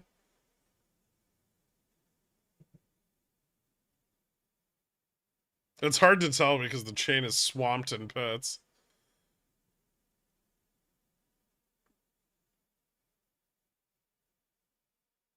I still expect 1 o'clock to be where neutral starts to move in. Yeah, over the next, like, into close, we're going to see neutral positioning move in. What in the fuck is that?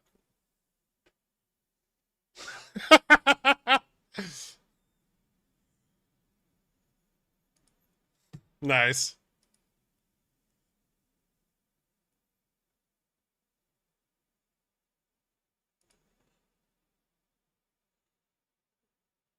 Shifted down, too.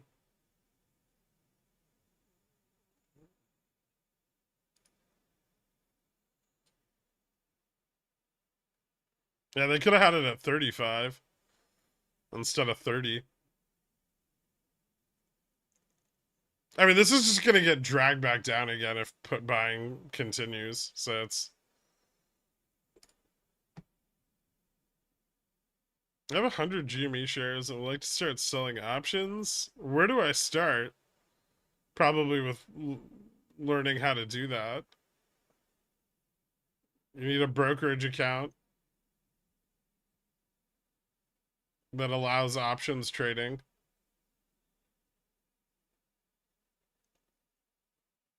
I think I have a video on selling covered calls. Yeah, in the link below is or in the thing below there's a link for fuck is it called?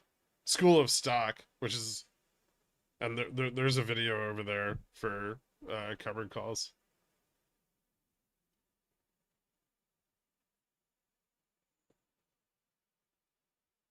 His computer share a good broker? Fuck you, Sam. They're not a broker, actually. Hoping I perfectly timed the top of Tesla there. Maybe.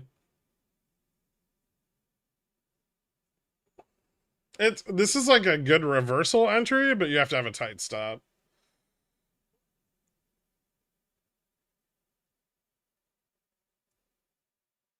School of Stock is part of Trump University, right? No connection.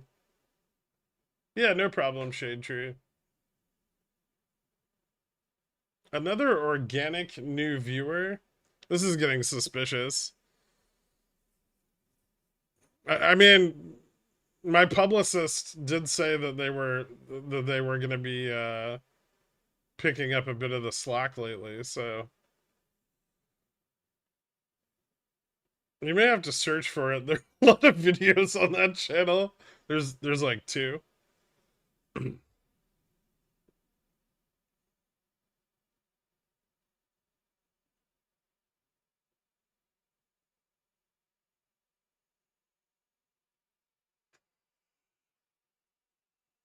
Does Talk Like a Pirate Day have RSS out in 4? Oh, really, man?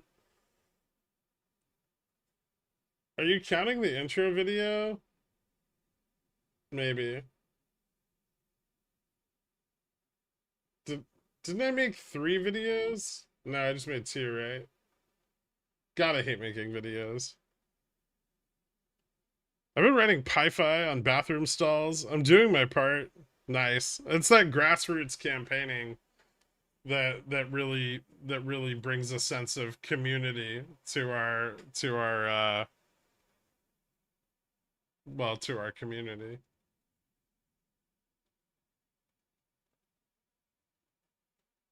I didn't want to say cult.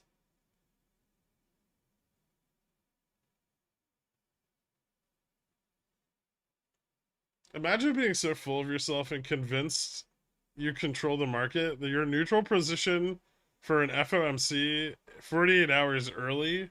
Cringe.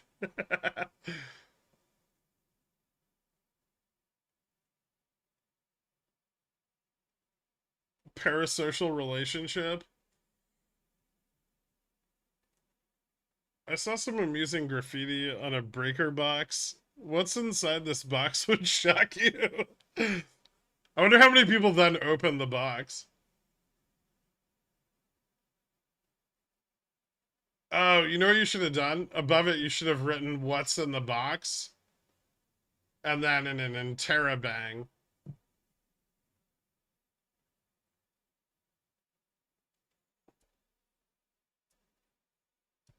I've been focusing on advertising to existing cults. I figured they would be most susceptible. Yeah, but you know, the deprogramming takes so long.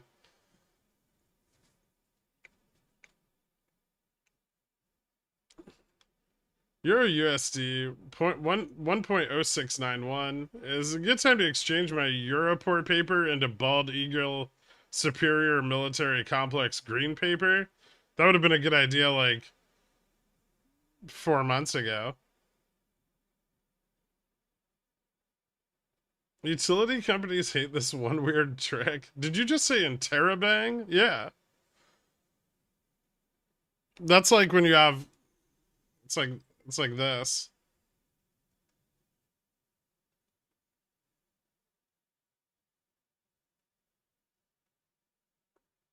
It's like an exclamation but bigger.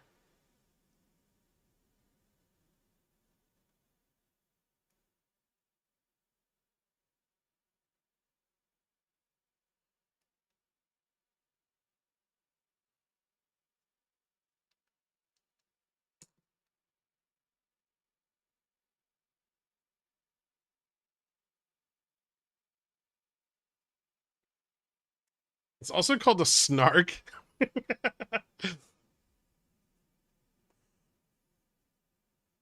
I thought that's just how you yell a question. Whoa. Calm the fuck down, TM.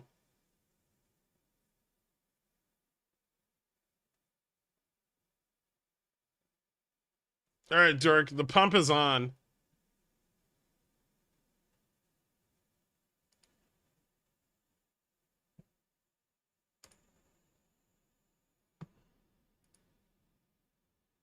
I don't have anything left to hedge today, though. I guess I could find something.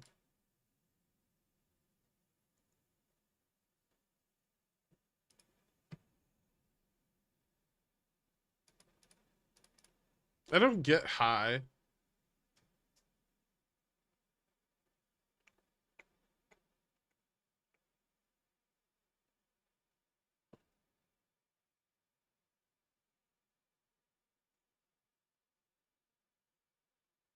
If the Bulls fucking fell right here, I'm gonna be so disappointed in them.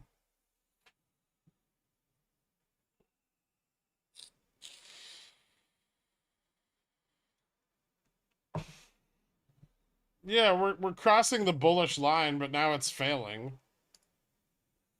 Because the Bulls suck. They really do. They've just sucked lately.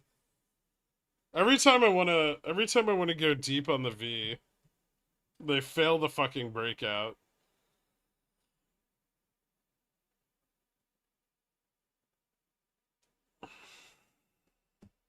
They can hear you. I know. That's why I'm taunting them. I have 4450 straddle calls from yesterday that are fucking dead right now. And if they had any fucking balls left, they'd push it up to 4460 before tomorrow.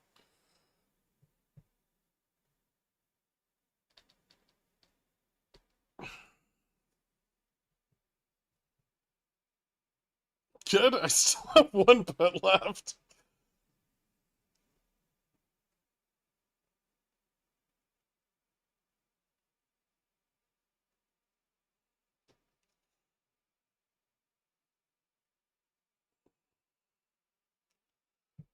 I think I busted too many nuts. I'm shooting blanks at this point. Maybe. Futures is retesting 4480 where it failed earlier.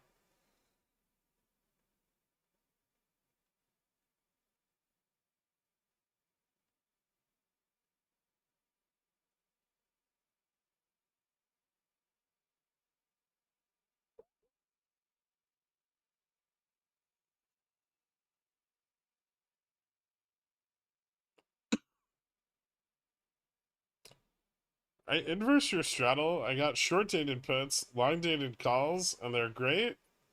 Only got to do it half a trillion times, and I might catch up to your level. Long dated calls. Interesting.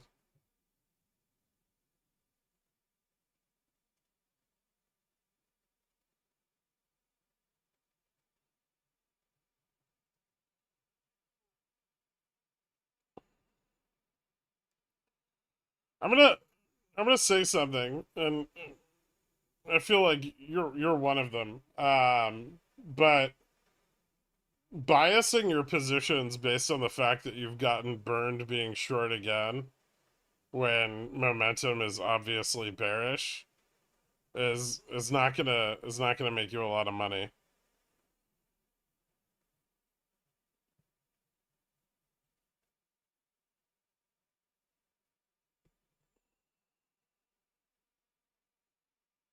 Imagine what price GME would be at if all of us, individual retail human sellers, didn't all sell in mass right at market open every day and immediately buy back the shares, sending the price back up.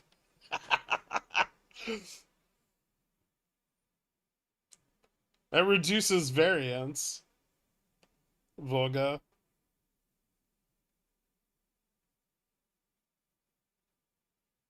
I mean, whatever. If you made a profit on it, you made a profit on it, right?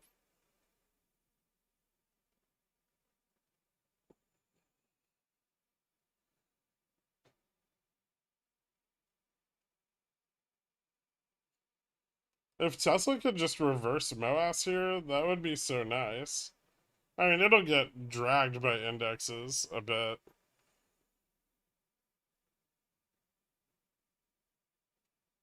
I got stopped out of most of my puts early this AM. I waited too long to re-enter. This is why I still have a 4420p for tomorrow. You probably should have been stopped out of that by now.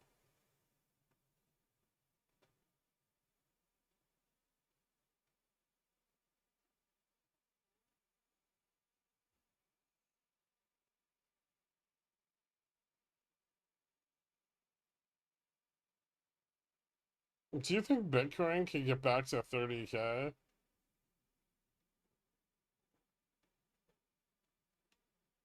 Mm,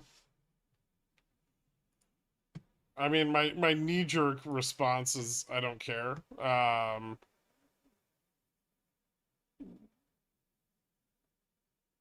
But probably not.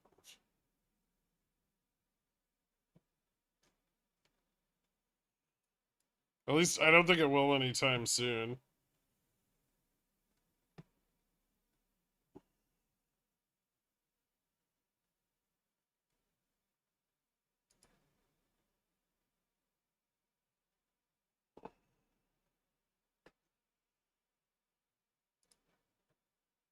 Ooh, there's some futures volume.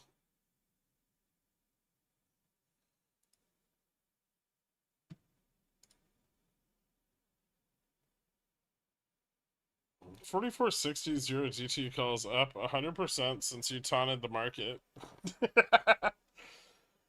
Those calls are way too far out of the money.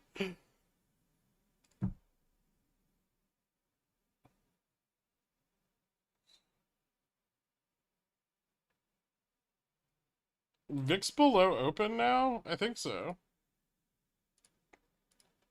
Nah, no. Still up like 1%.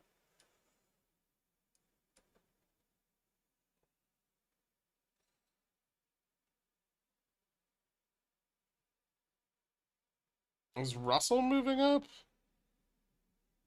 A little.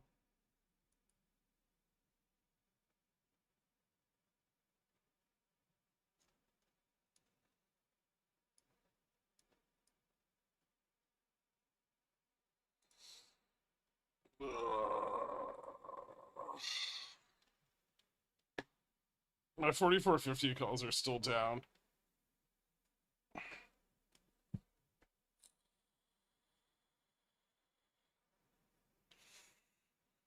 No problem, man.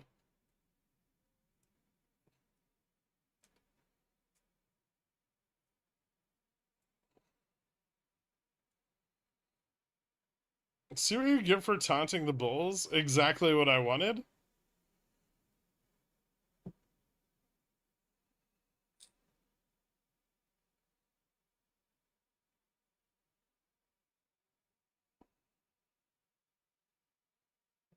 Are they trying too hard to fail? No. There's a few levels they could fail at here still. And like the longer dated puts aren't gonna capitulate because there's like an intraday bounce, right?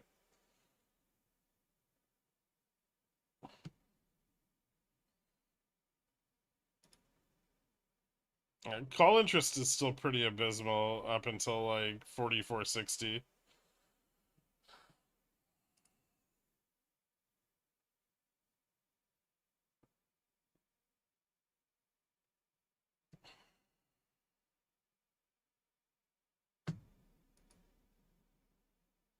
Oop. That might be the end of it.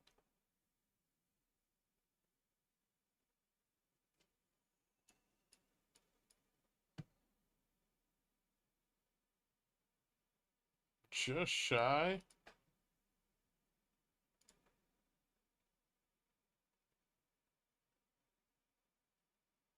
Just shy 4440.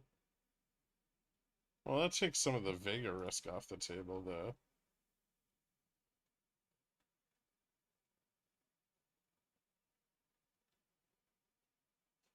I salvaged my 45s. Thanks for bullying them. Nice, dude. Do you see HE short covering or more shorting based on the firefighter news? There was a little bit of short covering that happened when the news dropped.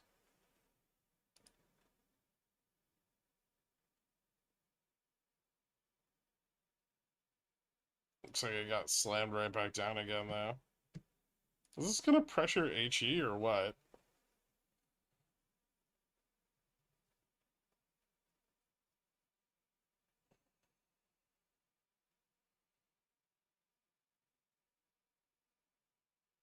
The 4450s are going in the money. I mean, I hope so, but I don't think so.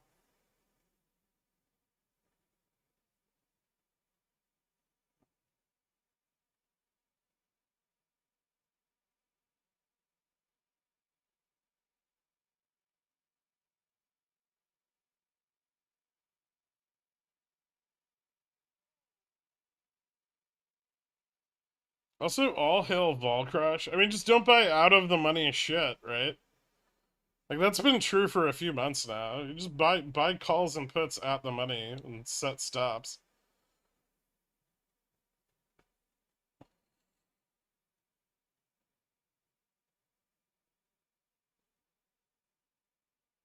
In a higher volatility environment, you can get away with that shit where you buy like $10, $20 out of the money zero DTEs, but not here.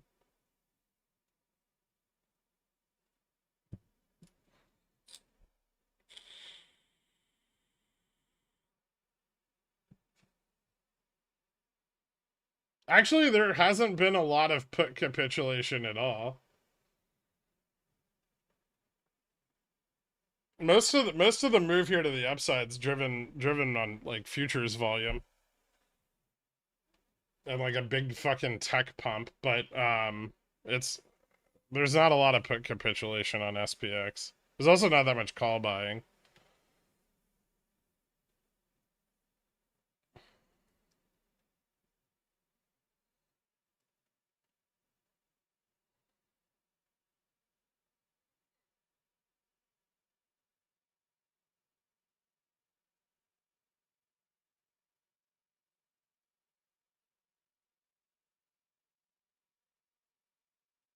Is that true for Tesla too? I mean, yeah, it's part of the Mag 7. It's gonna have some correlation with index moves. Can you just skip ahead to tomorrow 1 p.m.? Thanks. What, there's so much more fun stuff to do between now and then though.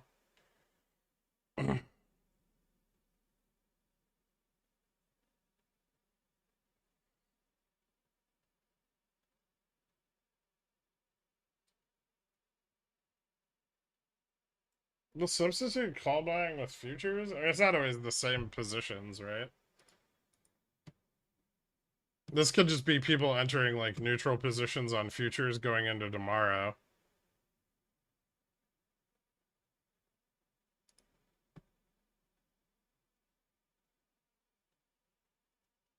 Taking like either side of 44.75.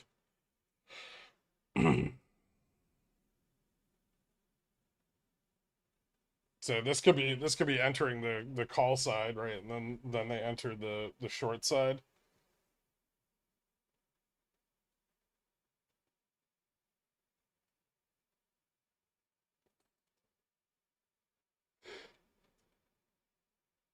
Yeah.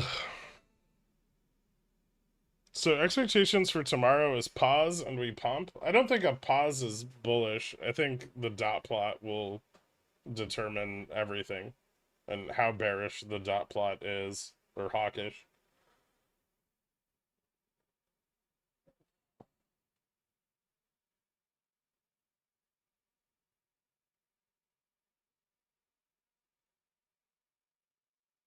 Question on everybody's mind right now, is Popcorn still holding his puts? I think he closed them yesterday, but I'm not sure. He probably just opened new ones.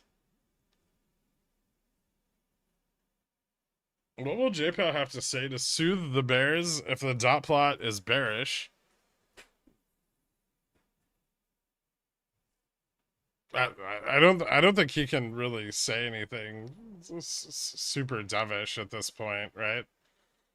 There's too much risk. I mean, really strategically, his goal should be to shock the market as much as possible tomorrow, because he needs to turn down speculation and trim the wealth effect that's still growing because of the asset bubble. And if he can't effectively do that, he's going to make his job over the next 6 months a lot harder.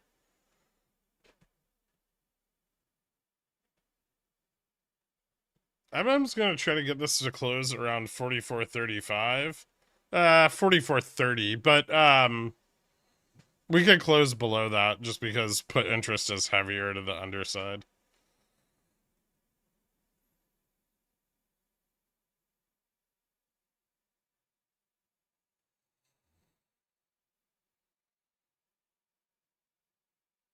He'll just talk about how he hates Volker.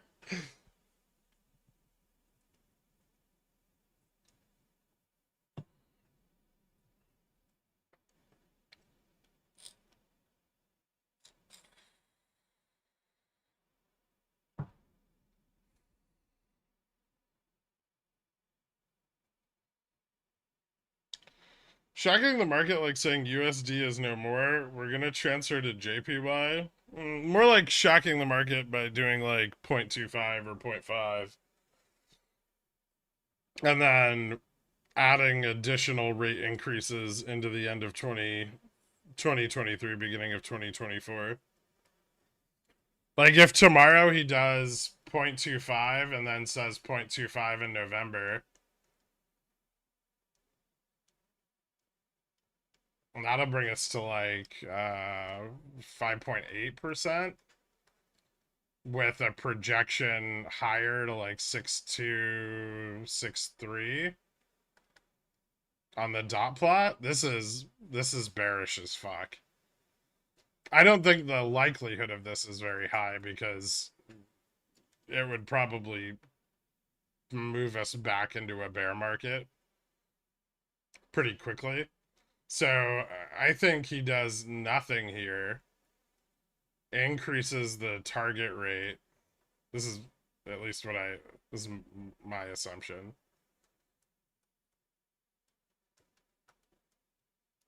So then November is 0.25 or 0.5, and then the dot plot pins at a terminal rate of like 6.3, and then they remove all cuts for 2024.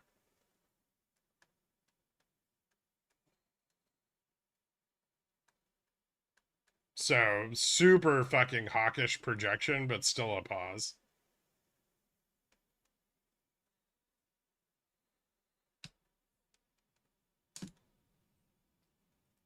So you aren't straddling for tomorrow? I mean, I'm gonna straddle anyway, right?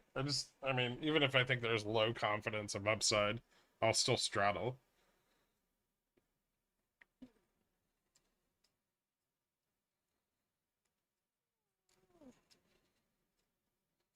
That's too much. It's in line with the data.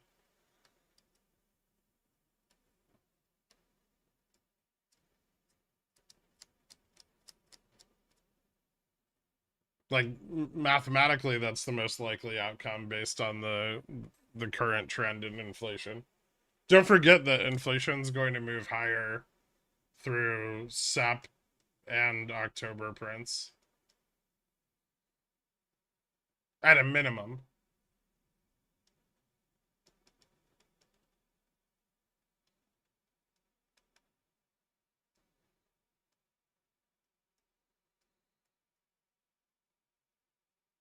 They do know math. Actually, their projections are quite good. Their adherence to those projections is weak, but it's not too much. There's no soft landing anymore.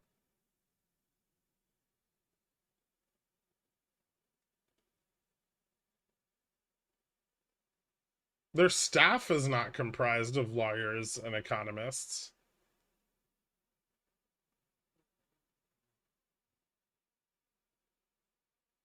They're they're actually bankers, but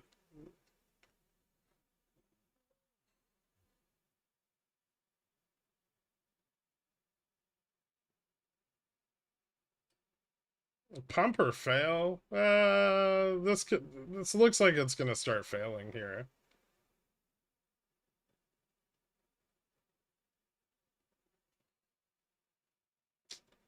The market doesn't care. I mean, well, right now it doesn't. But those the markets can only stay misaligned for so long, right? Even with the persistence of equity markets in maintaining, a forward path that is not in line with the Fed's projections, they've had to trim valuations over the last month and a half, right?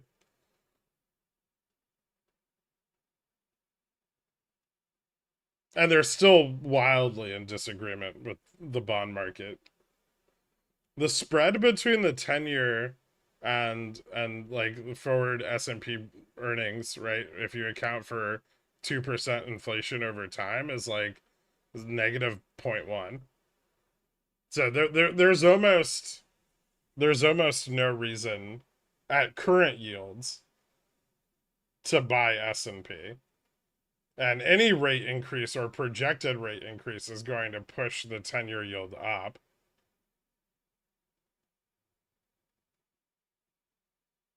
And a risk-free equivalent rate is far more advantageous for literally everyone in finance than equities.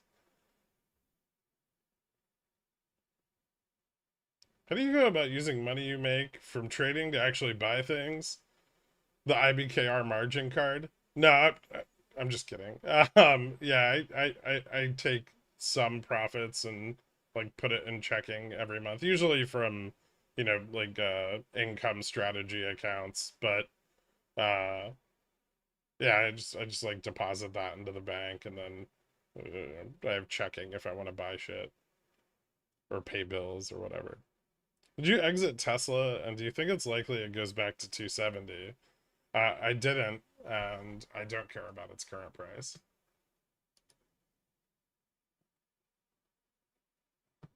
Slipping risk by 50 cents is not going to generally get me to stop out of a position. I also entered Tesla like first thing this morning. So it's basically just at where I bought in.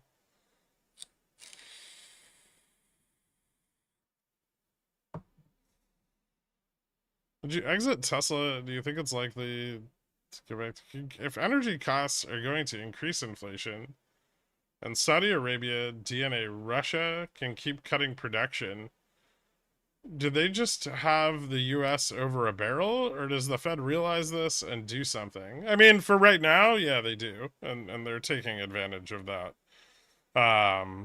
Strategic oil reserves are moderately depleted and they're probably not going to be refilled in the open market, right?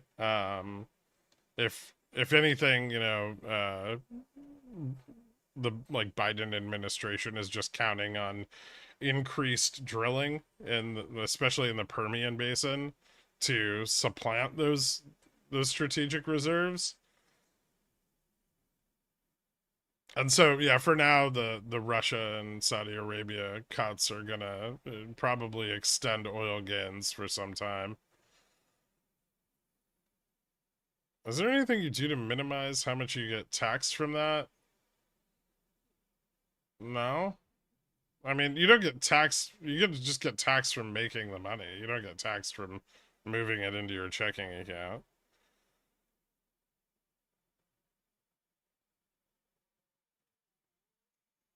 Bull's impressing you here? Not really.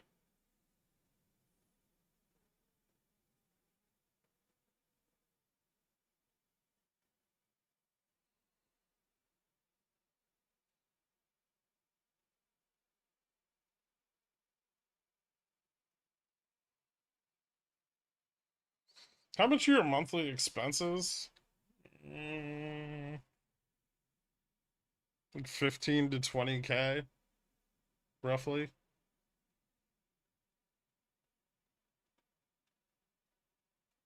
That's like everything, though. But yeah, about.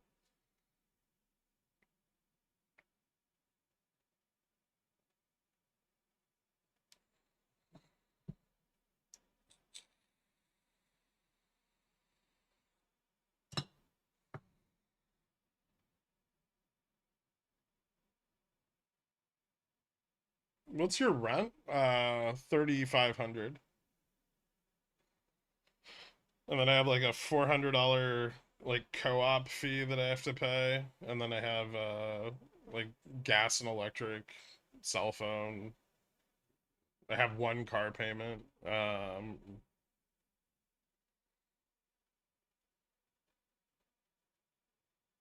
Some months I spend less.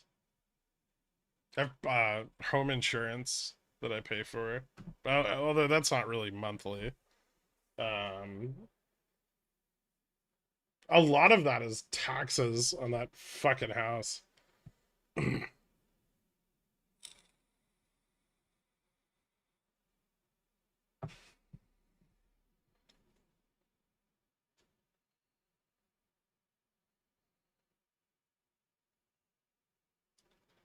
When you're a little gherkin in the pickle jar, did you expect to make it this far? I don't really feel like I've made it that far yet.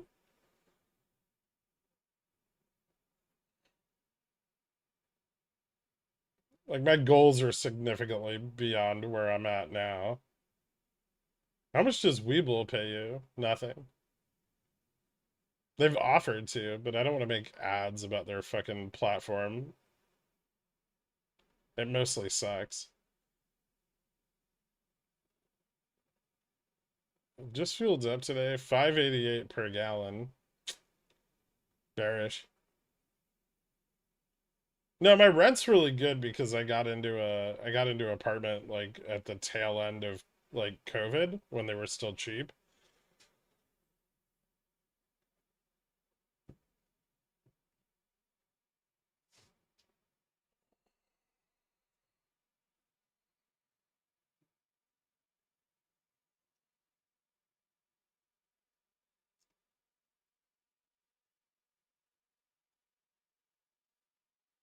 Have you tried making your own coffee? Of course.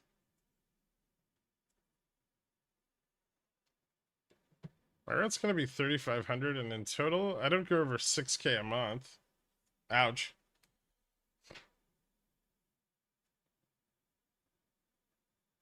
Did you expect to be at least as well off as you are right now? I don't know. I don't really think about it a lot. I guess it's weird.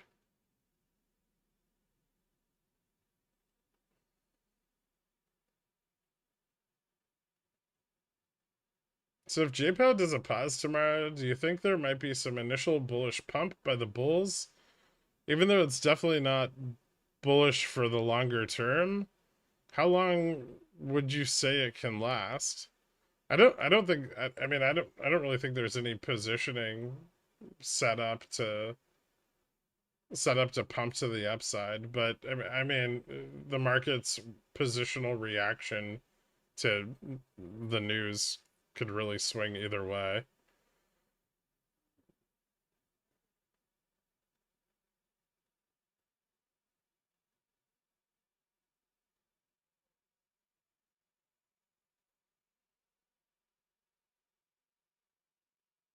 I got a deal for you. First month, I pay Pontiff. You don't have to visit me and feed me eggplant parmesan. Second month, I pay Pontiff. I get the house, and we never speak again.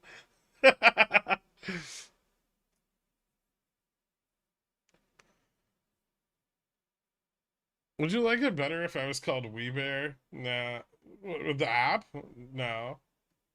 I'd like it better if they had a complex order system for options on desktop instead of fucking mobile. They spend far too much of their time developing for their mobile app and not on their desktop app. Does this still look like a breakdown? Yeah.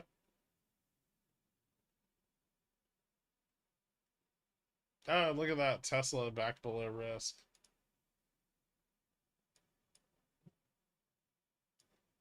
Damn. That was a huge futures pump.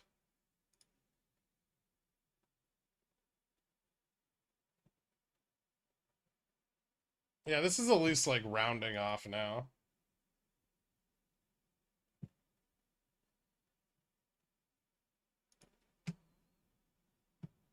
All right, let's see how damaging that was to call positioning and put positioning. Um, I mean, they squeezed out some of the greedier sold calls, but put positioning to the downside still pretty strong. Um, like the 45, 40, and 35 levels. Although they did force capitulation on the 10 and 15, like 10, 15, 20 levels. So the 20 levels are out. It still kind of looks like we're gonna drift back down towards 44.30 into close.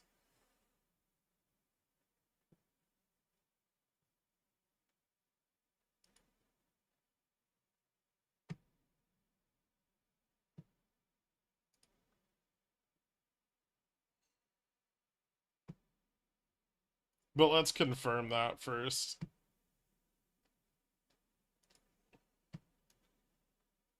Where to confirm it?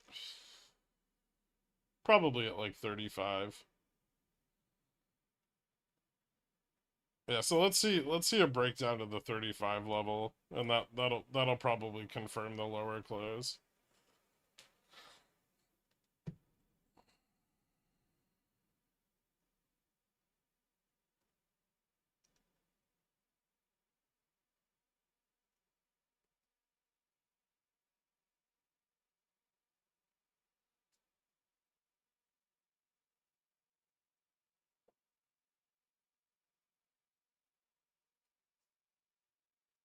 Why is the Apple the pumper's choice nowadays? It's an overvalued piece of shit. What? Didn't you hear that they're anticipating that iPhone sales might be higher?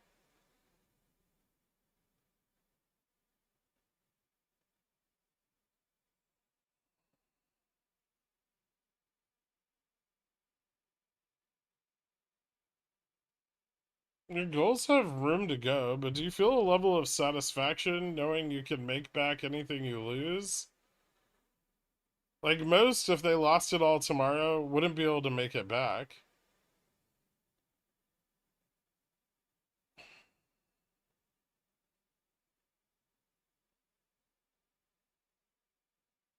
Hmm.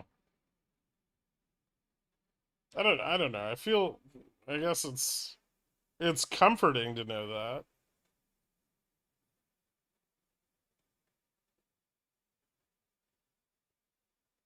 Although it'd be a massive failure on my part if I were to lose everything.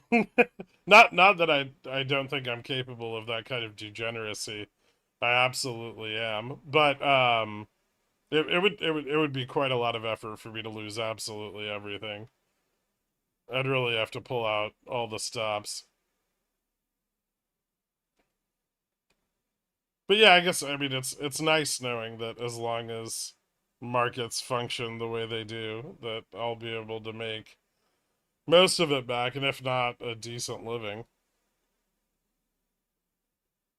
And it's just like any other profession, though, right? I don't really think it's different than that.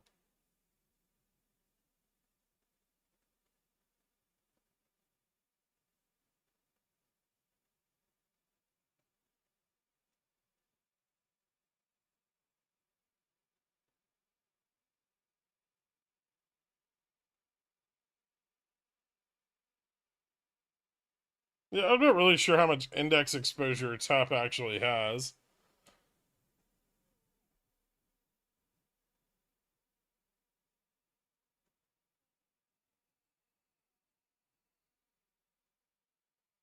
Do you earn more from shilling or straddling? I don't even know how much I make on YouTube. I have that all of that just goes into like a mutual fund account. Um I haven't looked at the balance in some time. Actually, that's not true. I think I looked at it like a couple of weeks ago with when I was hanging out with like Jay Fresh and Dork or something. It's shitty. YouTube money is shitty. So definitely more from straddling.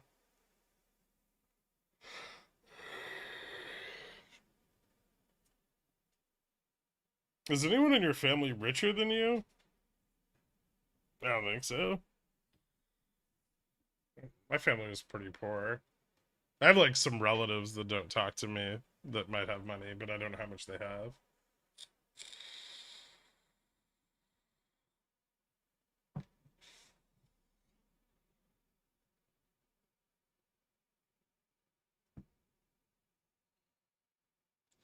Full port NVIDIA Gen 2024 200Ps. There's not enough liquidity at the strike. How much of your profits do you transfer out of your options account? I just transfer a fixed amount every month out of like my IBKR. Well, one of my IBKR accounts. It's not. I don't transfer money out of my options trading account into my bank account. I have like rolling neutral positioning accounts that I transfer money out of to pay like bills and shit. that are my money from trading accounts, like profits from trading accounts, in order like to skim the cap and keep the account at like maximum capitalization. I put into like long term holdings. So everything I make on like options and day trading and swing trading, that all goes into long term holdings. And then money I make on income strategies, um, like condors, butterflies, straddles, that some of that gets transferred out to pay bills.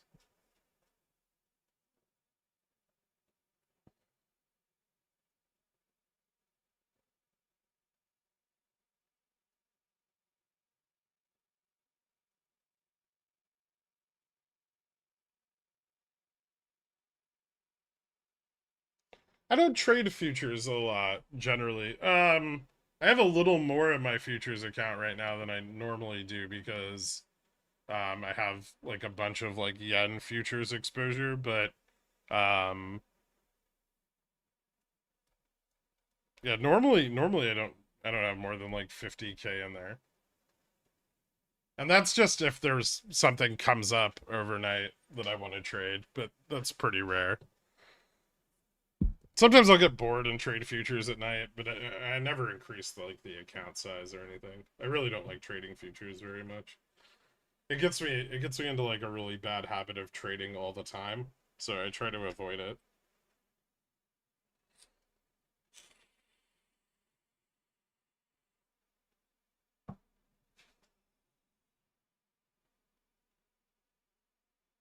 I think being a top 1% of traders would pay better than top 1% of other professions because your multiplicative growth on on your money growth versus something else like a doctor or engineer. I mean, I guess it depends on how they save and invest. Like their salaries can be really high. I mean, depending on the type of doctor, the salaries can be very very high, right?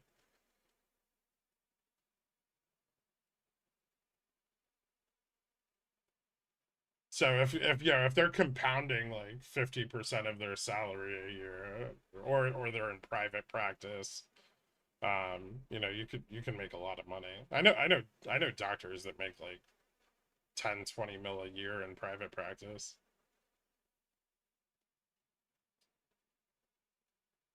Do you have any relatives in the mafia? I don't know them, but probably I'm Italian.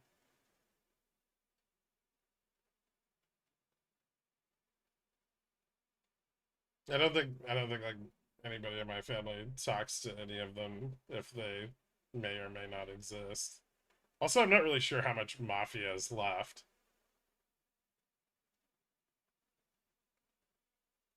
Said absurd strike CC order for HE. Sudden spike somehow filled it, then the drop after gave instant 40%. Pleasant surprise. But what gives to the spike? Some announcement about the firefighters that were battling the Maui fire may be responsible for letting it get out of control. How your neutral positioning income gen accounts are separate from your options trading IBKR account, right? Yeah. So I have like four. I think I have four IBKR accounts. I have two Fidelity accounts. I have two WeBull accounts. I have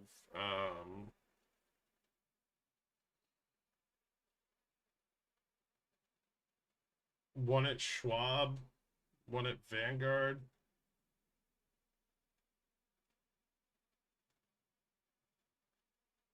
I think I have a Tasty Trades account too. I don't really. I think I transferred all the money out of it, but I, I still have one over there somewhere.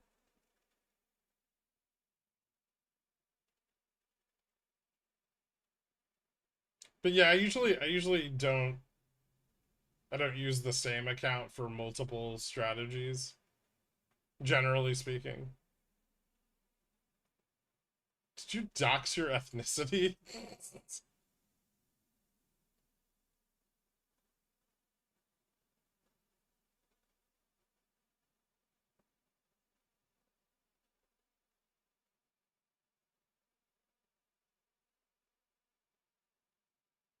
Why do you dislike TOS so much? I don't actually dislike TOS. I hate TDA.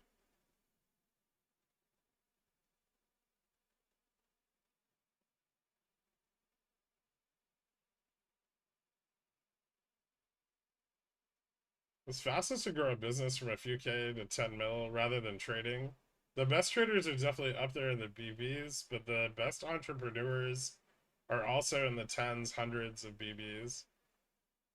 Yeah, I mean, I think growing a business is probably easier, like a small business, not you don't even need to grow anything huge, right? But growing a small business is probably significantly easier and more profitable than trading. It definitely has a statistically higher success rate. Even being an entrepreneur at like a mid to large scale has a higher success rate than trading.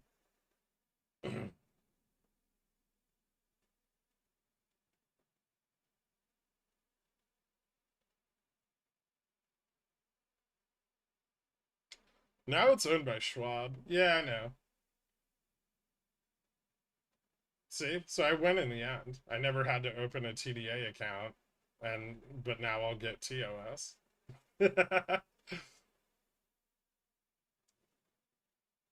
No, I really hate them as a bank. I also won't do any business with Wells Fargo ever.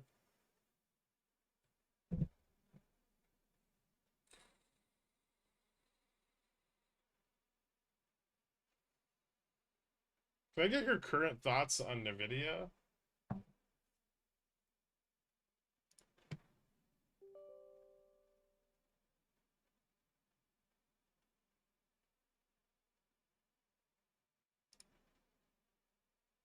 That was weird.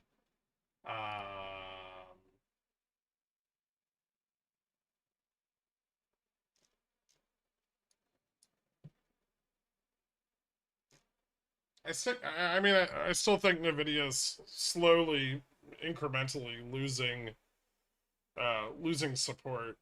So it's probably going to fall down towards like the longer term trend at like 400 ish, but that could take a little while.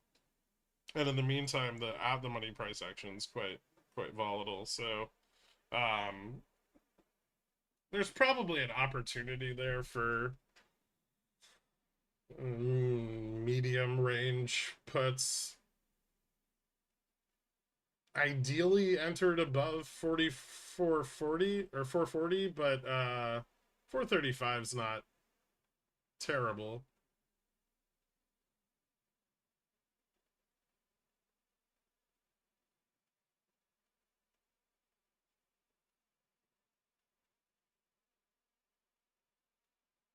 Yeah, I mean, I thought about TOS for the stream. I might because I really dislike WeBull, but um, I mean, even with that, like visually, WeBull's better to present things on.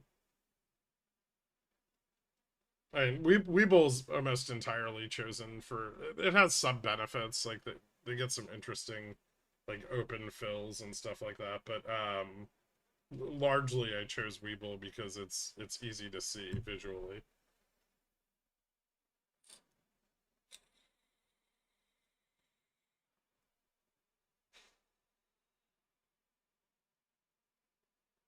We're bouncing? I think we bounced. I don't know if there's a lot of bounce left in this.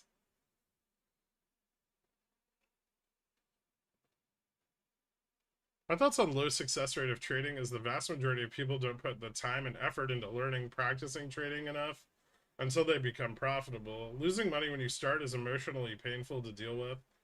Yeah, I actually agree with that. I do think that most people quit long before they ever have the actual opportunity to get better, and that's generally because um like inexperienced behavior incentivizes like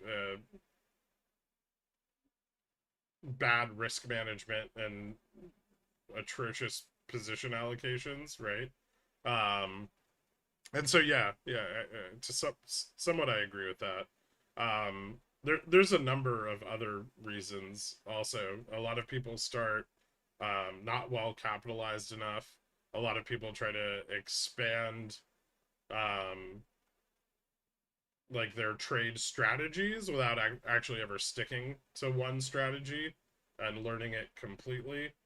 Um, that's a really big point of failure. Another big point of failure is getting lucky and then trying to scale before you're ready. That may be the second biggest point of failure, besides taking an initial loss. Is you take an initial win and then you blow it all up.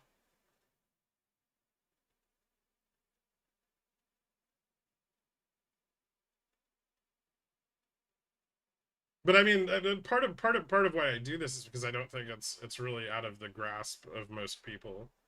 I think there's very like easy, consistent ways to make money in the market that don't require, deep market mechanic knowledge or, extensive like math and probability knowledge. Like I think most people could just benefit from selling CSPs and covered calls and increase, their yearly net income by 20 to 30%, right? I think that's something open to everybody, and I think like our educational system doesn't encourage learning that because and and I think it could be learned at like a high school level, right?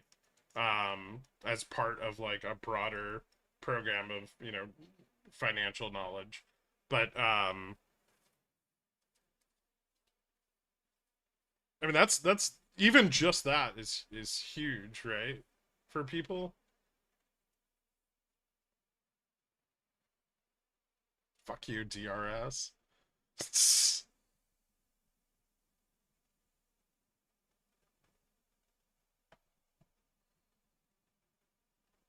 I've known financial advisors without that knowledge base. Yeah, that's pretty common.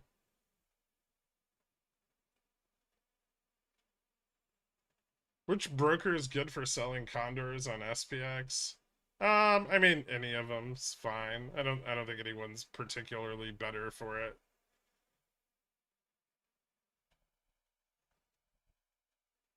So I think if there is a way to get over that hurdle of risk-taking behavior and, initial craziness that comes with trading, if people can get past that hump and just learn to moderately improve their income, right? That increases the momentum of their potential earnings moving forward, right? If you're picking up an extra 30% a year that you don't need, and then you're turning around and reinvesting that rapidly accelerates the rate at which you can retire, buy a home. And it's something that should be taught to everyone because it's like although markets aren't efficient or fair, they are accessible to everybody, right? And so it's really something that should be democratic.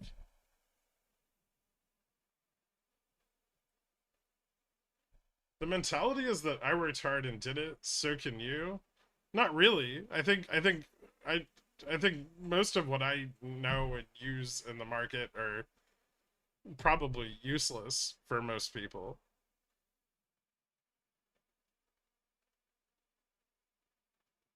And that's why I don't teach like a system or something because I want people to kind of find their own way of doing it that's good, that works for them. That's why all those like fucking system traders they all fail, right? Because first of all, you become reliant on a trading system, which is arguably the worst thing you could ever do as a trader. And then if market conditions change and your system doesn't work anymore, you're fucked, right? And you don't have any knowledge base to build off of on top of that, right? So you're right back to square one. Um, Whereas if you learn the market, you learn the mechanics, you learn how all of this works, where there's money to be made, and where risk can be taken within defined parameters, then you're long term a much more successful trader than you would be if you, yeah, pigeonholed in on one strategy.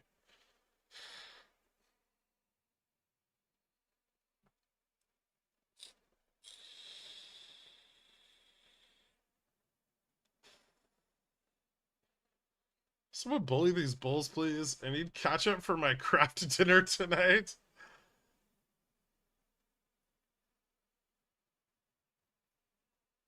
So I figure as long as I'm doing this every day, why not do it with you guys? And then maybe some of you will learn to do it too.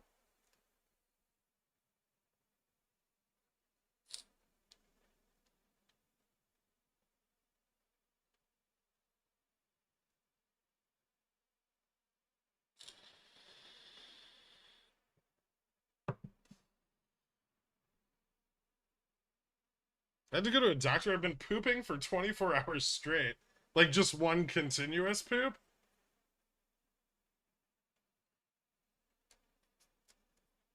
Thanks, guys. You know, a lot of you bitch, but a lot of you were pretty successful too. I would say that if a trading system existed, this one is probably far more successful than any of the other ones out there.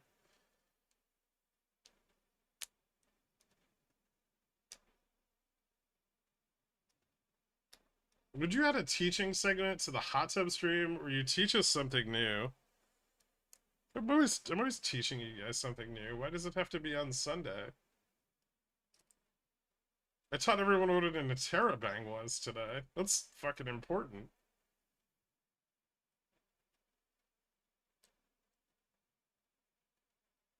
Now you know how to assign shock to a verbal reaction.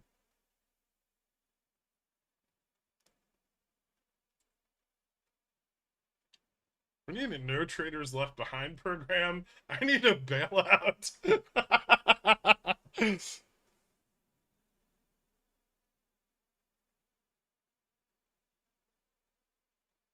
The people who don't make money are generally not managing risk. It's hard to manage risk when you have less money. It incentivizes bad habits. And and psychology that's not beneficial to recouping your losses.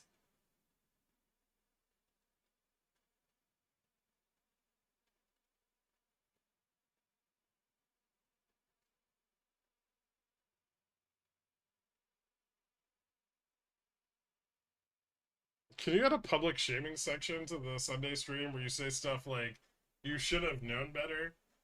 I feel like I'd save that for the OnlyFans. You also teach us how to be coffee snobs. Yeah, that's important. But see, that's preparation for your future wealth.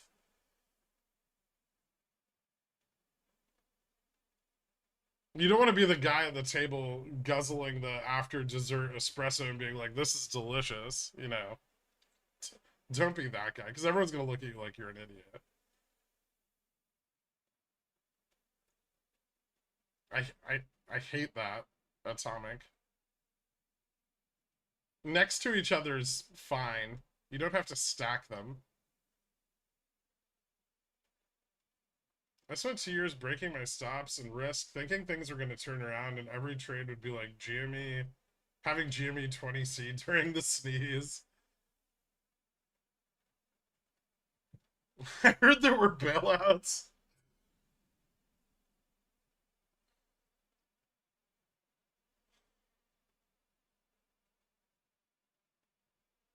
I thought you were paper trading, Ben. I know I'm highly regarded, but this morning I bought 200 AMC shares expecting a dead cat bounce. Oh, Jesus. Well, now I'm up over 10%, and I don't want to close for PDT and GFV. Do you think the run is over? I I can't remember if you can close in the morning session and dodge the PDT. I have no idea, man. I don't even fucking watch AMC.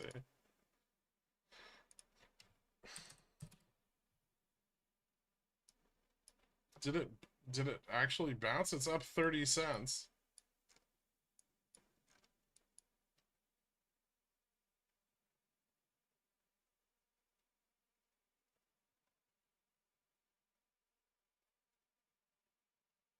Oh, okay, so it's like up $1 a share or so.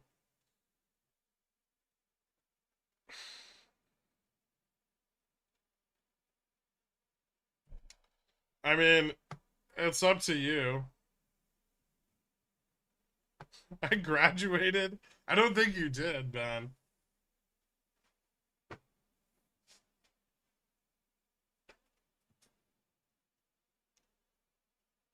Crash tomorrow or 4,500. Did we break up? Ooh.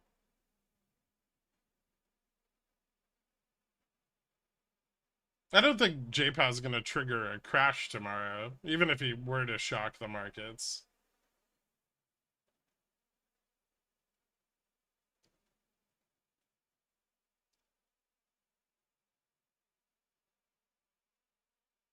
Dude, you pulled me from the clutches of GME and slowly beat the stubborn out of me to use better risk management and hedging. You're the man, and you're much appreciated. Thank you so much, T5. I appreciate it, dude. Is it a good or bad sign that TUP is seemingly stabilized in this 10-cent trading range? Well, it's not going down, so that's cool. Why is it going up? I don't know. Maybe someone bought calls and I was too busy. Eh, there's a few calls at 44.60. 50 calls. Yeah. Somebody bought a bunch of 50 calls. Hey, look, we're back to market open. Variance stabilized. I wish it'd go a little higher though. 60 would be cool. That's interesting. Why did that break up? Just cuz? Futures? Hmm. Not really. And not not an absolute shitload of futures volume, but a lot of it.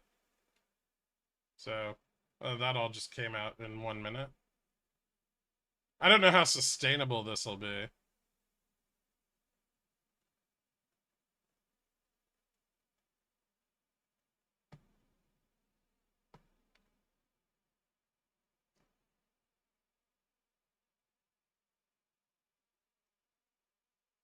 Shares don't settle overnight. Well, I don't know when he got his cash.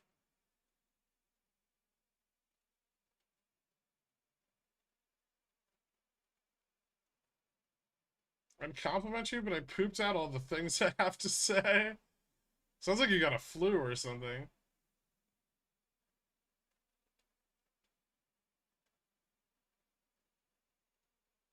I'll be honest, some of my trading decisions have wrecked my ports that stem from a fear of missing out on a market crash. Maybe it's the SS in me, but Vega contracts have helped a lot. That's one way to approach it. I mean, you can. There's other ways too. You can use things like debit spreads and stuff to offset the decay if you're playing a longer term thesis. Um, but anytime you're carrying a position for a long period of time, you have to do some amount of active management. Getting that drilled into people after GameStop, that's been hard, but you'll get there.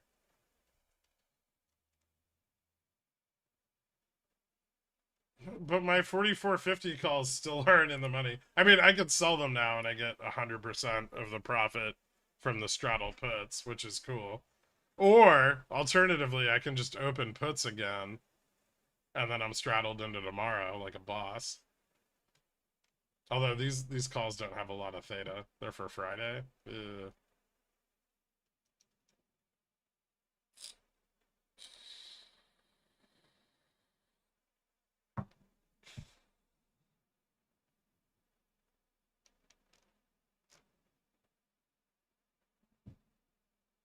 What's a guy got to do to make GME MOASS these days? Hey, it's almost back to open.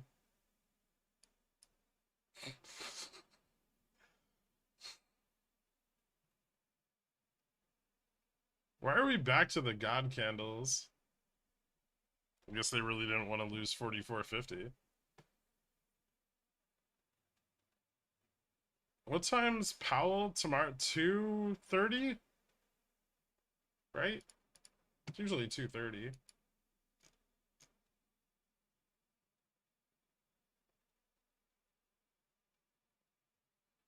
Yeah, Powell's at 2:30, but all the data comes out at 2.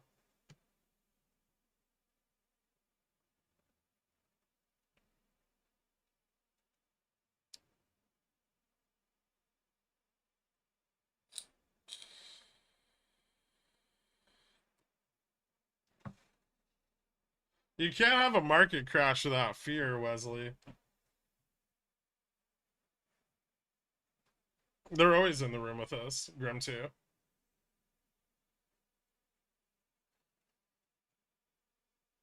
1% down, 1% up. Same like no volatility to see here. Yeah.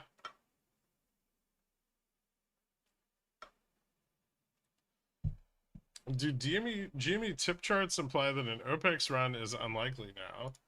No.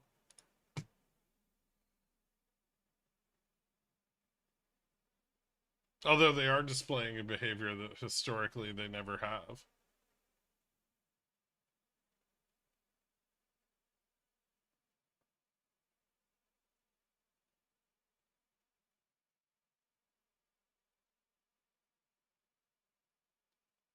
Well, I guess a bit. Well, so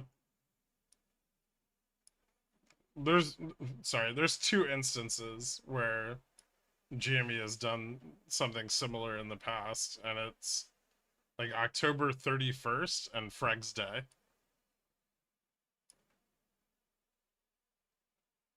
And both of which preceded moderately large price improvement. Looks like GME's turning it around a little bit. Yeah, I mean, a little bit.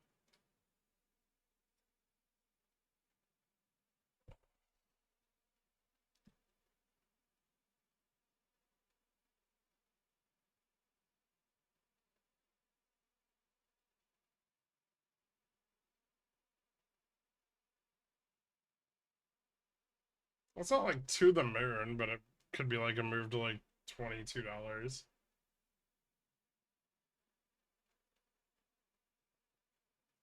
You think Tesla's gonna get bullish into the rest of the week with the bounce off 260? No?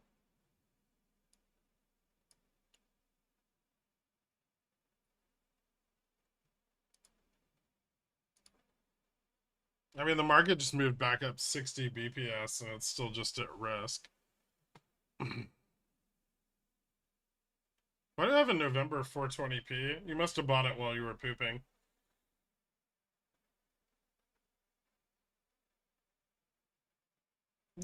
They got a little bit of capitulation.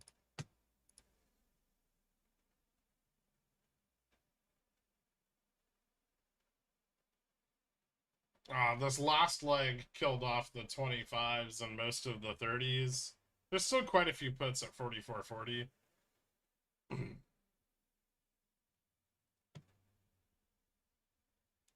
But the median range for closing is probably now higher than 35.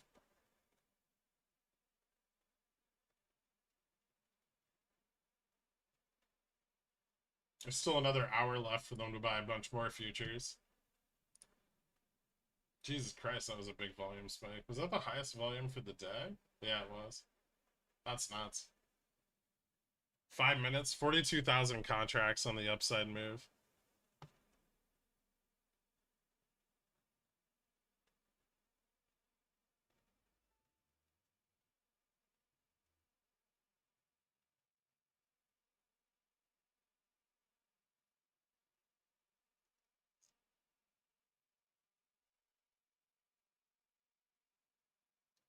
What's that? A mere 8.5x on 10-cent 4460 calls since you taunted it?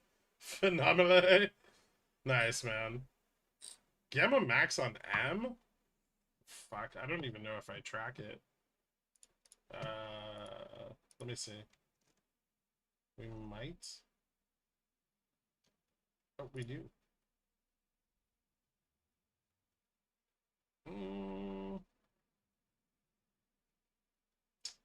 So it's 1672. And the number of times Macy's has tested Gamma Max in the last 2 years is 0.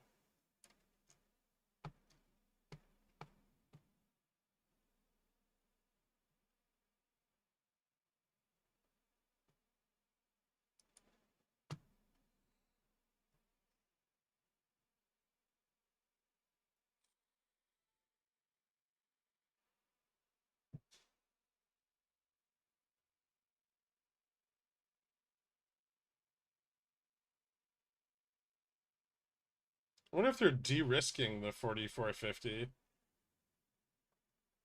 If this like crashes back down, that's pretty bearish.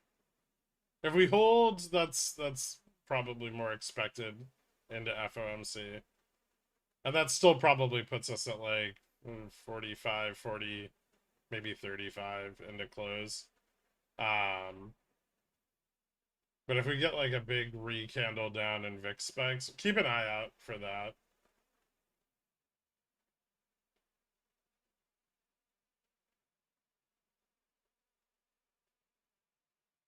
Good time to jump into Tesla pits. It's at risk from last night. It's arguably not a bad time. Or at least I don't think it's a bad time based on my entry. I entered this morning. It was good, kind of right around the same price.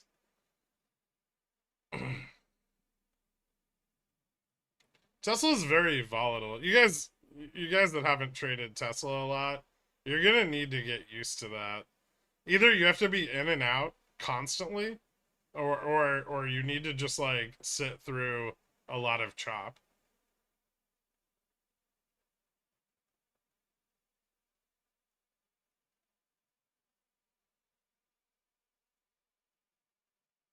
Like, because Tesla will like drop to resistance, like it'll fail and drop down to the next resistance, and then it'll do this before failing again.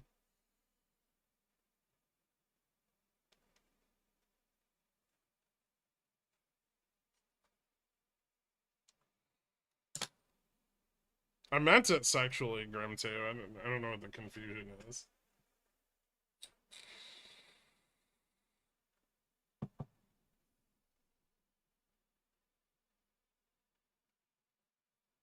Tesla's like a tantrum baby. Baba is too.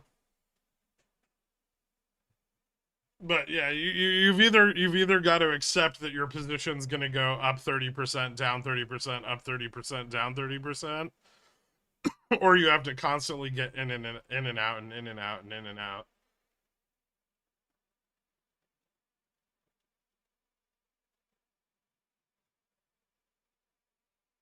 Other days it feels like I'm burning money. Tesla can make.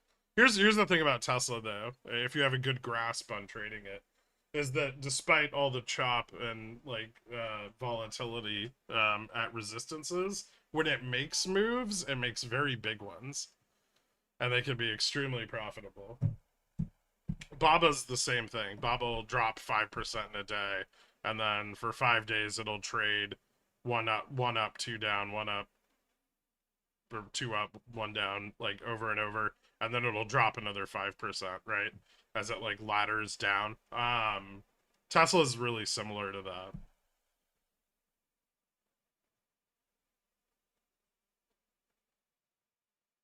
So both of them carrying them over overnight presents a great deal of risk. I would say Nvidia's kind of in that same wheelhouse nowadays too. GME used to be like that once upon a time. Ooh.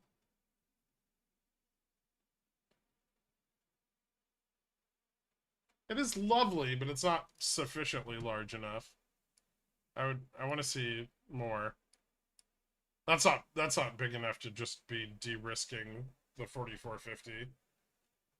We need a couple of those, and then I'd believe it. And VIX back to like 14 something. Give me 1 second. I'll be right back.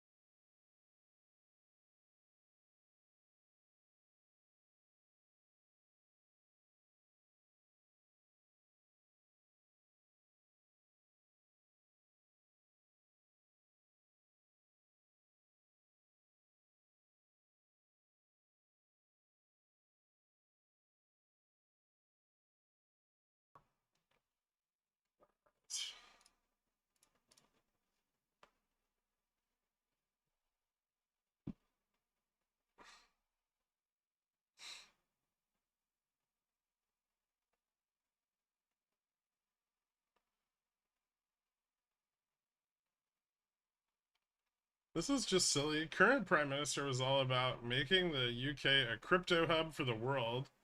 Now Blair's talking about being an AI hub for the world. Who's paying rent on all these hubs? CoreWeave.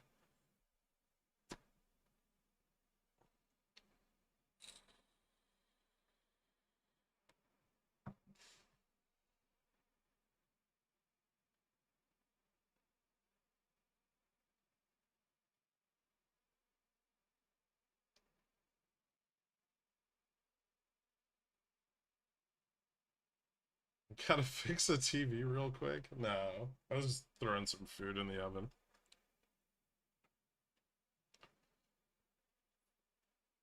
Is that what the C in CMBS stands for?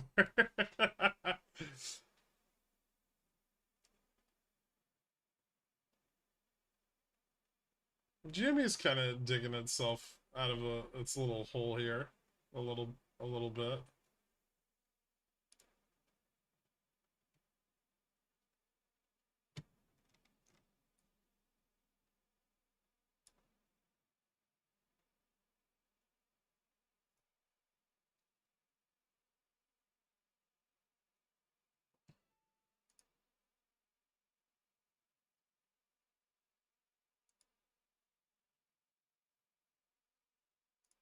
Fuck, are they gonna lose it all?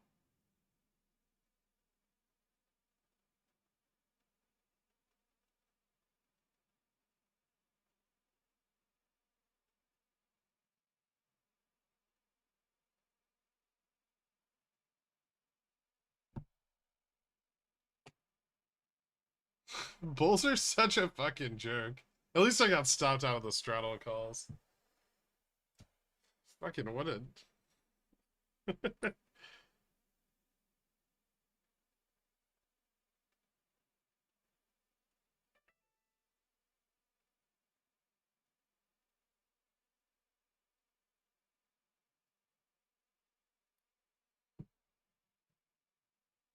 How do we make GME great again? I mean, it'd probably already be running if it still had fucking options interest on it. Do you keep GME up just for the OGs? I mean, I still own GME, right? Like I still sell covered calls on it a lot and sometimes go long on it. Pretty rarely, but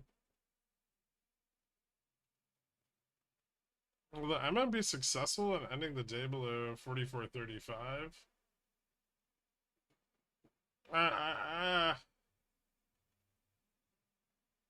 I don't think the MM has an advantage ending the day below 44.35 here.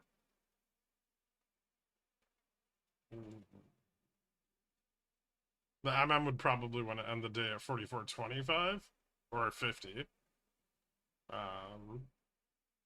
35 is like okay.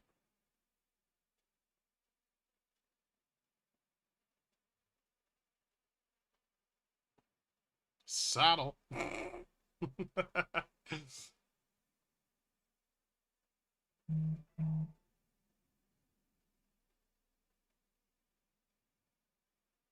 What do you think, Dork? De-risking the 44.50? Heading into the FOMC meeting is not a bullish signal. Or do you just think they're pulling back neutral positioning to place it lower?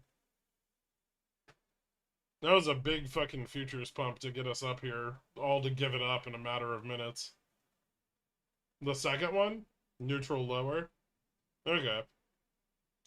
So too greedy entered the neutral positions early? Maybe.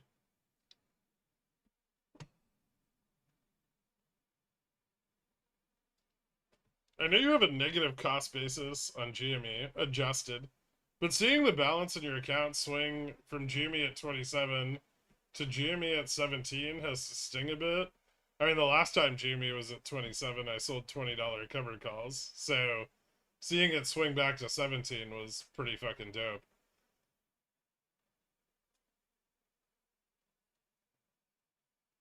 It's like getting all of the gains and then you still have the stock when it's over.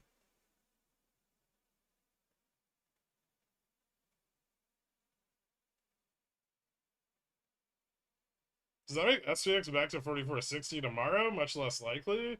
Yeah, I mean, if the outer range of the straddle positioning and strangle positioning is only going to be at like, let's say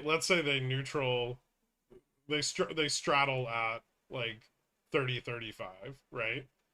That means that like the upside range is going to be like 4450, downside range 4400, maybe 4410. We'll be able to see it better tonight.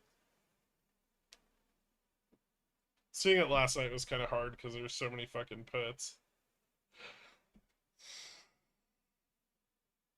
The last time GME was at 27 was 84 years ago. You mean June?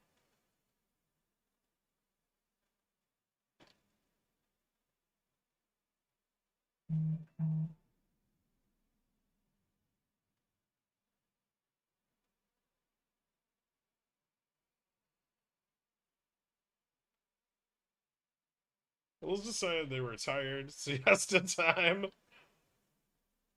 They really do suck nowadays. Although that was one of the more impressive pumps we've seen in the last few weeks.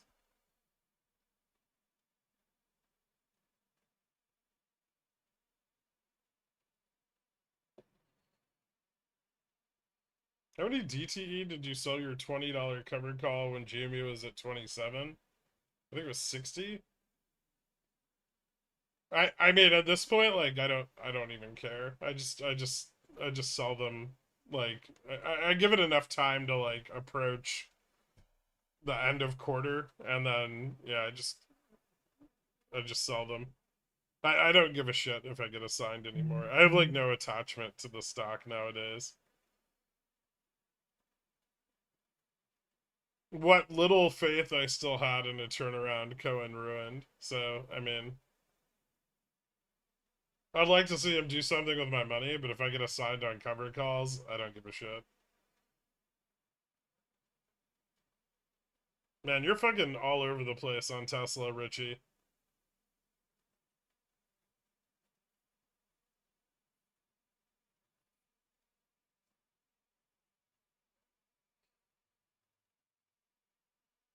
You said you weren't impressed when it was happening. Well, it was more in the last leg, like this one. The bounce on the bottom wasn't really very impressive. Like that wasn't like the pumps of old, right? That was just them trying to like grind out put capitulation. But this shit,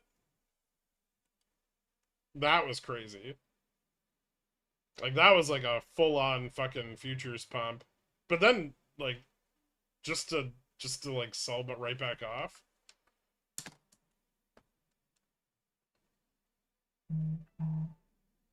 If you got assigned up GME cover calls, would you choose a different stock to wheel? Yeah, probably.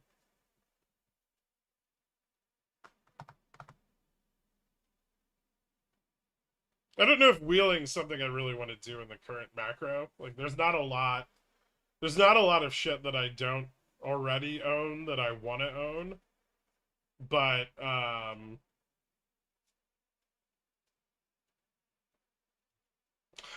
that's tough.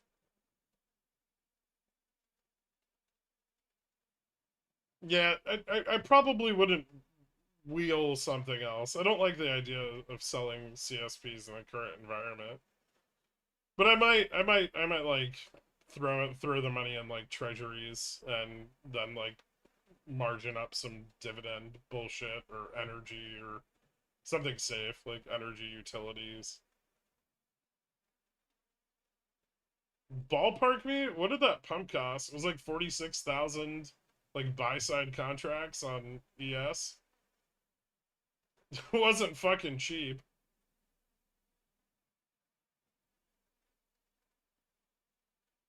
I wouldn't. I mean, even now, I don't really wheel BTU. Like a little bit, but the returns on cover calls are almost not worth it.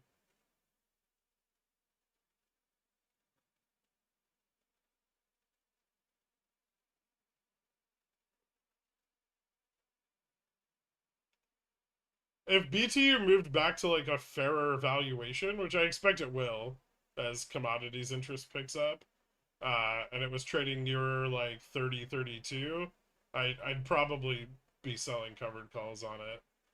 But down here, you know, I'm just risking throwing away my like $18 cost basis, right?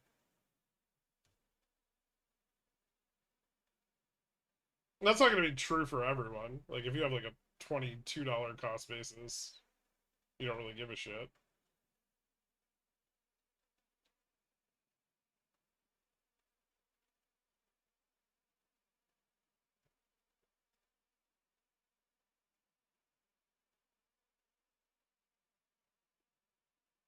Friends don't let friends, AMC. Sorry if I miss it. What stocks do you think would be good at considering wheeling, given the current environment? I just said I probably wouldn't wheel in the current environment.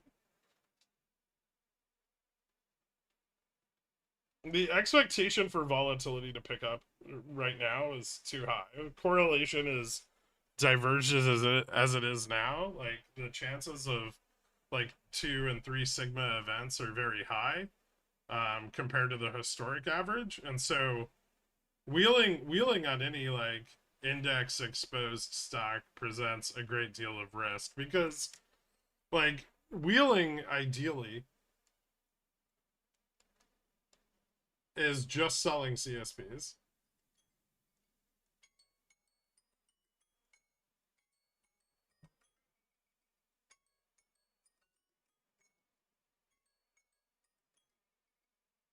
Give me one sec.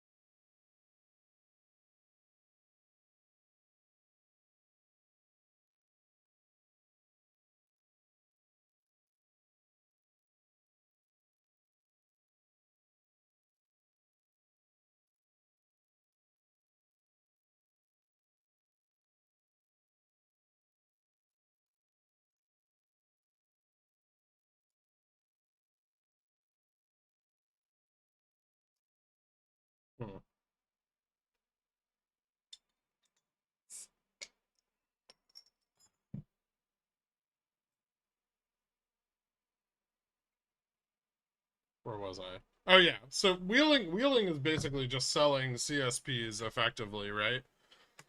Which, eventually once you have enough capital turns into just selling puts. Um there's no particular advantage to wheeling over selling like put spreads on things.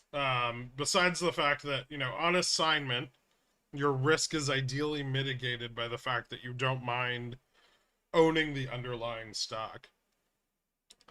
Um, but ideally, you would still never own the underlying stock.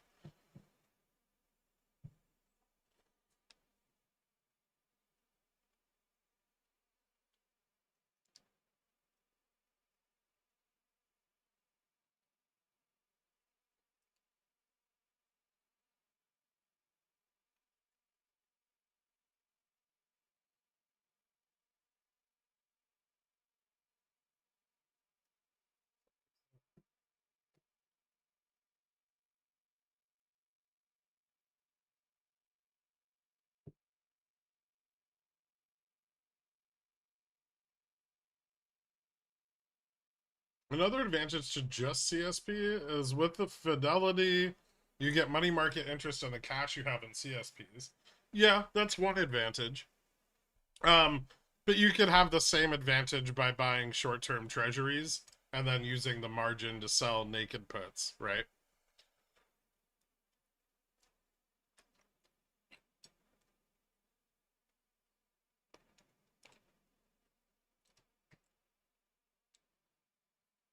So naked puts are almost always better. It's just most people don't have access to them. What do you target for CSPs? IV, volume, open interest, other things. Put call parity is a big one.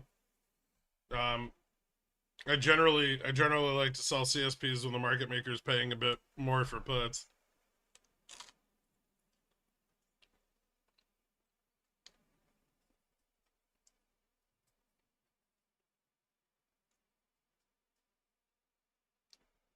Or if I'm targeting a buy-in. I mean, IV is nice. It raises the premium. Having a liquid contract reduces the spread.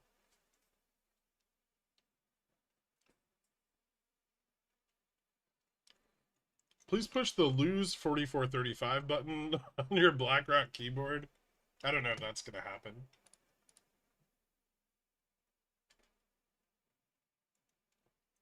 All right, looks like all the 4450 calls are sold back off now.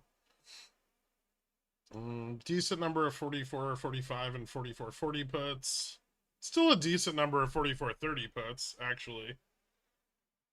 And on the longer dated side of the chain, a close near 4425 still seems more likely than a close near 4435.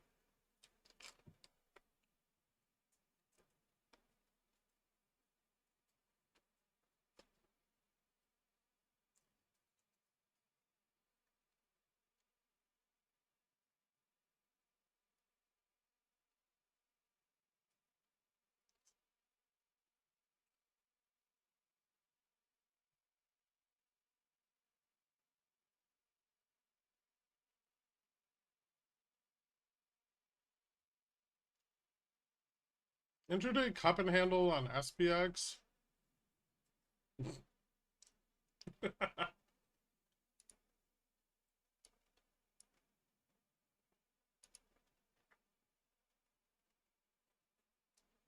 No.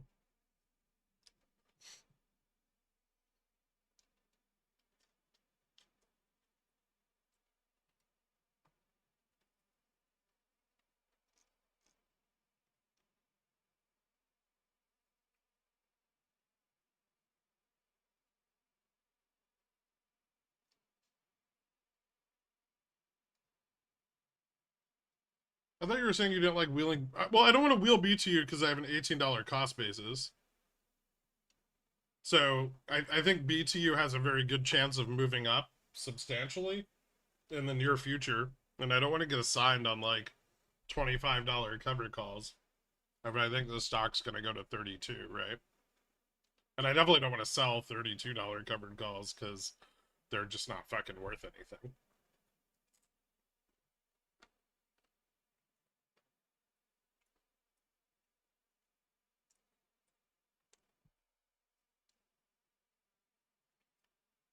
What move do you expect till the expiration of the JPM collar at the end of September?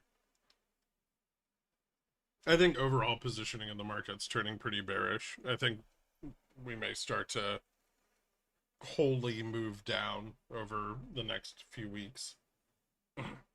Especially if the dot plot is in the range I'm currently assuming it's going to be in.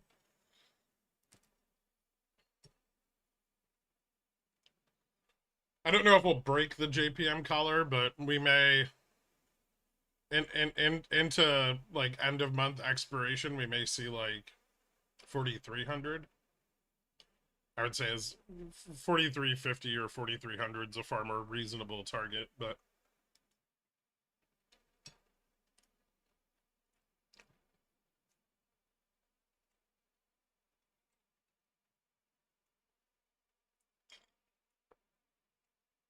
do we have a head and shoulders on the daily? Yeah.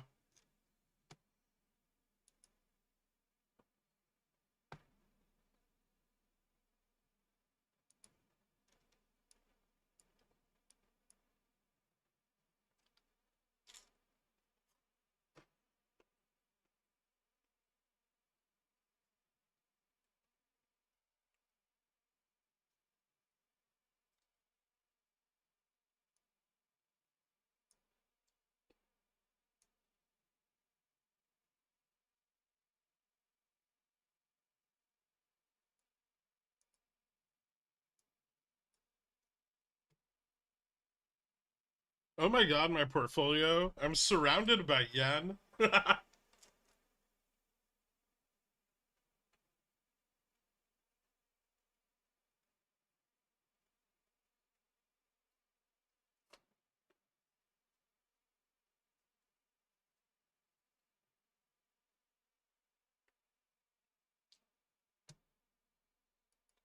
Well, I'd imagine, I mean, we bounced kind of right where I said there was historically not a lot of support.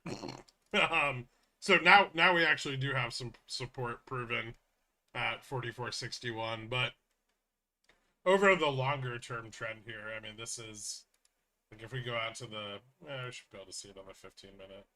If you go out to the 15-minute here, you know, this is an ascending head and shoulders. And so this is kind of the tail end of the breakdown. But the breakdown is, you know, here. Like that's the neckline. There's probably an argument that it could be here as well, but either way, you know, that's almost 4,300 on SPX. And this, like this megaphone into descending megaphone kind of thing, that's pretty bearish. So, you know, we can assume from this that there's probably a lot of sell side ready to pounce on SPX like sub 44.25, right? And so bounce here, and I think the reason we saw the bounce in futures and not SPX is because futures positions at 4,500 and 44.75 want to protect their positioning into tomorrow. But we're not seeing a move back above that, right? We're, you know, futures very directly pumped to 4,500, and now we're stabilizing kind of in the mid range of those two strikes.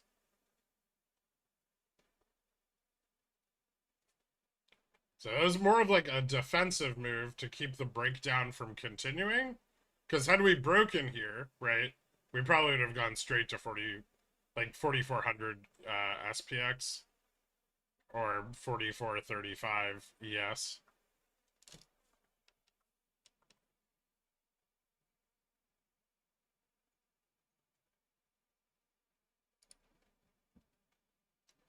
Now it's a descending megaphone. Yes, it is.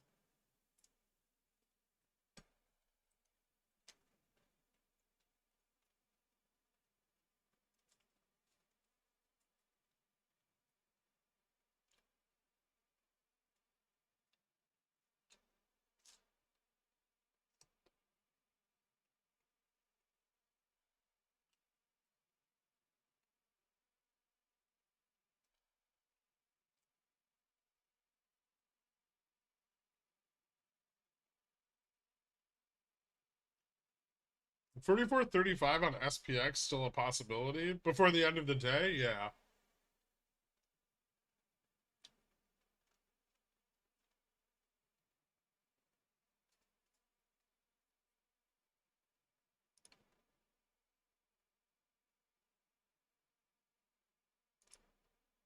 Let me see. We got 30 minutes left. Yeah, so 44.35 or sub 44.35. Let's say 35.30 is still possible by end of day. The longer this drags out at like 35.40 though, the less likely it is we see the wider range.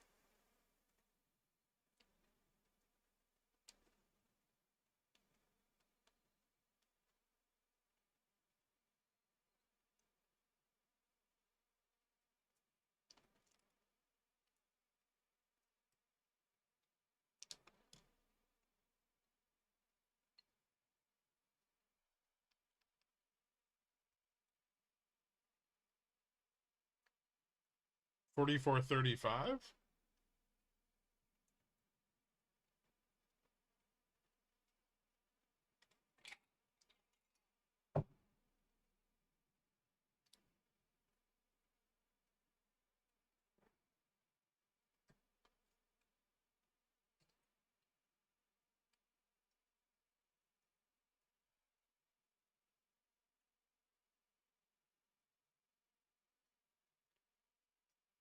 Hold 440 puts for Friday overnight.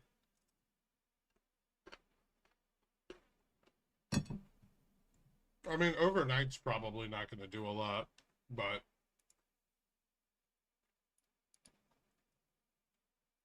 hmm.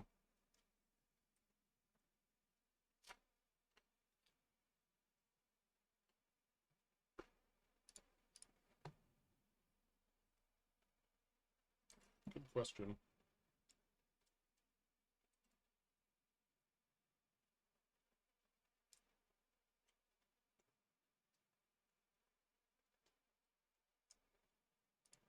Fuck is SPY trading out?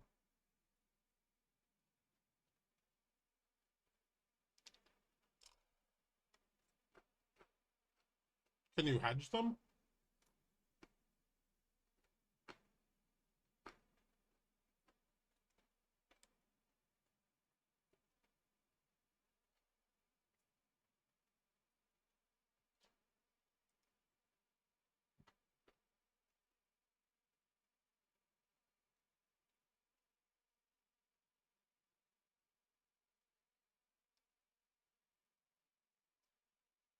Like at least until tomorrow, like until the FOMC meeting, they're gonna try to protect the downside, right? So, I mean, you can probably with some degree of confidence, you can probably like turn it into a bull put spread. Into close here probably isn't worth a lot, but you could open one for tomorrow and then close it in the morning. That way, if the price bounces, you're unaffected. If it drops, your losses are minimized.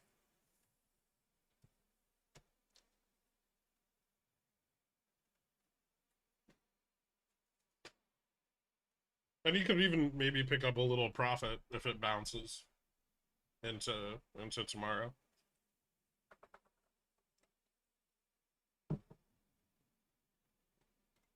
Wouldn't Nvidia die in agony? I don't know. They raised guidance for the next earnings again, right? Eventually, they're gonna miss.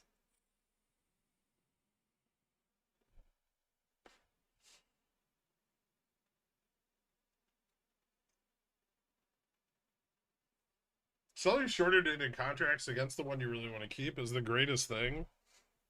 Holding some 443 puts for 929. I sold 440s against it. I'll likely close them up 80%. Nice. Yeah. You should always be looking to turn things into spreads when you can, and soften either soften loss or leverage the position to pick up additional premium. But it also helps offset theta decay, and it's good. Good way to eliminate a lot of overnight or temporary directional risk.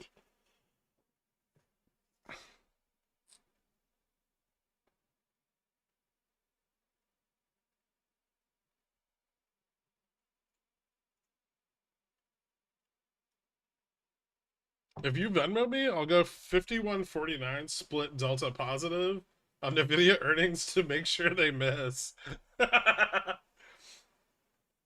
Why don't I just Venmo you and you buy one call?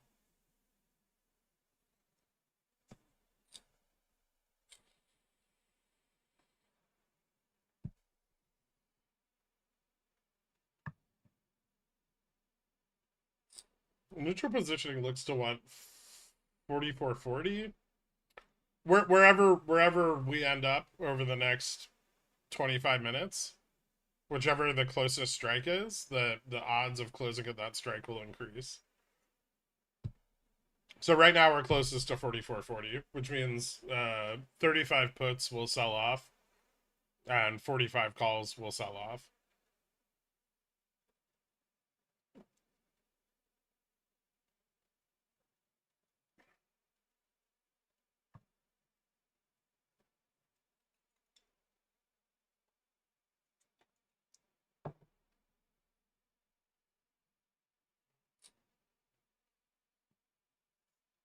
Chick TM, I called what Tom Lee would say perfectly.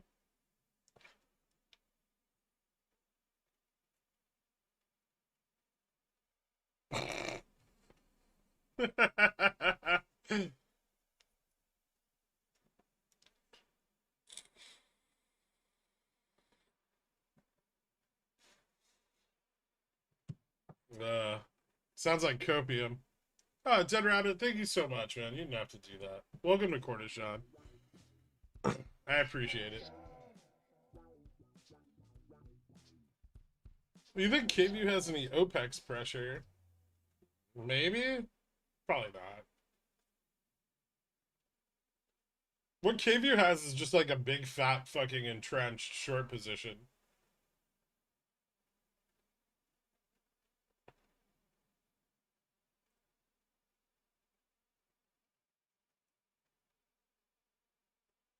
No problem, dude.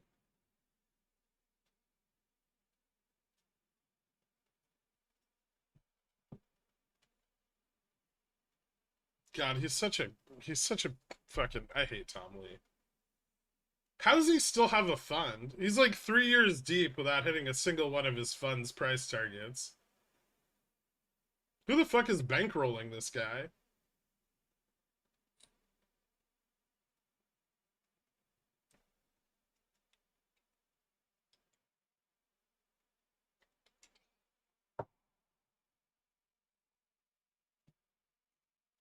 What's his assets under management? Like $4?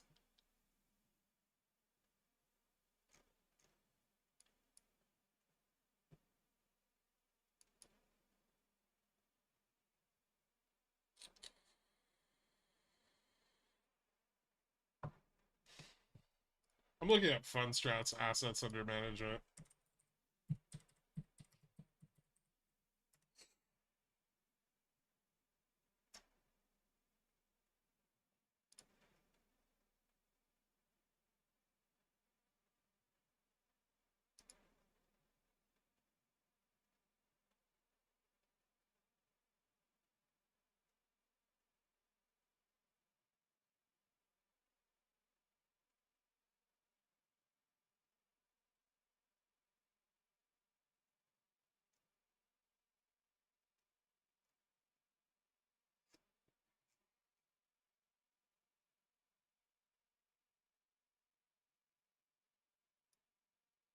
Delete.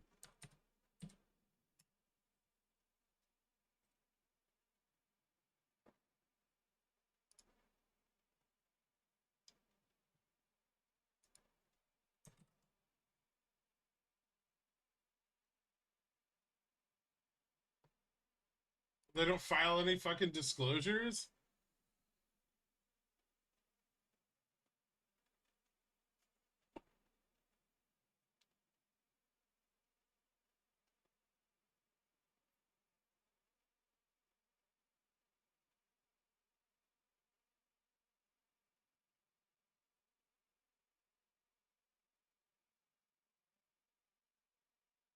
$250 clients. HE's crew made repairs and saw no fire smoke embers. Power was off. Later crews saw a small fire in a nearby field. Called 911. Residents said embers from the morning fire had reignited. Yeah, that's the story I've heard. JP Morgan's chief equity strategist from '07 to 2014. The market didn't fucking do anything for those 7, like, besides the crash, right? For those 7 years, nothing fucking happened. There's a reason they fired him. Or gave him a fund. Same kind of golden parachute. He files his disclosures verbally on CNBC.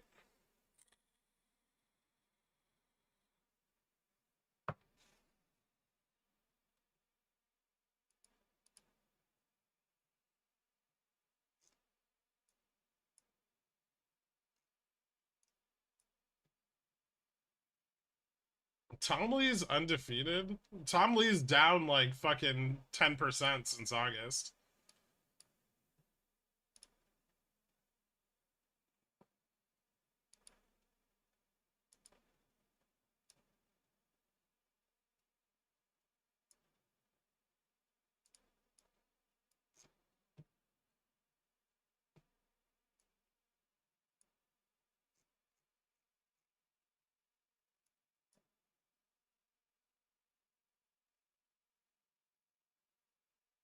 And he's been long everything since the top of 2021.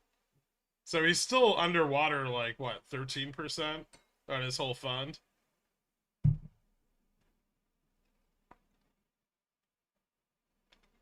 Of course he's a perma bull. He's a bag holder. Thanks, Lugs. Happy to make you happy. No, not the drummer.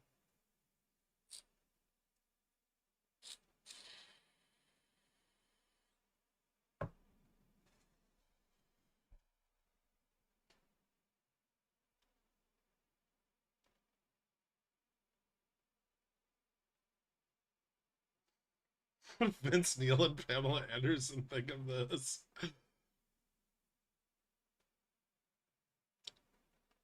With that kind of performance, I too could be a CNBC commentator.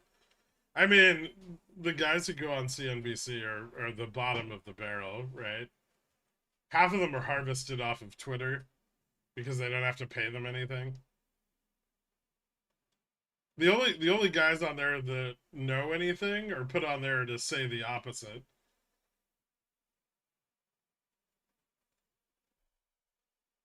Drift up into 44.75 by 2 p.m. tomorrow? I don't think so.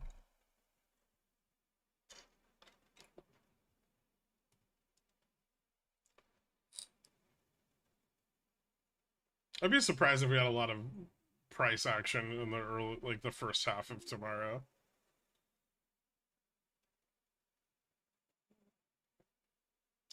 Sounds like a smashing endorsement of me. You're welcome. Greg, if my nipples aren't bleeding when we're done, don't bother to come over. Te amo, Pepino. Hey, Kendra. How you doing, man? Jam Croissant at least confuses people by talking about something called Charmander or the like. Yeah. I don't know. My feelings on him have become mixed.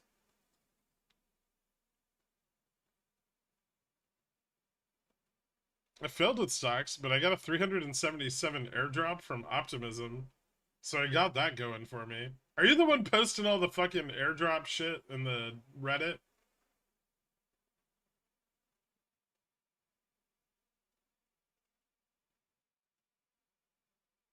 Fucking bots.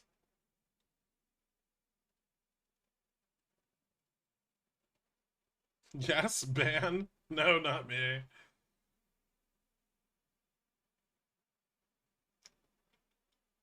It's gonna be like the last few big data days, or the day before we had all the vol and tomorrow's flat. That's possible.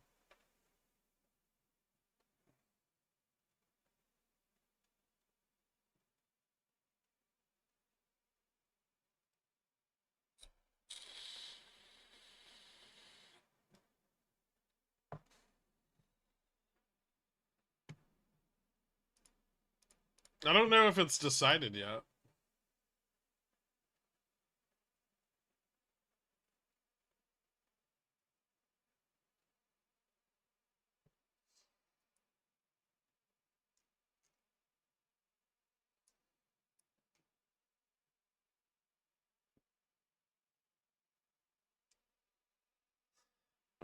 Maybe futures needs a double top.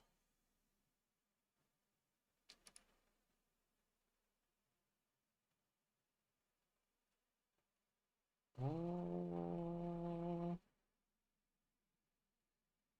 that's like a little bit bearish, right?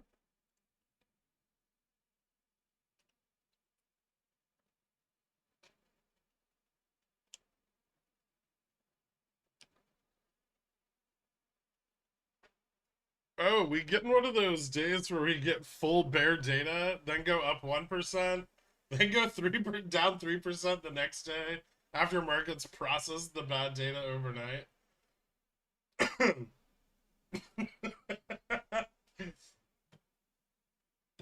That's code for bulls bailed out their positioning and are ready to let it drop.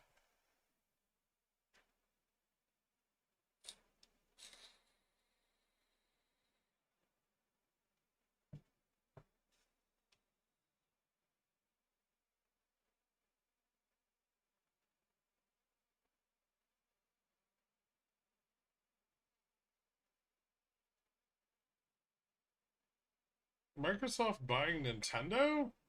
No fucking way they allow that to happen. Right?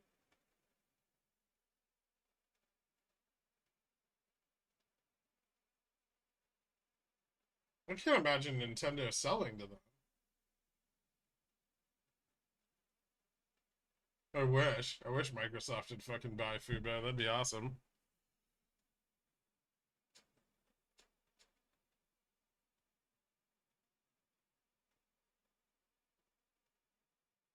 Microsoft board supported buying Nintendo, leaked email says.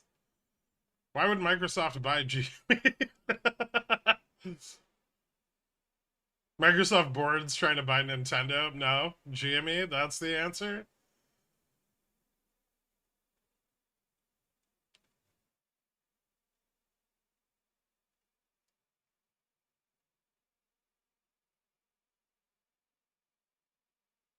That would crash the JPY carry trade faster than an interest rate change. What would?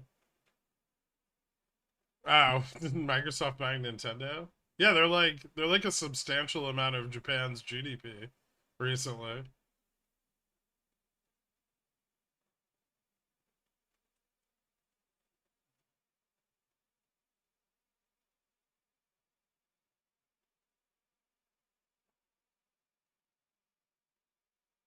Sony will never be dead.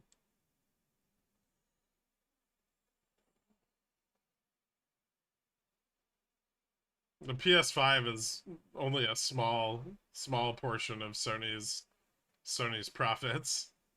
They own a they own like half of the film and music IP for the last like 50 years.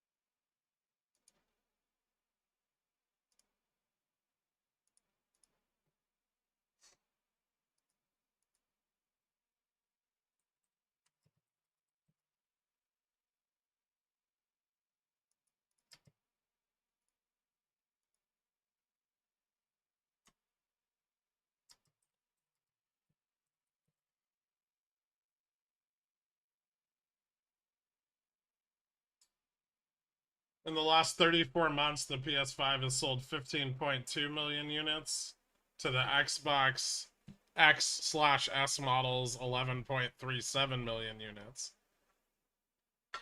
PlayStation 5 has a 57.2% market share compared to the 42.8% share held by the Xbox.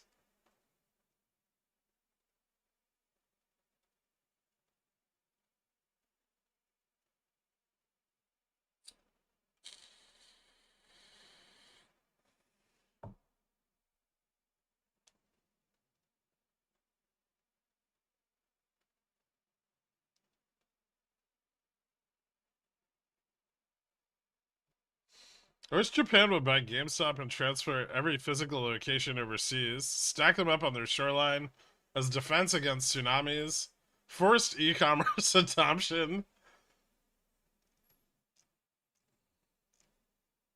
Now do Japan Xbox sales? It's like nothing, right? Xbox is Microsoft. I know it is. Sony has the PS5, which has more of the market share than Microsoft does.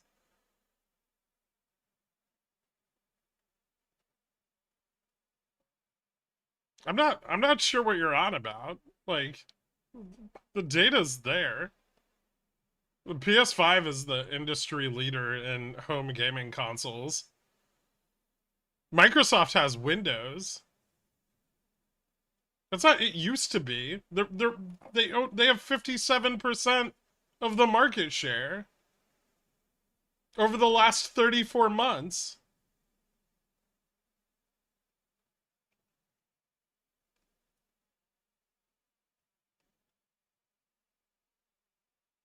Stereo music.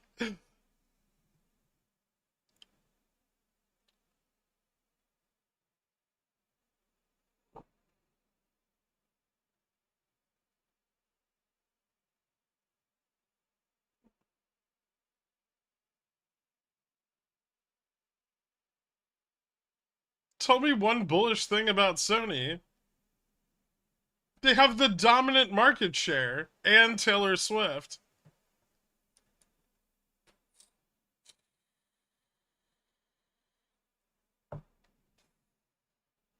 I'll tell you something bullish about Microsoft. They have Windows. They don't give a fuck about Xbox.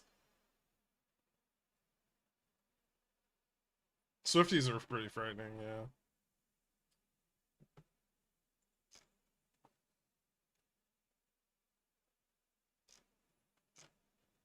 Microsoft's had all the money in the fucking world to beat Sony in the console wars, and they've never succeeded.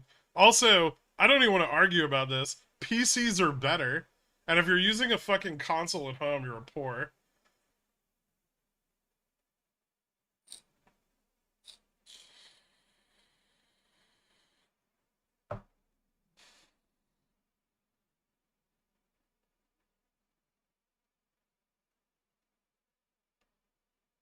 Can confirm was poor on console.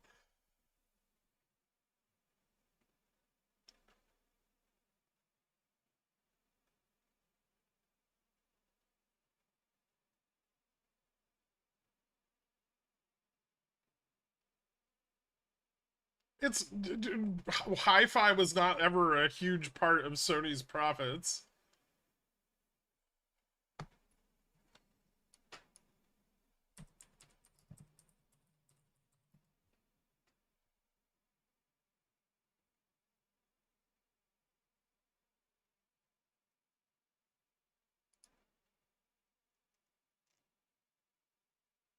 Sony makes cameras, computer hardware, electronics, films, music, robots, semiconductors,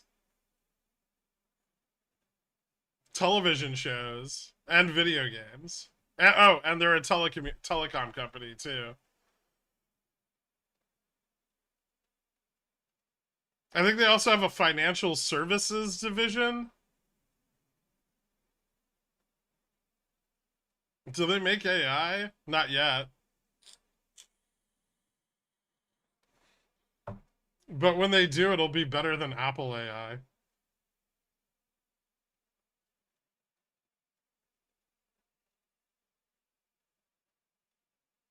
Sony also makes paninis.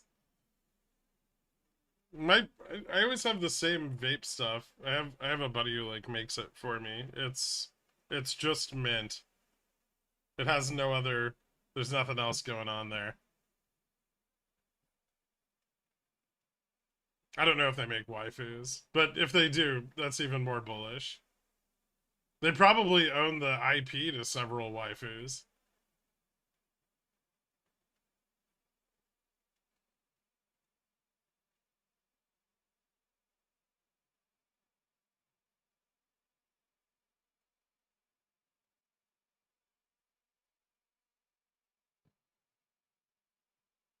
Does your buddy make white in your vape juice? I hope not.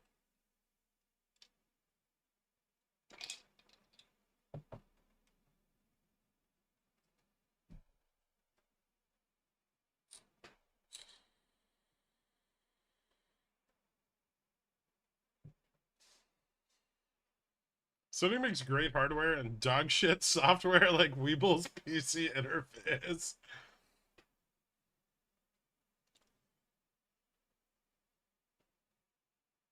The waifu market is a $3 trillion industry.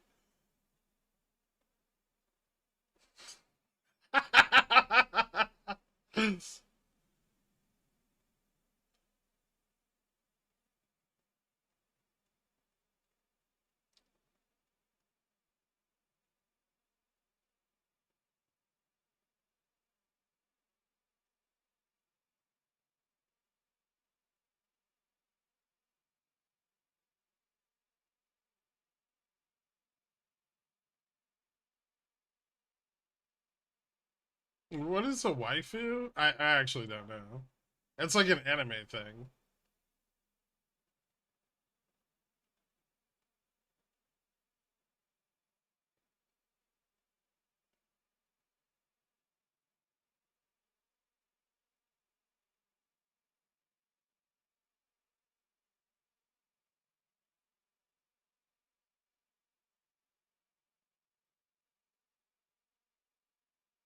They're remastering Oblivion. Nice.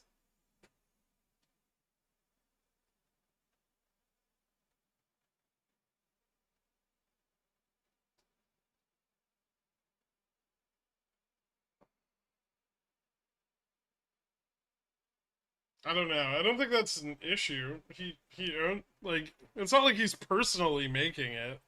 One of his employees might be nutting in the batches, but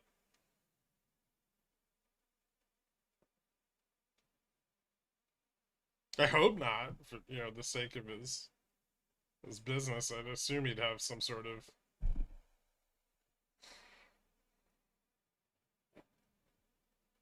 countermeasures in place.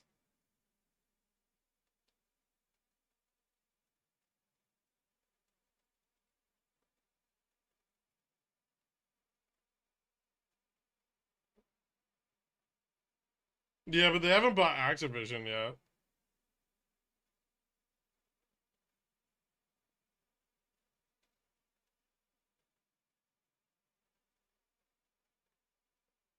What are the odds of Nvidia seeing an? I don't know. What fucking kind of question is that? Sweet. My house got broken into, and my PS3 got stolen with about 200 hours on my Oblivion game back in 2009. I could never get back in it after that. I'm ready to be hurt again. It sounds like you didn't really lose anything. Oblivion's just a series of fetch quests.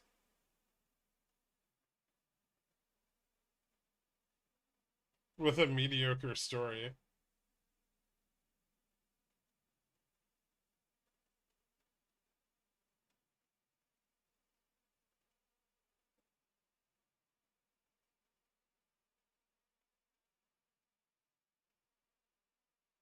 On one full percent, how much should I be YOLOing into HE?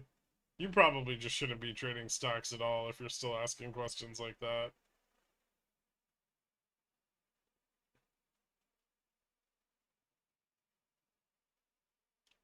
Xbox is actually trash. I want to root for them, but they literally have no ability to manage Their devs or even their hardware? I don't really know. I don't fucking pay attention to consoles.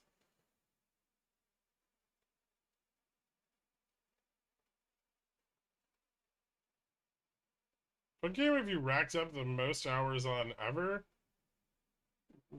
Hmm. It's either Magic or Street Fighter. I don't know which one, but it's one of those two.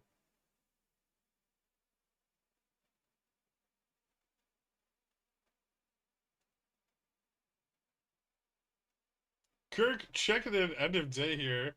Your boy is deep in Tesla puts. But I have some theta. I'm still looking okay into the rest of the week. It looks the same as it did the last time you asked me about it 30 minutes ago.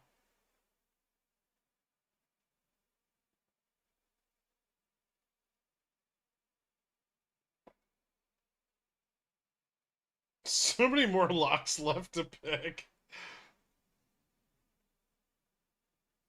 You mentioned what your thoughts on SPX would be with the revised dot plot. Do you see the dot plot not changing from current expectations? Thinking about far dated puts like October 31. Okay, first of all, October 31 is not very far away. Um, secondly, no, I don't think there's a path forward where there's not some revision to the dot plot. It'd be pretty hard to ignore the fact that inflation is not only rising but is going to continue to rise probably over the rest of this quarter.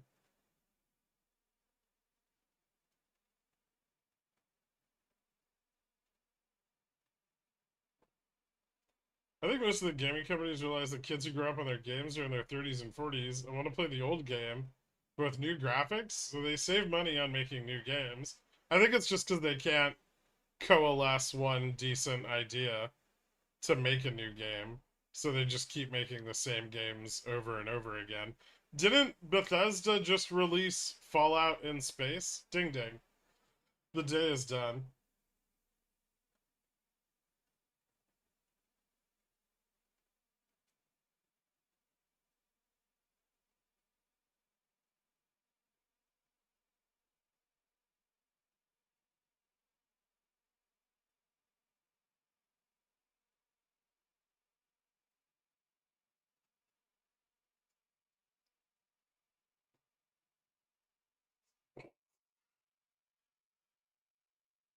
All right. So, futures closing out the day at just above 44.90.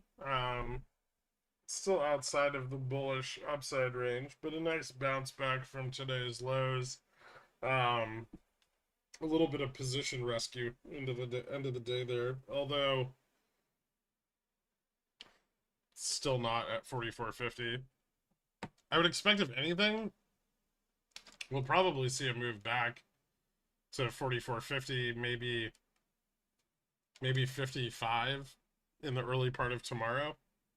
I guess 60. 55 is not going to have any interest. 44.50 to 60 in the early part of tomorrow.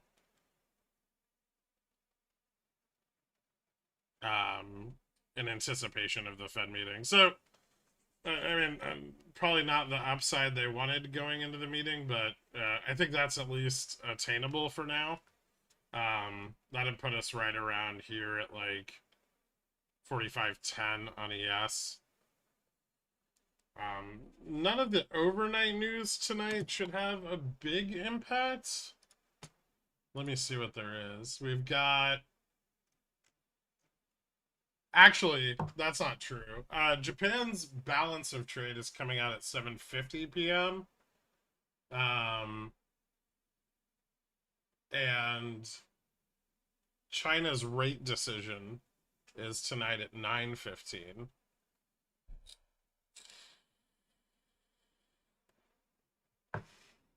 China may use this opportunity. They dropped their 1-year rate on the last time around. They may drop the 5-year rate in order to stimulate their economy a bit. Then tomorrow morning we get okay, yeah. And then tomorrow morning we have Great Britain's inflation rate and PPI. So they're doing both their PPI and inflation, and then we have a bunch of ECB speakers leading into the market open, where we have the nearer the market open, where we have the 30-year mortgage rate.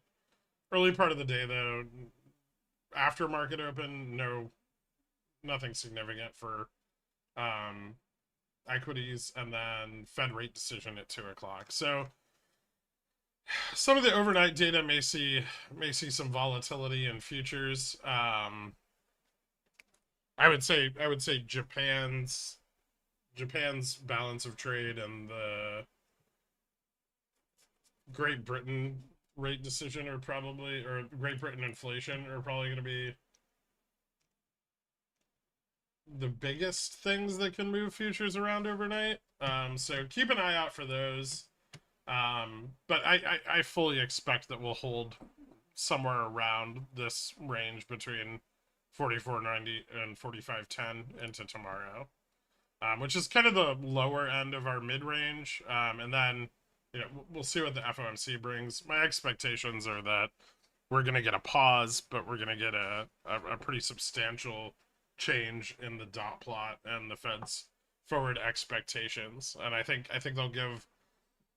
they'll avoid surprising markets, but they'll give the market, a chance to balance out those expectations before they start moving forward with monetary policy changes.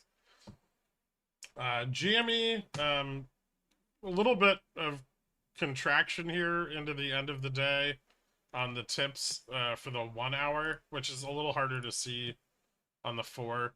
But they are starting to pull back. These could potentially snap closed very quickly. Tomorrow is T3, and is the final day for any kind of OPEX covering that would occur. So we'll keep an eye out on that. Top, which we were kind of watching today, is really struggling with liquidity right now. But they managed to keep a larger breakout from happening despite the 10% move to the upside. Actually, I think it was a little greater than that from today's low. It was about 20% move up from today's low. The next strike didn't get in the money, so that does give them a shot to maybe turn a bit of that around overnight, although it does look like it's already up 3% since market close. So that may just continue running tomorrow, especially in the early part of the day with the market being, market direction being uncertain. HE, I mean, it's got a crossover, and there was some covering today on the news, but we'll see if that has any substantial effect on the short positions trying to get out or not. And I think that's about it.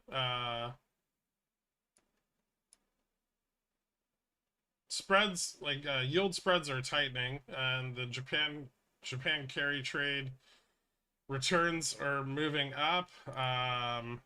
Correlation kind of ticked back up today.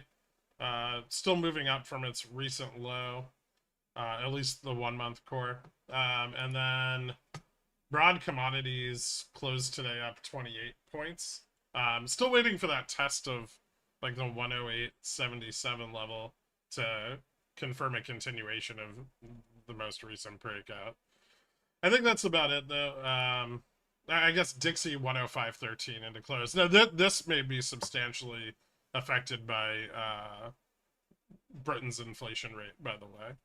So there may be an effect here. There may be an effect with USD JPY as far as Japan's balance of trade goes. So, yep, that's everything. Thank you guys so much for tuning in. I'll have a write-up later tonight once we got some options data out.